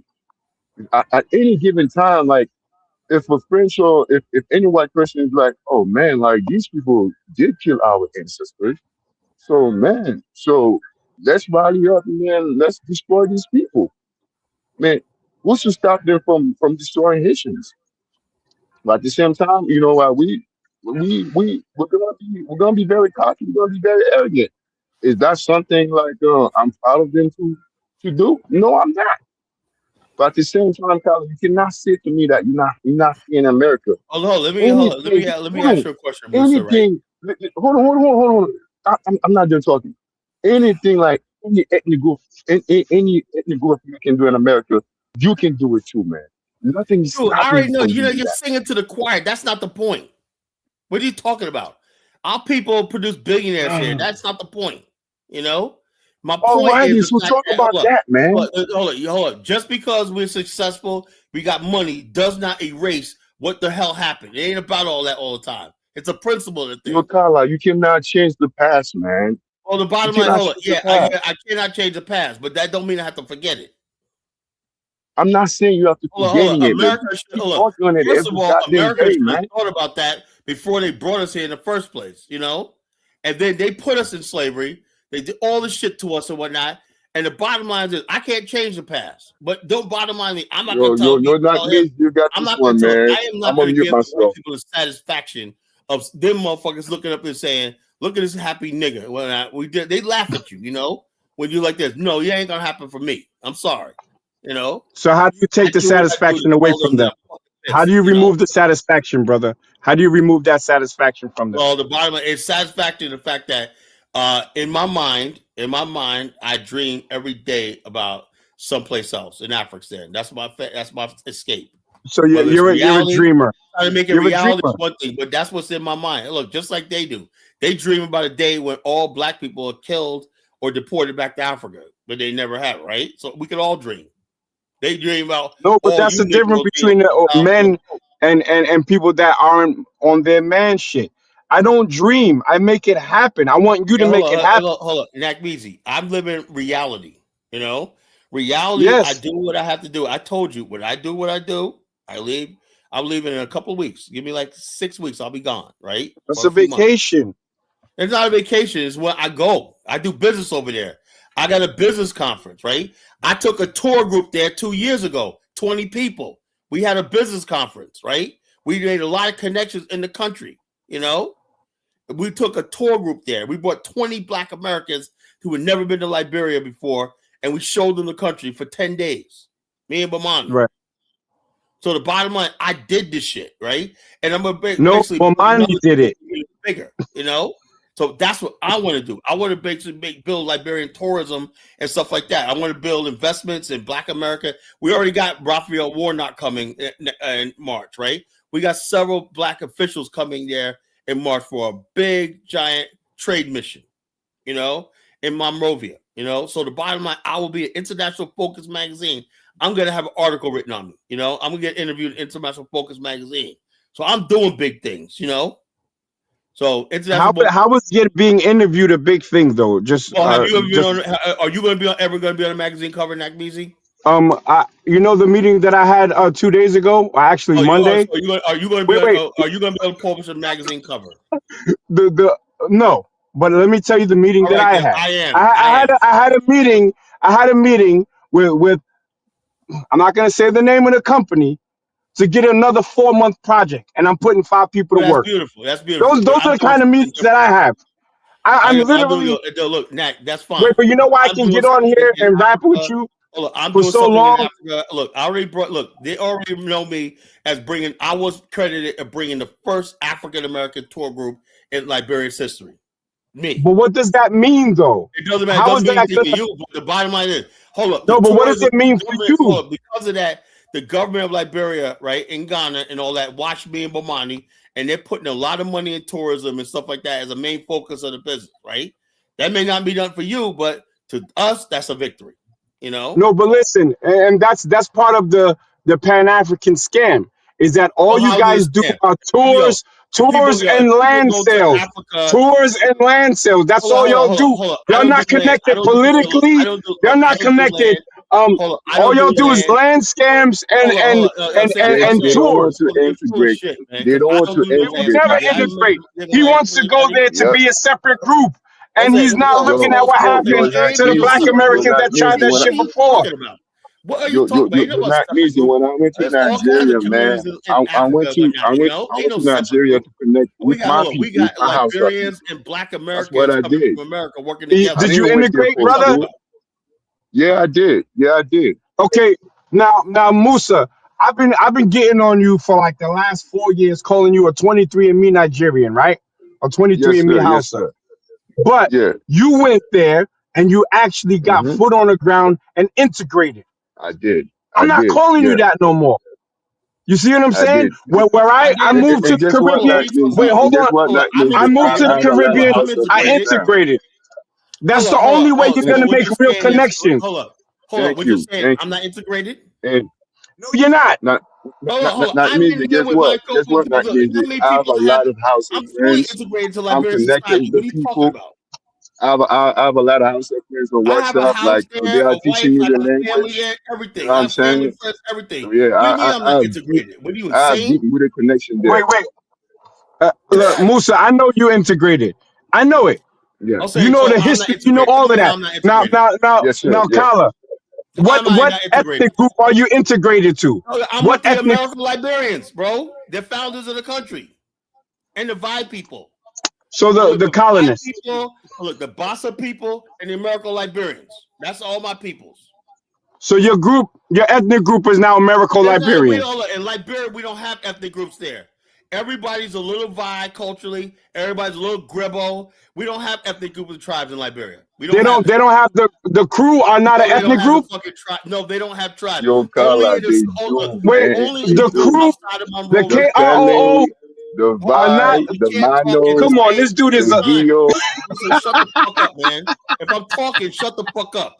I'm trying to All explain right, something. we're gonna be Look, quiet. Go on. look. You go up in the up country, right? You go to the Mono area, right? That's where my boy Great African's from. I get down there with the Mono people. I went to his farm and everything like that. They accepted me in. And when I saw my video thing, I spent time a day with him in his farm, his palm oil farm, whatnot. He's a mod people, the Monos and whatnot. You can go down to Carper, to the Gribbo people. You go to Cape Mount, that's the Vi people. I spend days with the Vi people. I go to their villages. I know all the people there and whatnot. You go to Bomi, you got the Bassa people and the Day people of the Bomi County. I go all over freaking Liberia whatnot, and I fit in with every last single group, you know? All right, So the bottom line and I is, I don't have appreciate you breaking the, down. so the bottom line, and Liberia is not some tribal people. The Liberians are very modern. You go to Bassa So wait, land, what is the Vi an ethnic group? the Vi is an ethnic group, the largest ethnic group. The Vi Are people. the crew an ethnic group? The Kru people live down in Southeast. They're Are the not in Monrovia. ethnic group? Of course they are. Oh So yeah, hold on, I but they're question not. you. Hold up, the crew people, and when you go to most crew people, they live in Congo Town. They basically have the same. With the girl that helped us do the tour, where Wayne, she lives in DC. Whatnot, she's a crew lady. Whatnot, they basically have the same. Her niece Bernice, that one that did an interview with me a couple of years ago. They're crew ladies. They dress like regular, like modern Liberian women. You know, ain't nobody doing That's fine. traditional stuff.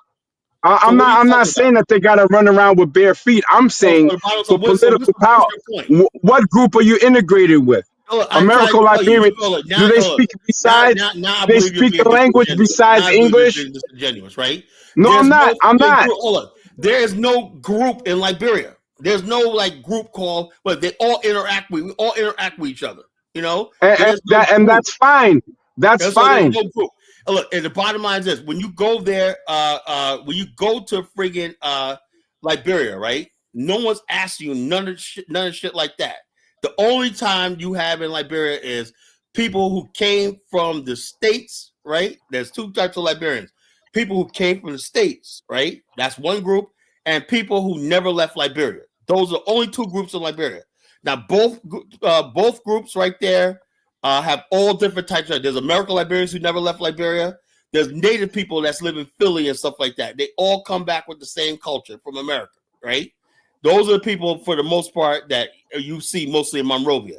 Now you go up country down to Bassa and whatnot. You go to Grand Bassa, right, where the Bassa people are. You know what you hear out playing in the bars and whatnot? You hear country music playing. You hear Kenny Rogers playing. You know, they got their Bassa clothes on and stuff like that, and they're listening to fucking redneck country music. Whatnot, you know? It ain't like It what you seems think. like you like Africa that's just like America. No, That's I'm not what saying it I seems liked it. like. I say I liked it, whatever like that.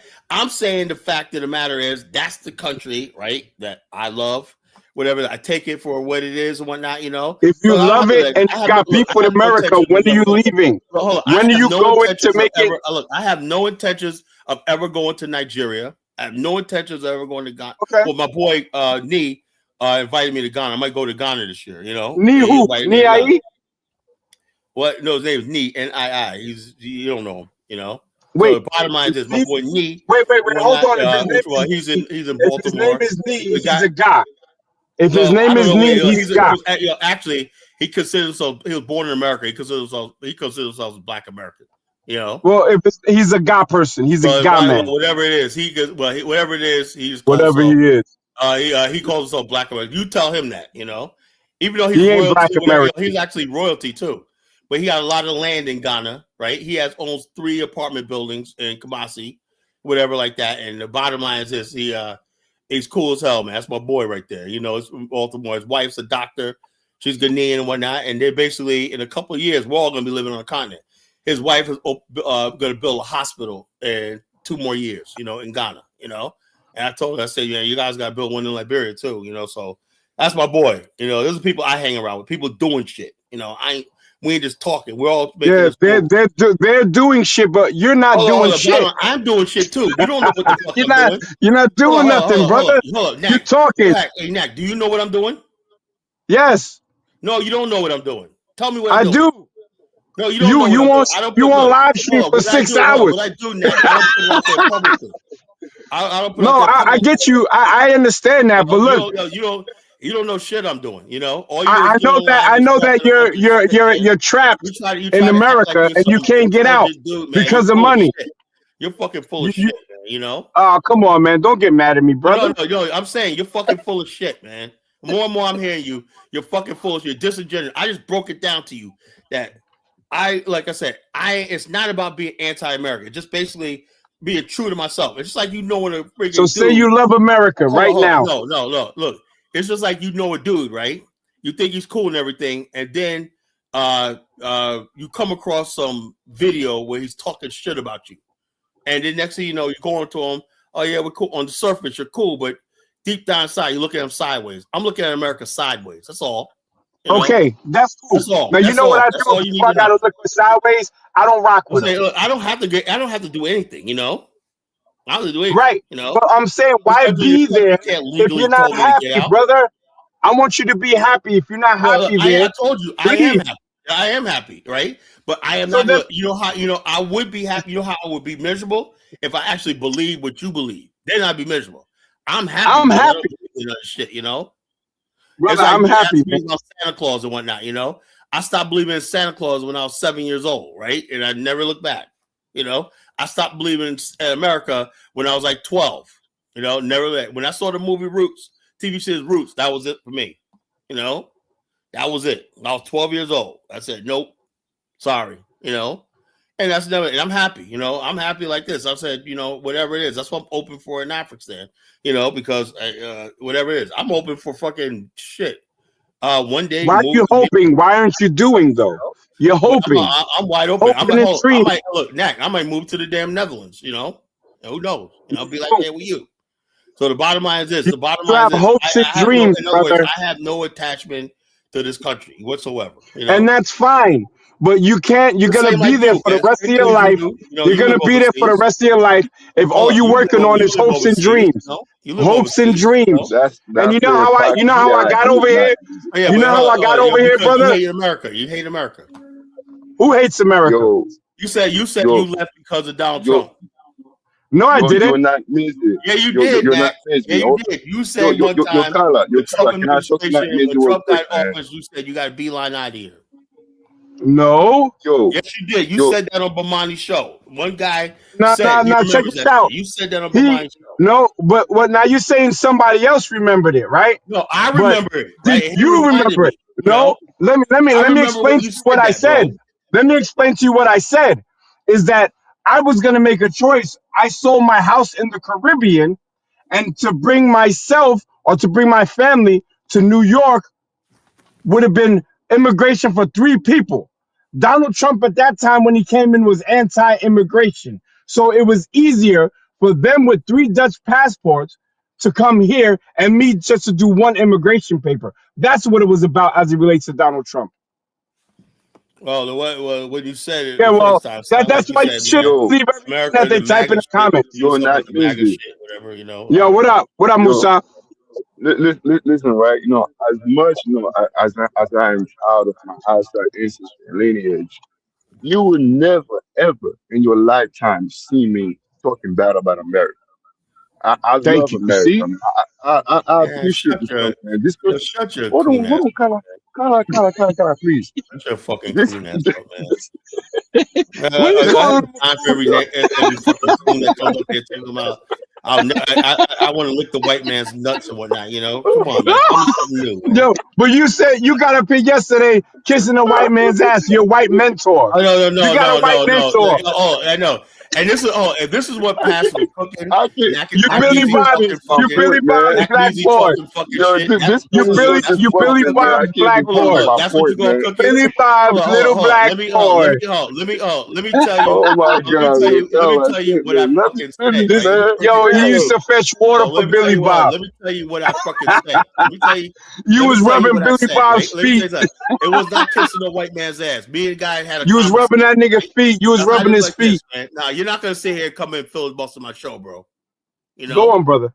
you're not gonna filibuster my show. You know, it ain't gonna happen. You know. I'm good for So ratings, the man. bottom Go line on. is this. Look, you I expected more from you, Nat, because you and I about the same What? age, whatever.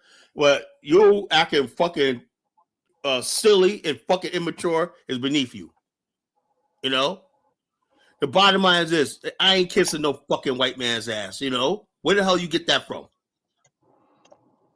I know You you want said to you make a had a white joke, mentor. whatever like that. No. The white man that I talked to 20 years ago basically gave me a freaking piece of advice. That's all.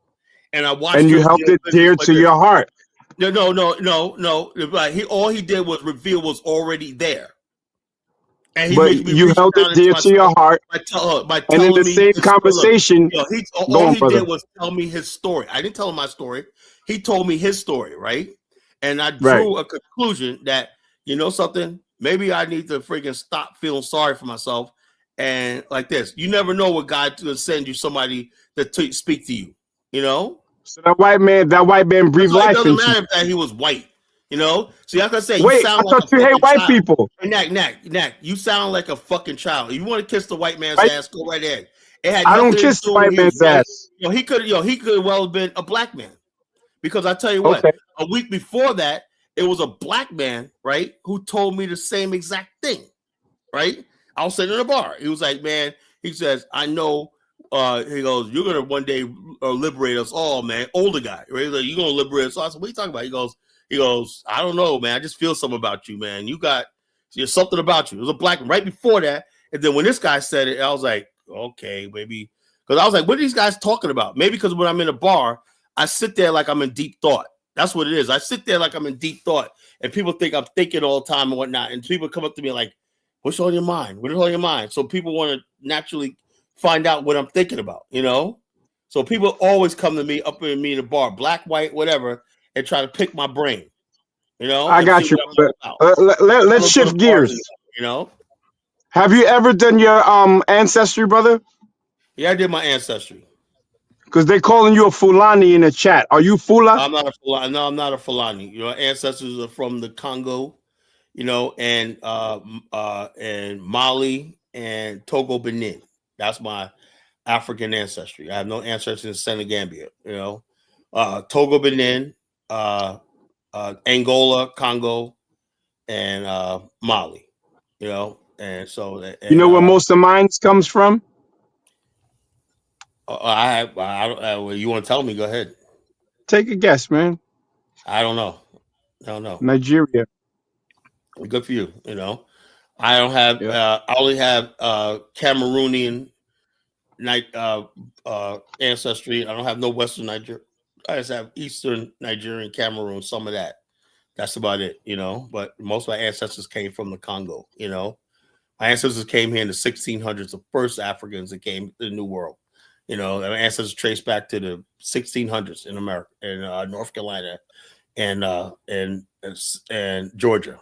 You know, that's where my ancestors came from. Georgia and North Carolina. You know, that's where my ancestors came from. You know, in the 1600s, the mid 1600s. You know, so. But the bottom line is this: it ain't about no friggin' white. Look, bottom line, I talk to people. I have a normal life with people. When I talk to people all the time, black, white, and everything like that, I'm a real human being. I'm not fake, you know. And basically, I know for a fact that the matter is right.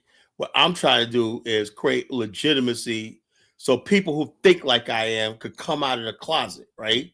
And you don't right now. If you're a black nationalist, you're persecuted in this country. You're even persecuted by your own freaking people, right? I believe a black nationalist should be freaking free to say what the hell we want to say and everything like that, right? And I'm not going to tolerate persecution of somebody who believes black people are a nation, that America does not represent us. That's what a black nationalist is, right? I believe I'm part of a black nation, you know? So wherever that flag is, we don't have one, whatever it is, right? But I know in soul and spirit, we're a people, right? And red, white, and blue, and the American Constitution, and all that shit like that, all that's you know, that doesn't speak to that's not my people, you know. I don't know that. I don't know that. So African would be mostly Black Americans, or would it be Caribbeans Oh too? well, it's like this. It's like this. I think, in my opinion, right? Black Americans are the only group of black people who have never had the thing of being the numerical majority any place. So we don't know how that country. We don't even have an idea of what it would be like to be in the numerical majority any place, right? That's unacceptable, you know. At least you tell about Haiti, they at least they're the majority there. It don't mean it's going to be successful, but I believe that anybody that's a majority in the country, you can't figure that shit out. There's something wrong. But I know our people are intelligent. I know if we had the chance to be a numerical majority someplace, we're going to take it over and thrive. That's what I do know. I believe in my people. You know, will there other be people coming in? Sure, but I just believe black people, African Americans, should be the country's story narrative should be based on the story of the African American. You know, Frederick What Douglass. role can I play in African? I don't know. You can't serve two masters. You know, you can't. If you're American, that's fine. You can visit whatever like that. But you know, as I'm like this, the way I look at it, right? If you're not willing to give up that, because the bottom line is that's what it's going to come down to, right? One day it's going to happen. One day it's going to happen. We got to make a choice, you know. And the bottom line is this, and I have nothing against somebody being a patriotic American. My brother's one, you know. I love him. You know, he's my brother. I'm going to turn my back on him. You know, my family's like that. They're all American, patriot, you know, USA, USA. You know, that's fine. Majority of black people are going to be like that, you know. This is America. This is what they know. It's a country they know. But they also understands how I feel, you know, how I am. They don't turn their back on me. You know, they understand that this is the way he thinks, whatever like that. And they understand, they respect it, right? But the broader society don't respect it. It's like you got a society that respects transgenders. Look at it. Think about it. You got a society that now makes everybody have you accepting transgenders and gay commercials on TV. But somebody who's a black nationalist, oh my God, that's sacrilege. How dare you be a black nationalist? How dare you not salute the American flag? How dare you not get down and say, my country 'tis of thee, when I sweet land of liberty and all stuff like that. No, I'm a black nationalist. I grew up reading Malcolm X. You know, I grew up, my family was in the Black Panther Party. My great-grandfather was a governor. Can you permit me to talk? Am My I allowed to talk, great-grandfather fella? rode with Marcus Garvey, you know, in Harlem. You know, I come from black nationalist family, you know. So I'm like this. Ain't nothing against we always taught, my grandfather taught me that we couldn't make it to Africa because my grandfather was and great-grandfather were Garveyites. My grandfather got a job at Con Edison in 1956. He bought a house in 1963. And when he found his Liberia or his thing in South Jamaica, Queens, we built a beautiful black community out there. So that's what he did. He said, I can't make it Africa, but We're gonna have our own little Africa here in Southeast Queens. You know, that's my family. You know, and so bottom line is, some over the years became American patriots, and okay, we're Americans now. They made their peace with America. A lot of my family, they made their peace with America, right? And some of the people just Man, can I say my 2 cents real quick, man? Hey. Yo, Carter, check this out, man. If Black America play their cards right, they can easily take America. So I'm when I having no see, intention of taking over America. oh my God, when I see you talking shit about America, you guys can easily take over America, man. I really Listen, don't think you're listening to what white I'm people saying. have the lowest. Listen. White people have the lowest fertility rate in the world. In America, it's even I have worse. no intentions of trying to So, take over this country, bro. and you guys, Black people, you know, I'm Black myself, but I'm not Black American. But I'm talking about Black American. Black American have the highest fertility rate among. I mean, I don't know if their fertility rate is higher We than have Hispanic. a low fertility rate and we have a low birth rate right now. No. You guys don't, man. It's the abortion, man. Like if you guys Well, Black stop aborting Americans, we have children, a negative birth man, rate. can I finish, man? Please, for God's dying sake, out in man. America, you know. Man, let me A finish, lot of man. women just Let don't me even finish. think it's worth bringing the child into this world. Oh God, man. Our You women see, giving up on birthing our children. you see, You know. I can see the reason why not music call you out of your name, man. But man, I'm not like that, dude. But you gotta let people talk, man, because you are cutting my wisdom. Listen, man. Black American, you guys can easily take over America. You know, just master STEM, because you know I love STEM because I want my children to do STEM. You know, like master mechanical arts. You know, I have a lot of babies, marry your women, stay in the house, and then that's it, man. Yeah, I'm sure you're the first person that thought about that, right? And, No one else thought about that's it, man. Listen, Carla. African can be in America, man. We just gotta play a game right. Musa, let me, in all due respect, bro. Am I right, not music? Hold on. You found paradise in America. I get Thank it, you, right? man. But I'm saying like this, right? I'm saying like this. You cannot serve two masters, right? Black people need to have. I'm saying I want Black people who want, like I said, the majority of Black people don't agree with me. I know that, right? But those of us who say, you know something, I think it's time for us to part ways with this country so we can start off something new, you know, where we control the media, we control the narrative, we control everything and whatnot. We have reward and punishment on our side. You know, we have the power to control individuals, stuff like that, and make our own laws and write our own policies and everything like that. What sane person would be against that? In America, you have all of that in America. You have all of that in America. Well, hold on. How do we have all that in America? We don't have no fucking political power. We have nothing. Yes, you do. No, look. Stop. You just don't take advantage of the color. We do not have just don't take advantage power of in America, bro. We have no political power. What little political power we have, we got shared with Black immigrants. Your color. Do you know how many Haitian politicians that are in America that are naturalized Americans? Hold on. What part of I don't give a fuck about your people? Don't you understand? You know? Whoa! What kind of Pan African? You're not. It's all good, man. It's all good. I'm used to him like insulting you like that, so it's all good.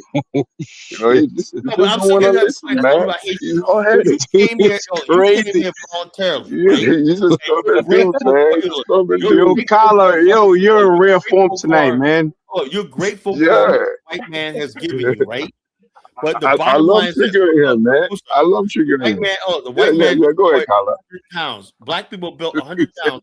The white man destroyed 100 towns. Do we ever get that back? Yo, Carla, it's 2026, man. You guys can rebuild it again. Roll over and just forgive, right? But I'm the white man hasn't forgiven us, man. But you guys can do it again. Why don't you understand, man? Yeah, but this time we're gonna do it, and it's not gonna be over with the white man. You know, he ain't gonna be able to touch it next time because we'll have my own land. Yo, Carla, listen, the white man is the boogeyman, man. Stop making the white man your boogeyman, bro. White man is Thanos to him. He's the all-powerful white man. Oh, white man. Oh, the white man Mentor burned down me. Tulsa. Mentor me, white Burned man. down Tulsa. Man, shut the fuck up, man. Get the fuck off my show. Don't sit here and mock me and whatnot. The white man burned down Tulsa. They burned down Wilmington. They burned down Rosewood. And we didn't do a damn thing about it. That's why I'm angry. And I hate Okay, Carla. Okay. mock me and whatnot. Talk about the white Can I man. say something, please? I don't want you to kick me out like this, but can I say something? What's going on, brother? Yo, what's going on? I was watching. I'm watching you on TikTok, bro. You got to respond to me sometime, man. I watch you on TikTok, man. You're having a ball over in Tanzania. Now, this is a BAIO brother. He has my BAO chapter in Tanzania. You know, he's down there living his best life. Chris, call him, man. Chris, call him, man. You know, I know that Wi-Fi down there is messed up sometimes, but Chris, call him. Yeah, Carla. Even though like the white man has done atrocity to your people. There you go. The guest of this two towns, people. Yeah, like I said, man. I thought the towns that you guys have built, but at the same time, you guys can rebuild it again. Man, I don't want to hear that. No, build it again. I don't want to hear that. Why shit, not? Man, you know, hey, yo, what's done is done. America did what it did. That's it. We ain't do. We're But not, what's done is done. It can also be undone. Done. Well, like I said, America declared war on us, and whatnot. It is what it is. You know. Listen, America is not declaring war on you right now. The bottom line is America declared war on us. America declared war on us 400 years ago when they brought us here. You know. So the bottom line is this: we're in a fucking war. You know, simple as that. That's the way I see it. Okay, Carla. Let's not agree to what you just said. How many Black Americans that are willing to go back to Africa? I don't know. Hell, with that statement you just made. Yo, check us out. 97% of them do not want to go back to Africa. My brother Christopher. Don't play that game with me, Carla. Look, he didn't go to a tribe for a week and stay there. He actually lives in Tanzania. He's been there for a few years now. You know, can you live in Africa? That's not what I'm talking about, man. I'm talking about that. I'm saying he's one of the people in my network, the BAO. We're spread all over the continent. What are you talking about? I'm talking about like you saying that white people have declared war on Black Americans. So what? 400 years ago, and I'm telling you that how many Black Americans that are willing to go look, I am to not Africa. going to run. Hold up, Musa. I am not going to fucking run. I don't run. I don't run from nobody. You know. I don't give a damn. You know. I don't give a fuck about the white man. He could be listening to the show right now. Fuck you, fucking devils. You know. Go to fucking hell. You know. Fuck you all.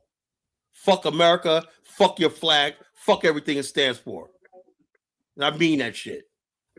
Hey, motherfucker, try to put that shit on me. After everything they did to our people one night, you don't deserve my fucking respect and loyalty. You know?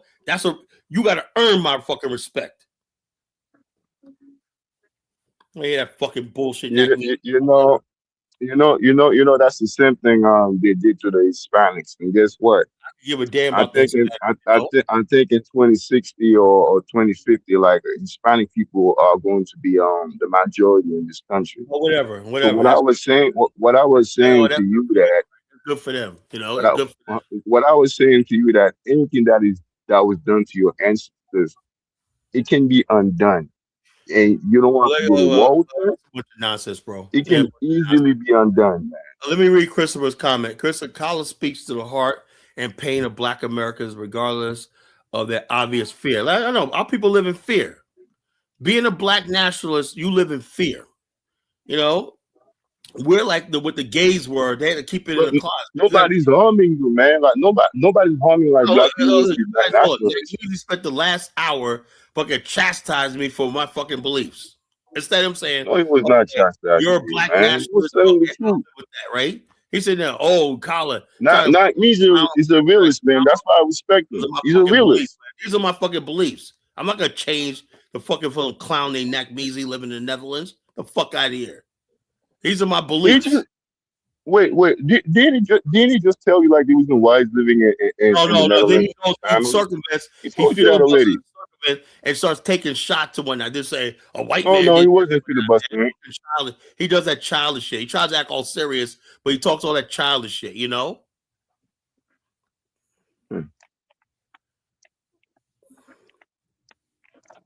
All I gotta say, Kyler, man, like you'll not want it anywhere else but America. Yo, Christopher Brazen. You can say that you hate America, you hate the flag, but it's America gonna be is the 30. shit. Black History Month is gonna be 30 days of Black History. I'm gonna really pull all the stops. We're gonna really do it for Black History Month this year. It's gonna be off the chain.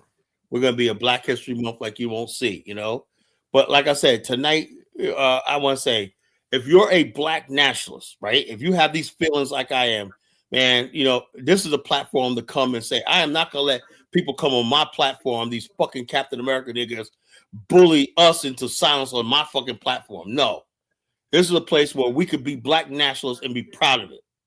That's what this space is for Black nationalists. But as a Black nationalist, you can run America. You can overrun America. I don't care about America. This ain't that sort of platform, bro. So if you don't care about America, then why do you live in America? We're Black nationalists, right? Really, you care about it because you are living in it. Here, but we have no allegiance to this fucking flag of this country. We're Black nationalists. Now you're speaking for yourself, man. Like you don't speak I think I speak for a lot of people. Man. A lot of people are in the closet, and I'm trying to make it seem like I'm not trying to. They are hypocrites. They are hypocrites just like you, Carla. Because in America, you could be persecuted, you could lose jobs, you could be like me. I don't give a shit. That's not true. That's not true, man. Well, like, listen, you cannot say what you want to say Black people in America, right? You can say what you want to say, I've seen Black people acting out, man. They do not get fired. Bottom line, no, I ain't talking about acting out, bro. I ain't talking about ignorant shit. I'm talking about when you're in a position of power or a spot like I am or not, it's very dangerous preaching what I preach. But I'm sorry, I can't stop.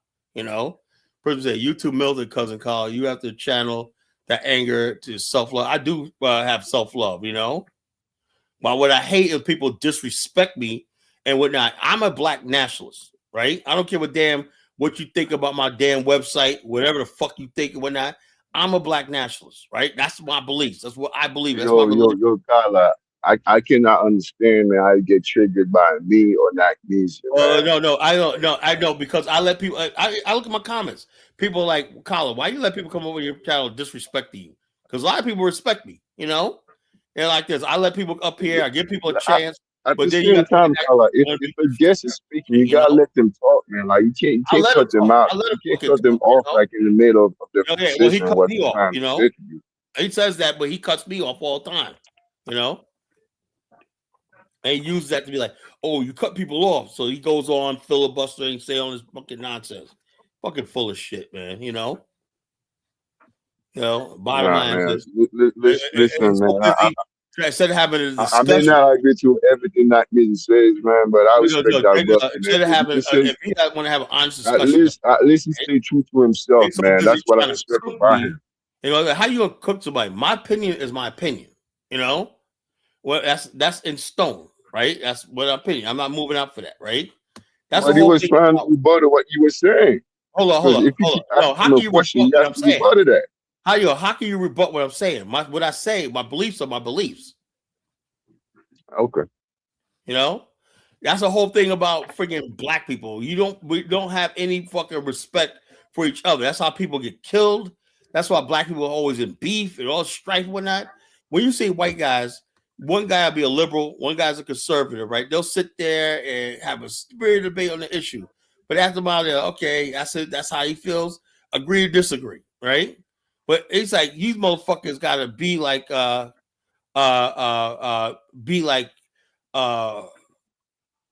gotta change this motherfucker. I gotta fucking fight with this motherfucker. I gotta tell him he's wrong.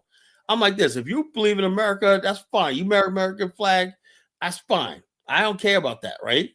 I'm a Black nationalist, right? And I hate when people are dismissive of what I'm saying. I'm about, I'm like, especially on my platform. I don't believe. But Carla, America allow you to be a Black nationalist.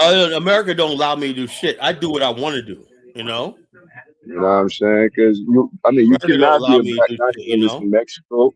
You can't be a Black nationalist in Argentina. You can't be a Black nationalist in Russia. Hold up. America is the only land like they allow you to do whatever you want to be. I can't be a Black nationalist in America, right? Because let me tell you something, right? If somebody basically wants to dox me or play some of the stuff I play on my show and went around to business associates, they can ruin me, you know, but I don't take that chance because I am not going to, I'd rather lose everything that I have than to kowtow and be something that I'm not. I'm just the way I am, man. I'm not going to kowtow and be like, you know something, man, I can't do this because my job, my business. No, man, I'm sorry. I got to be who I am. You know, that's just the way I am, you know. That's who I am. I gotta be who I am. I just hate when people fucking come at me like they're gonna fucking tell me how the hell I'm what I'm supposed to fucking be. I hate that shit, you know, more than anything. If I basically say, nah, I'm not feeling this, right? You know, I don't tell me I gotta leave the fucking country. That's just the way I fucking feel. Simple as that. And I told him, look, because I read a lot of history and the stuff I read about what happened to my ancestors, right? I'm not going to throw my ancestors, oh, that's in the past. That's what a coward does. You know? Then why would you let that bother you, man? I don't let none of that stuff bother me, man. Like anytime like people talk about Haiti or where I came from in Africa, I don't let that bother me. What happened to my ancestors? I want revenge. I want vengeance. But Kara, did you say that your ancestors came from Angola and Congo? And I told you, several times that you need to go there and find out who you are, bro. I want vengeance. Thus say the Lord. What's up, Dave? Yeah, good evening, Colin. Dave, what's going on, bro? Yo, you see me dealing with these crews up here, Dave? Yeah, man. Yeah, these guys are domesticated, Colin. Don't worry, man. God damn, yo, man. Yo, like, Dave, shut up, man. You don't know what you're talking about. Yeah. Stay quiet. Stay quiet, Dave. Yo, we're domesticated people, man. We're domesticated. Yeah, stay quiet, Dave. Hey. Am I telling the truth? Go back in the chat, Dave. Go back in the chat, Dave. No, you're not telling the truth. You're not telling the truth. No, we're not domesticated. Yo, that's what I said. You bring these Negroes from the islands. Yo, Dave, we are the realest. We are the realest, Dave. You can't, Musa. You can't live in Haiti. You can't live in Haiti. Of course, you did right. You did right. That's why I came to America. That's why I came to America, the land of the civilized people. You did right about it. No, but Musa, you shouldn't forget Haiti. You shouldn't forget it. You know? You shouldn't forget what, man. Like, listen, bro. Like, Haiti is not the land of my ancestors, man. That's where my ancestors were. That's the place you were born. That's just part of your story. That's where your story. Okay, Kala, let's say that if I was born in Yemen. Am I Yemeni? Because if I was born in Yemen, if you have a community my roots is not Yemen. My roots is not Yemeni. Let's say if I was born there, Kala, right? What? But my ancestors, my ancestors' origin is not Yemen. It's the same thing for Haiti. My ancestors' origin is not Haiti, man. I mean, my ancestors' origin is not America. We heard enough. Let me get Dave on Ola. Go ahead, Dave. Kala, I'm noticing something. Kala, I'm noticing something. You're here, you're fighting for the Afristan, you're fighting for nationhood.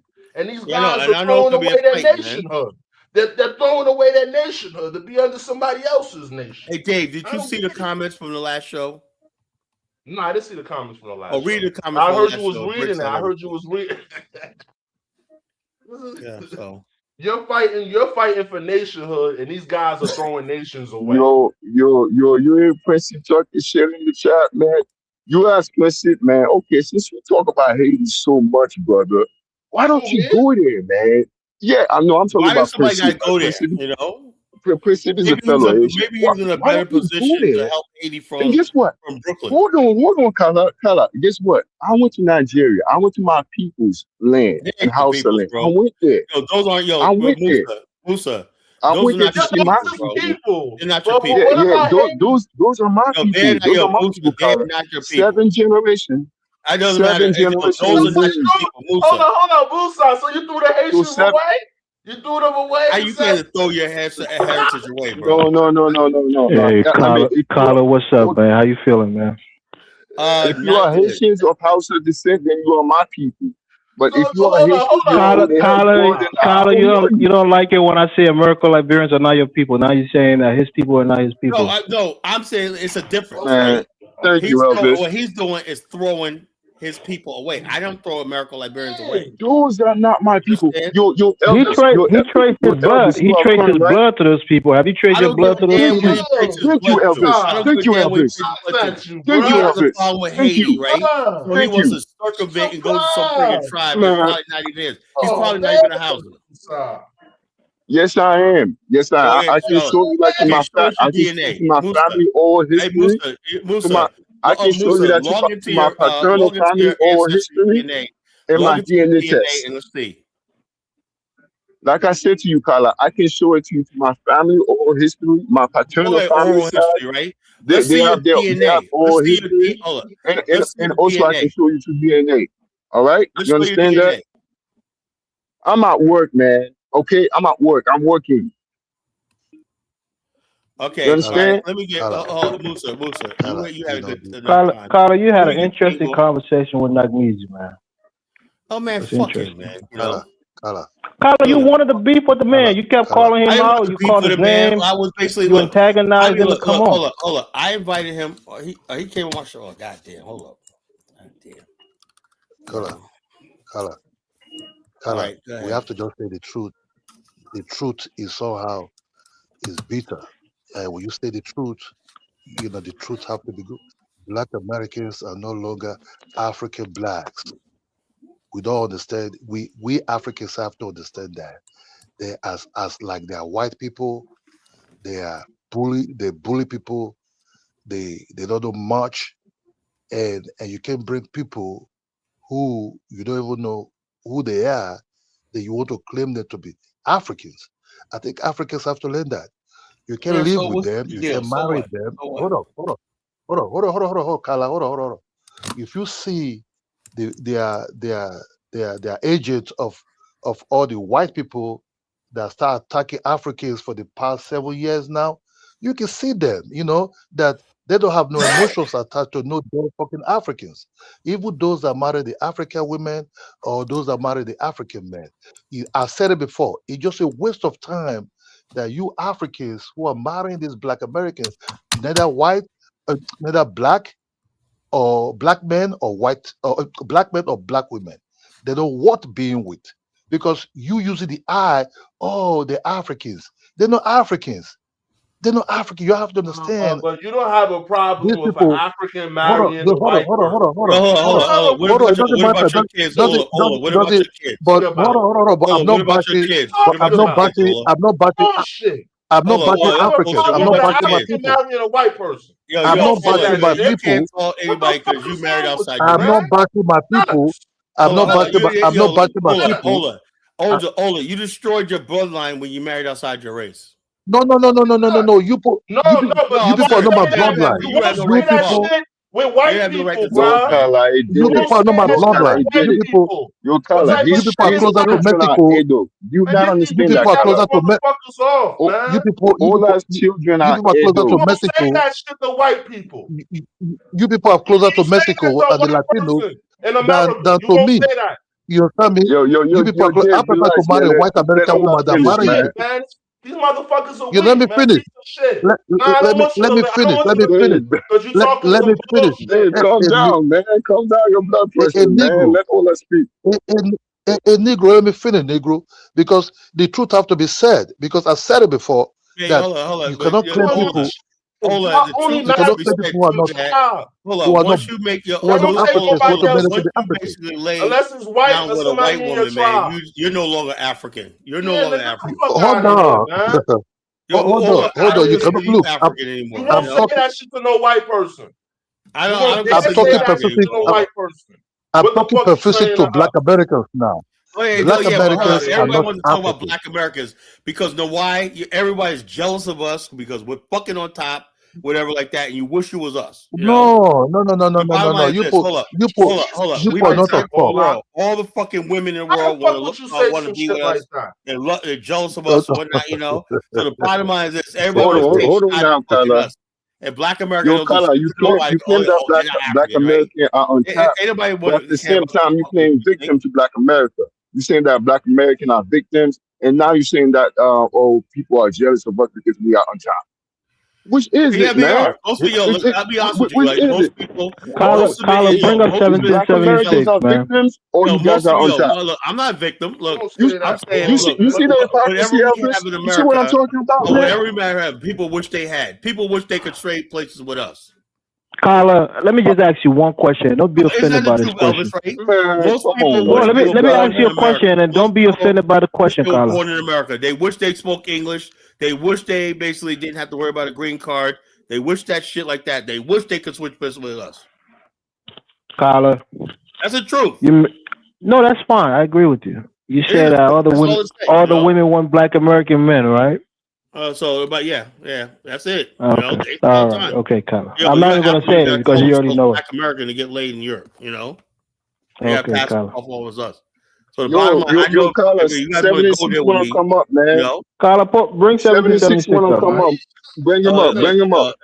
This clown gonna He, get he didn't say anything crazy on his show tonight to get kicked off. He didn't say Yeah, anything he has crazy. not said nothing crazy. Bring Like him up, me, he man. said Bring him more up, Carlos. disrespectful things to you, and you didn't kick him hold off. up. Are you asking me the question?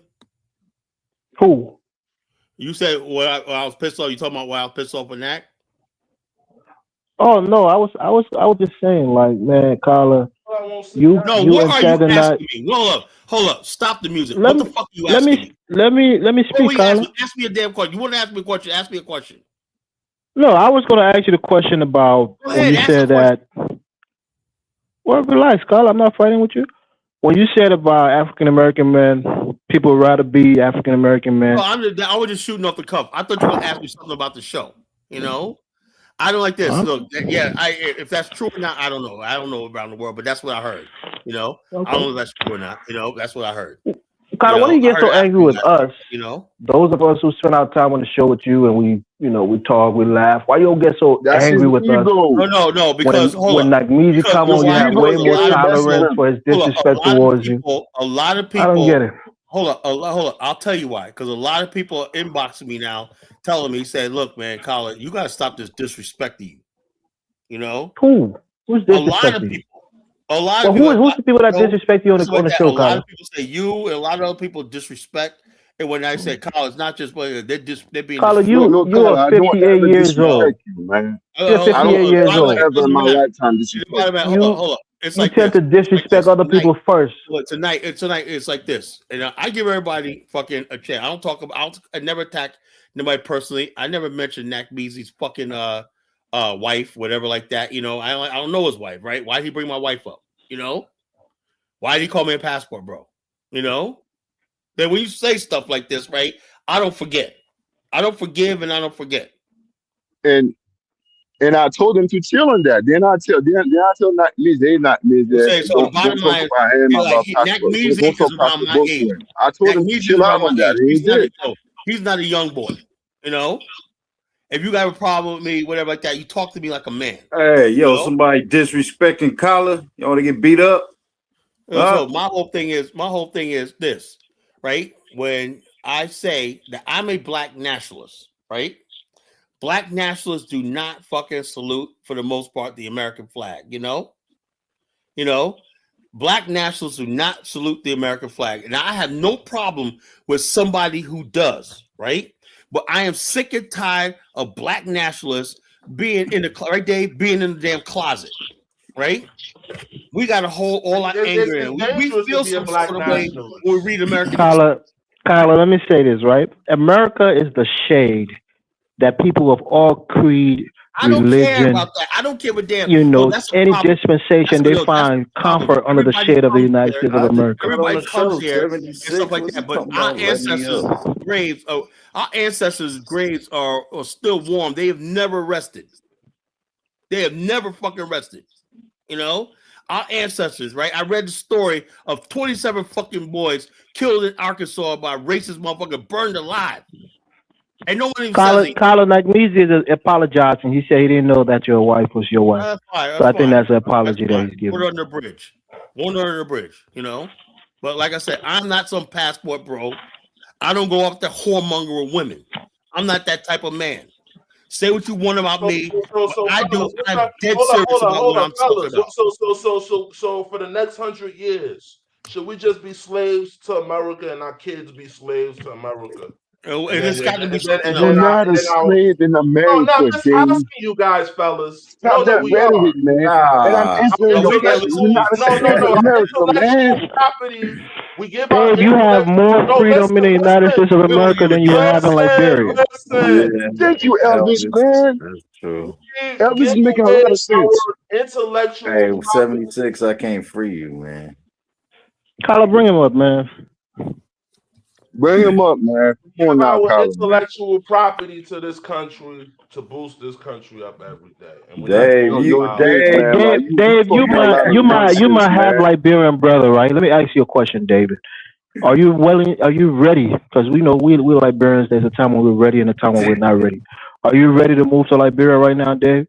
I lived in Liberia for 6 years. Dave is pissed off because I asked you a question. Are you ready to move there right now? No. Listen, Elvis. I'm gonna explain. Answer the question, Dave. No, now. Answer the question. Chill out, bro. The man's answer the question. Chill out. No, I'm not ready to move there right now. If If I can move there right, hold on, listen. But if World War III start tomorrow, I'm moving tomorrow. So only if something catastrophic, that dictates, then you move to Liberia. It's the last resort. No, I'm not like you. I don't go. I go there every year. That brought you I go to Liberia every year, my nigga. I'm not like you. You ain't been there 7-6 years. I go. Hey, what is it, a trophy when you go back home? Let me speak humbly. Let me speak humbly and respectfully, man. We are all benefactors of this great country, man, whether we like it or not, right? We're all American, some naturalized and some born here, man. We're all benefactors of America, man. None of us want to leave. We can be pretend Pan-Africanists, right? I'm a Pan-Africanist from the set that says I love Africa. Shut up, man. Well, hold on. 1776. What Kala is saying? I don't think most of y'all understand what Kala is really saying. What Kala is really saying is, yeah, we're America. Yeah, we love America. But most black people in America, we don't trust America. But Dave, what I'm trying to say is that's fine, bro. Wait, I'm only speaking for 10 seconds. And there's shade in this America for you, Dave. Those who trust America and those who don't trust America, there's shade in this country for you to have comfort in there. Y'all not understanding. But Dave, I didn't even get the finish. Listen, Elvis is making more sense than you guys, man. And Elvis is a liberal. Come on, now. But check this out. Liberals are just smarter. But check this out. Just realize that. It's like you say. It's similar to saying, I hate my baby mother, but I don't want to leave her. Like that's when you start getting into mental confusion, man. That's a stupid analogy. No. Because that's a sound analogy. Okay. It's like all right. Let me say it one more time, right? If you don't get this right. I'm a person that basically believes in justice, right? There were souls of our ancestors, right, that were enslaved, killed, murdered, whatnot. We had whole towns. They wiped out Wilmington, thousands of people, mass graves, mass genocide in this country. There was mass graves in Tulsa, whatnot. Genocide, Lake Lanier. They literally flooded a black town and people's bodies still underneath the water and whatnot. Lake Lanier, Georgia. All these atrocities, the Devil's Punch Bowl or not, where they deliberately starved black people and drowned them in the Mississippi River. They did all these genocidal atrocities to us, right? And all this lynchings, all stuff like this, right? These are things that cannot be forgiven. There's no forgiveness. Kyler, like I'm getting really frustrated because I don't give a damn what you give right now, I don't give a damn what you give. Look, the bottom line, because but y'all are frustrated because right now, if somebody from the continent wants to come here, they have to pay $15,000, right? With no guarantee that they're gonna come with. You have rich people that's buying the gold card from Trump for $100,000 to come here. Their ancestors were not lynched. Mine were.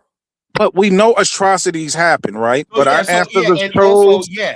And you know Martin something? Luther King Unlike Jr. a white man, chose to unlike a assimilate. white Let me say man, something real you know what quick. he Let me does? say When something real you have quick. atrocity get here, he's gonna hunt you down for 300 years. You know? He's gonna beef Okay. with you and hunt you for 300 years. Right. The Jews Listen, are man. still looking for Nazis that might be 115 years old in Argentina and shit like that. They went after everybody. And what would Nazis Israel trying to be? hide What would everyone. Israel be without There's only a America? black man that sits back What and be would like, Israel be "Oh, that without happened so America? long ago." And that's why America, people Israel is the people are dying, 51st man, you state. know? Israel would be nothing without America. So the bottom line is this. The bottom line is this. They have a state. You don't. Listen, I admit that. I Jews love have a America. state. This is You my don't. state. You know? This This is ain't my your state. state. No, I've this been ain't your laying my state. new era here. Hold on. You don't make no laws here. You don't make the rules here. What are you talking I'm about? not into politics like that. Hold But on. Elvis is gonna make laws in Nobody Minnesota. that looks like you.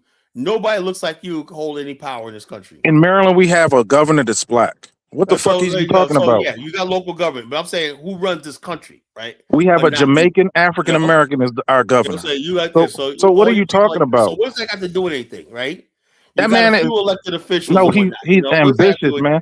The the power whole city structure of council is America? The black. people who make the decisions in this country are white. Nah, you just got an excuse, man. You're an Okay, excuse. so the bottom line, all I'm saying is this, right? Building We can monuments of appreciate nothing. the money we make and stuff like that, the infrastructure in America and whatnot. But when it comes down to there's like I said, there's two Americas, right? There's the America that 77 sex believes with their red, white, and blue, football, apple pie, motherhood, and all shit like that, you know, coast to coast, sea and shit. Then there's another America, right? A racist America, right? That Why are basically, you always so concerned with the fucking white man is thinking, man? Black America. You think more Control about the white man global than any other monetary person. system. They control the global monetary system. They basically have fucking the whole world. Why do you think the world has such a negative image of Black Hey, America? Bantu Right? Mandinka. This guy wants Because to of be a white fucking man. America, the That's the American problem, media. man. The media, You want to be American white, media puts man. out so much shit about Sometimes, Black you America, know. propaganda about Black America that you got people around the world never even knew us, right? I talked to a guy, I forgot, some Eastern European country when I said a And long stop making up all these people, man. and this You be making up a guy lot of basically fictional like, people. and I said, no, they don't fictional people. The guy was basically saying, man, but you people over there, you guys are ruining America. You guys are gang banging and all kinds of stuff like that. I said, no, that's not it. But that's what we see in the media. But I said, that's not the reality. America goes around the world putting out propaganda against Black America. Let's be serious. Kyla, you would have been a YN if that white man didn't breathe life into you, man. Shut the hell up, man. You know, that's what I said. When this fool gets up here, y'all always let me tell this fool to get up here. Don't let anybody tell me. I know you was getting kicked off when you said that shit. You know, so it is what it is, man. It is what it is. Hey, folks. recap the show, man. I wasn't listening. No, I was basically just going off on, you know, basic stuff and whatnot, you know, and I was just reading the comments from the night show where this guy was basically taking amnesia tests because things I never even thought about. It's like, dang. So, I mean, just a back and forth, you know, a friendly discussion, right? Turned into character assassination, you know? Oh, okay. And I never assassinated Nack's character. I don't know anything about him, you know? But he's like, oh, your website, you're a liar, whatnot. You just said, you know, what the fuck I lie about, you know? I never took nobody's money, you know? I never took anything from anybody. I did bring a tour group to Liberia 2 years ago, you know? What are you doing? I'm attending a trade meeting in like Monrovia. And are you going to be there in March, Dave? Yo, I'm leaving on Friday, Colin. How long are you going to be there? Trying to be there for like a month. Oh, man, I wish you could be there when I'm there, man. Come on, man. Yeah, man. Yo, Colin. Why don't you postpone, man? I'm thinking about. I don't know, man. I don't like how the situation looking, man. What situation? This whole everything going on. It's a lot going on, man. I'm thinking about going back. I ain't worried about those clowns over there, man. It's clowns, man. You going back? What, to Liberia? Yeah, I'm thinking about going back. Oh, that's why Elvis was asking you going back. Dave, you got a wife you trying to bring over? Nah, I just got bad shit going on over there, bruh. Yeah, because these are the white they're trying to bring over Dave, the when way you go there, man. because Trump just restricted our visas, so that's Dave, gonna when you fuck go up there, everything. hold up, Dave. When you go there, what I want you to do is go by my house, check on things. I'm gonna call you tomorrow, bro. I'm gonna hit you Go by up, my bro. house, check on the wife, I'm gonna hit you up tomorrow, bro. I'm gonna hit you and I up. go to Old Duport Road. I'm gonna hit you up. I'm gonna hit you up. Yeah, hit me We're up gonna talk tomorrow. about it. So Nah, it's just a lot of shit going on. I gotta finish my mom's crib and a lot of little shit, man. I got the school. no, I I'm got a doing lot of Dave. shit I'm going doing on. what I can do, right? I, got a house there, wife settling down there. Pretty soon, one day, God bless, I might be able to, find the opportunity where I can actually live in Africa. But for a fact, it's not there yet, right? And so people say, just go leave America, go there. They're being disingenuous, They're being disingenuous, You can't just up and leave a country. This country. Our family here. We got roots and we 400 years investments old. You here. can't just up and leave. Roots. I That's don't the think whole thing. they That's a being torment we find. disingenuous. We They just find ourselves in didn't. torment. They just didn't think it through. That's all. Yeah. Well, the bottom line is we're just basically, the last 80 since 1945, 81 years, right? We basically was all in. We was convinced that we're going to integrate America, change it, and we did. Civil rights movement and all I don't stuff like this. understand it. I don't understand this whole visa ban. You having a Well, World Cup in 6 months. How people gonna come to America? And you don't. well, all he got to do is strike of a pen and just. It's I honestly, I don't understand. I don't understand what's going You on. have Just 15 that's another thing, Dave. countries that's Dave, that's another participating in thing the that World angers me, Cup. Dave. All he's gonna do is give him a special visa, man. Dave, you know what angers me is the fact that our ancestors that were forced out of America, right?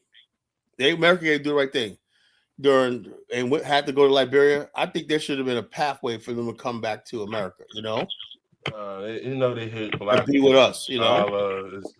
Kala, like look at reparations. Look at the reparations argument. The bottom line, I was black people thinking about take themselves, it the other bottom line is day. the white man don't give a shit about us. I was thinking about it the other day. Look at how they just snatched up Maduro in Venezuela.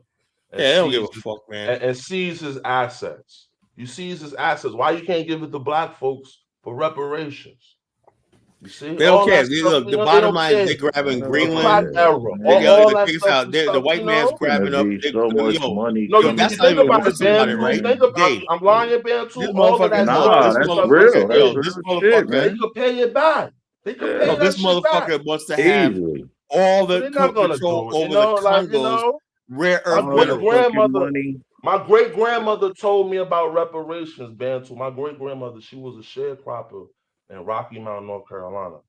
Yeah, my great grandparents told me about reparations. How they America is going to have. Hey, Dave, my great grandparents were sharecroppers in Arkansas. Yeah, so they didn't get it, bro. How do you think we're gonna get it? They didn't get it. My granny tried. She tried. Yeah. Hey, all I know is a white man is going to get reparations. He's going to take over the Congo, all the rare earth minerals. While he's getting grabbing all the rare. It ain't over till we win, Dave. Yeah, you ain't gonna win, bro. It ain't over till we win. In the great words of Kaba Khan Mani, it ain't over till we win. I don't know, man. Hey, that's why I look at we talk about all this 100-year plans and all this shit. No, I'm just saying, Bantu, they could have paid that shit 20 times over. Oh yeah, facts. It's just hate. It's just so much hate for us. Yeah. I don't know. Facts. Hate. America, this country hates us, man. Yeah. Yo, Dave, they hate us more than they hate us. When we try to tell our brothers like Elvis, Ola, and they don't get it. They don't understand. They don't get it, man. They got that Zumani mind, man. I'm happy what's going on in Minnesota right now. I talked to some Liberians in Minnesota. I said, good. Because when I tell you about Black America and Black American feel sorry for people, you don't care. So hey, dude, I seen over the news. They busted a Liberian that was here for 20 years.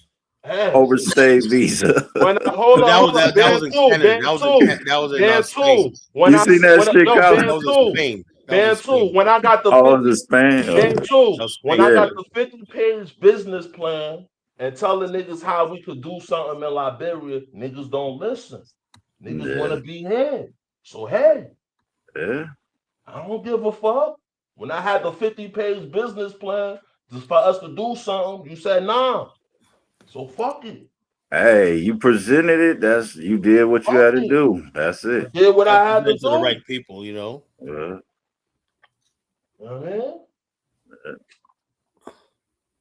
Hey, Dave, you see what I said about earlier about the Ning site, the website? Every one of those groups one day is going to be departments, you know? Yeah, no, I see the whole concept of having a social media is building a pre-government. Yeah, it's incubating You're socializing with professionals, you're recruiting professionals, it's membership. So now you're building a contact base for when you're ready to put everything in place. Hey, that's what I was gonna ask you, Carla. What was this title you got about the underclass fighting back? What is this all about? Well, what I'm saying is the FBA ADOS is mainly the black underclass, right? And basically Hey, you know the media trying to paint FBA as an alt-right group now. So hey, man, yeah, the bottom line is this. You got Tucker Carlson sponsored you, my nigga. Tucker Carlson is like, yeah, boy. that shit ain't proud, man. That nigga feel like he arrived, man. Tucker Carlson, man. Hey, listen, that shit ain't gonna stand up. FBA standing for that shit. Hey, they trying to paint us as a fucking alt-right group. I do believe that. I do agree that as far as like the underclass, the marginalized Black America, Tucker Carlson on your that's side. what the FBA represents. The marginalized. Look, That's Dave, will you listen? Will you listen to that? Y'all niggas are adjacent to the KKK, man. They classify you guys right. Oh, come on. We can't all talk at the same time. Hold up. We all can't talk at the same time. If white supremacists are rocking with you, that means you're part of them. Oh, one at a time. One at a time. Everybody. One at a time. Now, hold up. I played a video earlier, and this chick was going off on this African lady, calling her all kinds of, you eat shit with elephants, eat elephant shit, whatnot. That's the FBA, Fancy. Elephant shit. How do I fix this? I want you to find this. Hey, man, it better not be no AI video, man. No, it was a live stream. Oh, this is my boy right here, my boy Chris. You know it's gonna be a AI video. He's on TikTok right now. All his negative videos tend to be AI. Hey Chris, I'm watching you on live stream, bro. Honestly, some real videos this time. AI. Yeah. That's the head of my Tanzania chapter. You working 30 years for a house? That was my Tanzania guy. Carla, we can't see shit, man. You ain't seeing nothing. Oh yeah, we can't see your screen. No. He's my BL Tanzania guy. He was just in the chat room and he's just doing it. I guess he started his own live stream, you know. Bring 727 back up, man. He said a lot of things that's true. Bottom of my, why is he said a lot of things that's true. He can't say nothing without trying to fucking trigger me. Like he's a fucking idiot, you know. Don't be triggered by what he say. Okay, no, the bottom line is this. Look, I'm like this. I am a black nationalist, right? I am not going to be in the closet. Collar is looking like beer. I am not going to be in a closet talking about, oh, America, look, I don't believe that. You know, I'm sorry. You know, I don't give a damn how much money I make here, whatever like that. I don't forget my ancestors. I don't forget what this fucking country did to my people. As simple as that. So the idea that I got to forget that because I'm making a little bit of money, I'm not one of these fucking niggas, you know? Like I said, I'm a fucking real man. I'm a stand-up guy, you know? If that costs me everything, so be it, you know? Like, I'm not going to sit here and basically be like, oh, Colin, you got this. Then they get mad. You got to leave. You got to leave. I ain't going nowhere, you know? Till I get good and ready. You know? So. Hey, man, and I don't want to be disrespectful, but My grandmother used to call that "loose me, hold me tight." You want to leave a relationship, but then you don't want to leave a I'm not relationship. in a damn relationship. What are you Loose talking me, hold me tight. You're about? I am basically not saying in a damn you're telling relationship. What America are you to free talking about? you, but then you're running back I to am not America in and a say, "Hold me." relationship, fool. You know, I have You're in a nothing. We have relationship with America. hold up. Me and the fucking red, white, and blue have nothing to talk about. Really. Like I told that week. Except that passport when you show it at the embassy and you show it at the RIA, Carla. Hold up. That's the least the country could do. You know, as a legal Say citizen. that again, Elvis. I didn't hear what you said, Elvis. Say that again. I also have a driver's license, right? You travel, you gotta have a passport. You drive, you gotta have a driver's license, right? That's a legal document, right? You gotta travel with that, right? Elvis, what you just said, I didn't hear it. He said something stupid. Sorry, that wasn't me talking. That was the AI. Just glitched out. That wasn't me. I didn't say nothing. Disregard everything you heard. So the bottom line is this. Your bottom line is this. That's the least the United States could do because that's a citizen. That's his obligation, right? But if America like falls to, if America I don't falls, have to. right? I don't have to. When the national anthem is being played in a sports game, I turn the channel. You know. But Kyla, on a serious note, not trolling, being serious, right? If America falls, there's no African backup plan. I got some place to go. There is no African backup plan, and that's where I think you're deluding yourself. Let me ask you 1776. They going to I got Nigerian citizenship. If America falls, I'm going straight to Germany. I'm not even going to sugarcoat it. Hey, Jonathan Miller, you have Africans that's living in trash cans in Europe, right? Just to avoid the continent, certain countries, right? And I'm telling Kyla, man, wherever you go, you're an American. It's like if America falls, we're like Superman. It's like Planet Krypton. Right? What does that got to do anything? I go overseas. I'm in Morocco. I'm an American. What the fuck has that got to do anything? But Kyla, when you end the show and you run the sheets and get that little sub, that's America. I go someplace. I'm an American. So what? So what? But when you go leave the show and you get that Mountain Dew and that 12-inch you gotta turkey sub. You gotta tell me what's your point. My point is, you don't know what it means not to be American. If you go to Africa, you can't even fit in. Again, what is your point? You got to be in a hotel with air conditioning. You got to be. What is your point? So, in other words, all you know is American. America's the only country with hotels. Kyla, you can't survive on the continent without the American visa. Hold up. When I'm in my house in Liberia, I got AC. Yeah, but you're just tourist. You're like, I got a house there. I'm not a tourist. But you're an African tourist. You got to be Airbnb in Africa. I don't know so. What's your point? My point is, you have to choose, right? The pastor told me he's not a tourist. He's more than a tourist. He's more than a tourist at this point. Well, the thing about Kyla is like me and like many other Liberians. When we go back home, we want to live the same kind of standard of life we're living. We might engage in certain things for nostalgia reasons. He's like an immigrant. Kyla's immigrant come to America. He's just an immigrant to Liberia. That's all. Yeah, he'll never completely become like the rest of the Liberians. Just like I mean, if you live there first time for a long immigrants, they time, never gonna completely be an American. if Kyla lived there for 10, 20 years, you'll see Kyla wearing the dashiki that they wear. You might start eating fufu and other foods. Immigrants come to America, they dress like Americans do. My first year there, but they don't think like Americans do. Whatnot, man. I can't do that, bro. You know, I gotta have regular clothes, man. You know, shit like that. You know, I'm like if I go to Liberia, I'll go to Nimba County, and I would just assimilate into the country. All you are is riding me when I, you know. You see me, you admire me, you watch my show every night. Kyla goes to Liberia, it must be something there. I gotta go to Liberia, man. You know how pathetic you sound. I think you're CIA, bro. Wait, Kyla, that's actually inspirational. You inspired. I don't know. If I got inspired somebody like this, man, I quit the business, man. You know, look at that. I quit. You know, you can't quit the business of inspiration. I quit the business. At first, he thought he was a white man. He wanted to remain a white man. Now you got this man wanting to go to Africa. You know, I'm Yeah. done. Yeah, I'm like, here, He think he bossing now. y'all can take it over. Yeah, you gotta take them with you to Liberia now. Take this Kyler, take motherfucker them with forward. you. I got a Show 'em Either feeling, way, Kyle, if you bottom take line, not 17 everybody, cents to not Liberia, everybody can hang with me, he man. gonna I'm fall serious. down to his knees, bruh, saying, start Kyler crying. never misses an My opportunity to lose a people. potential disciple.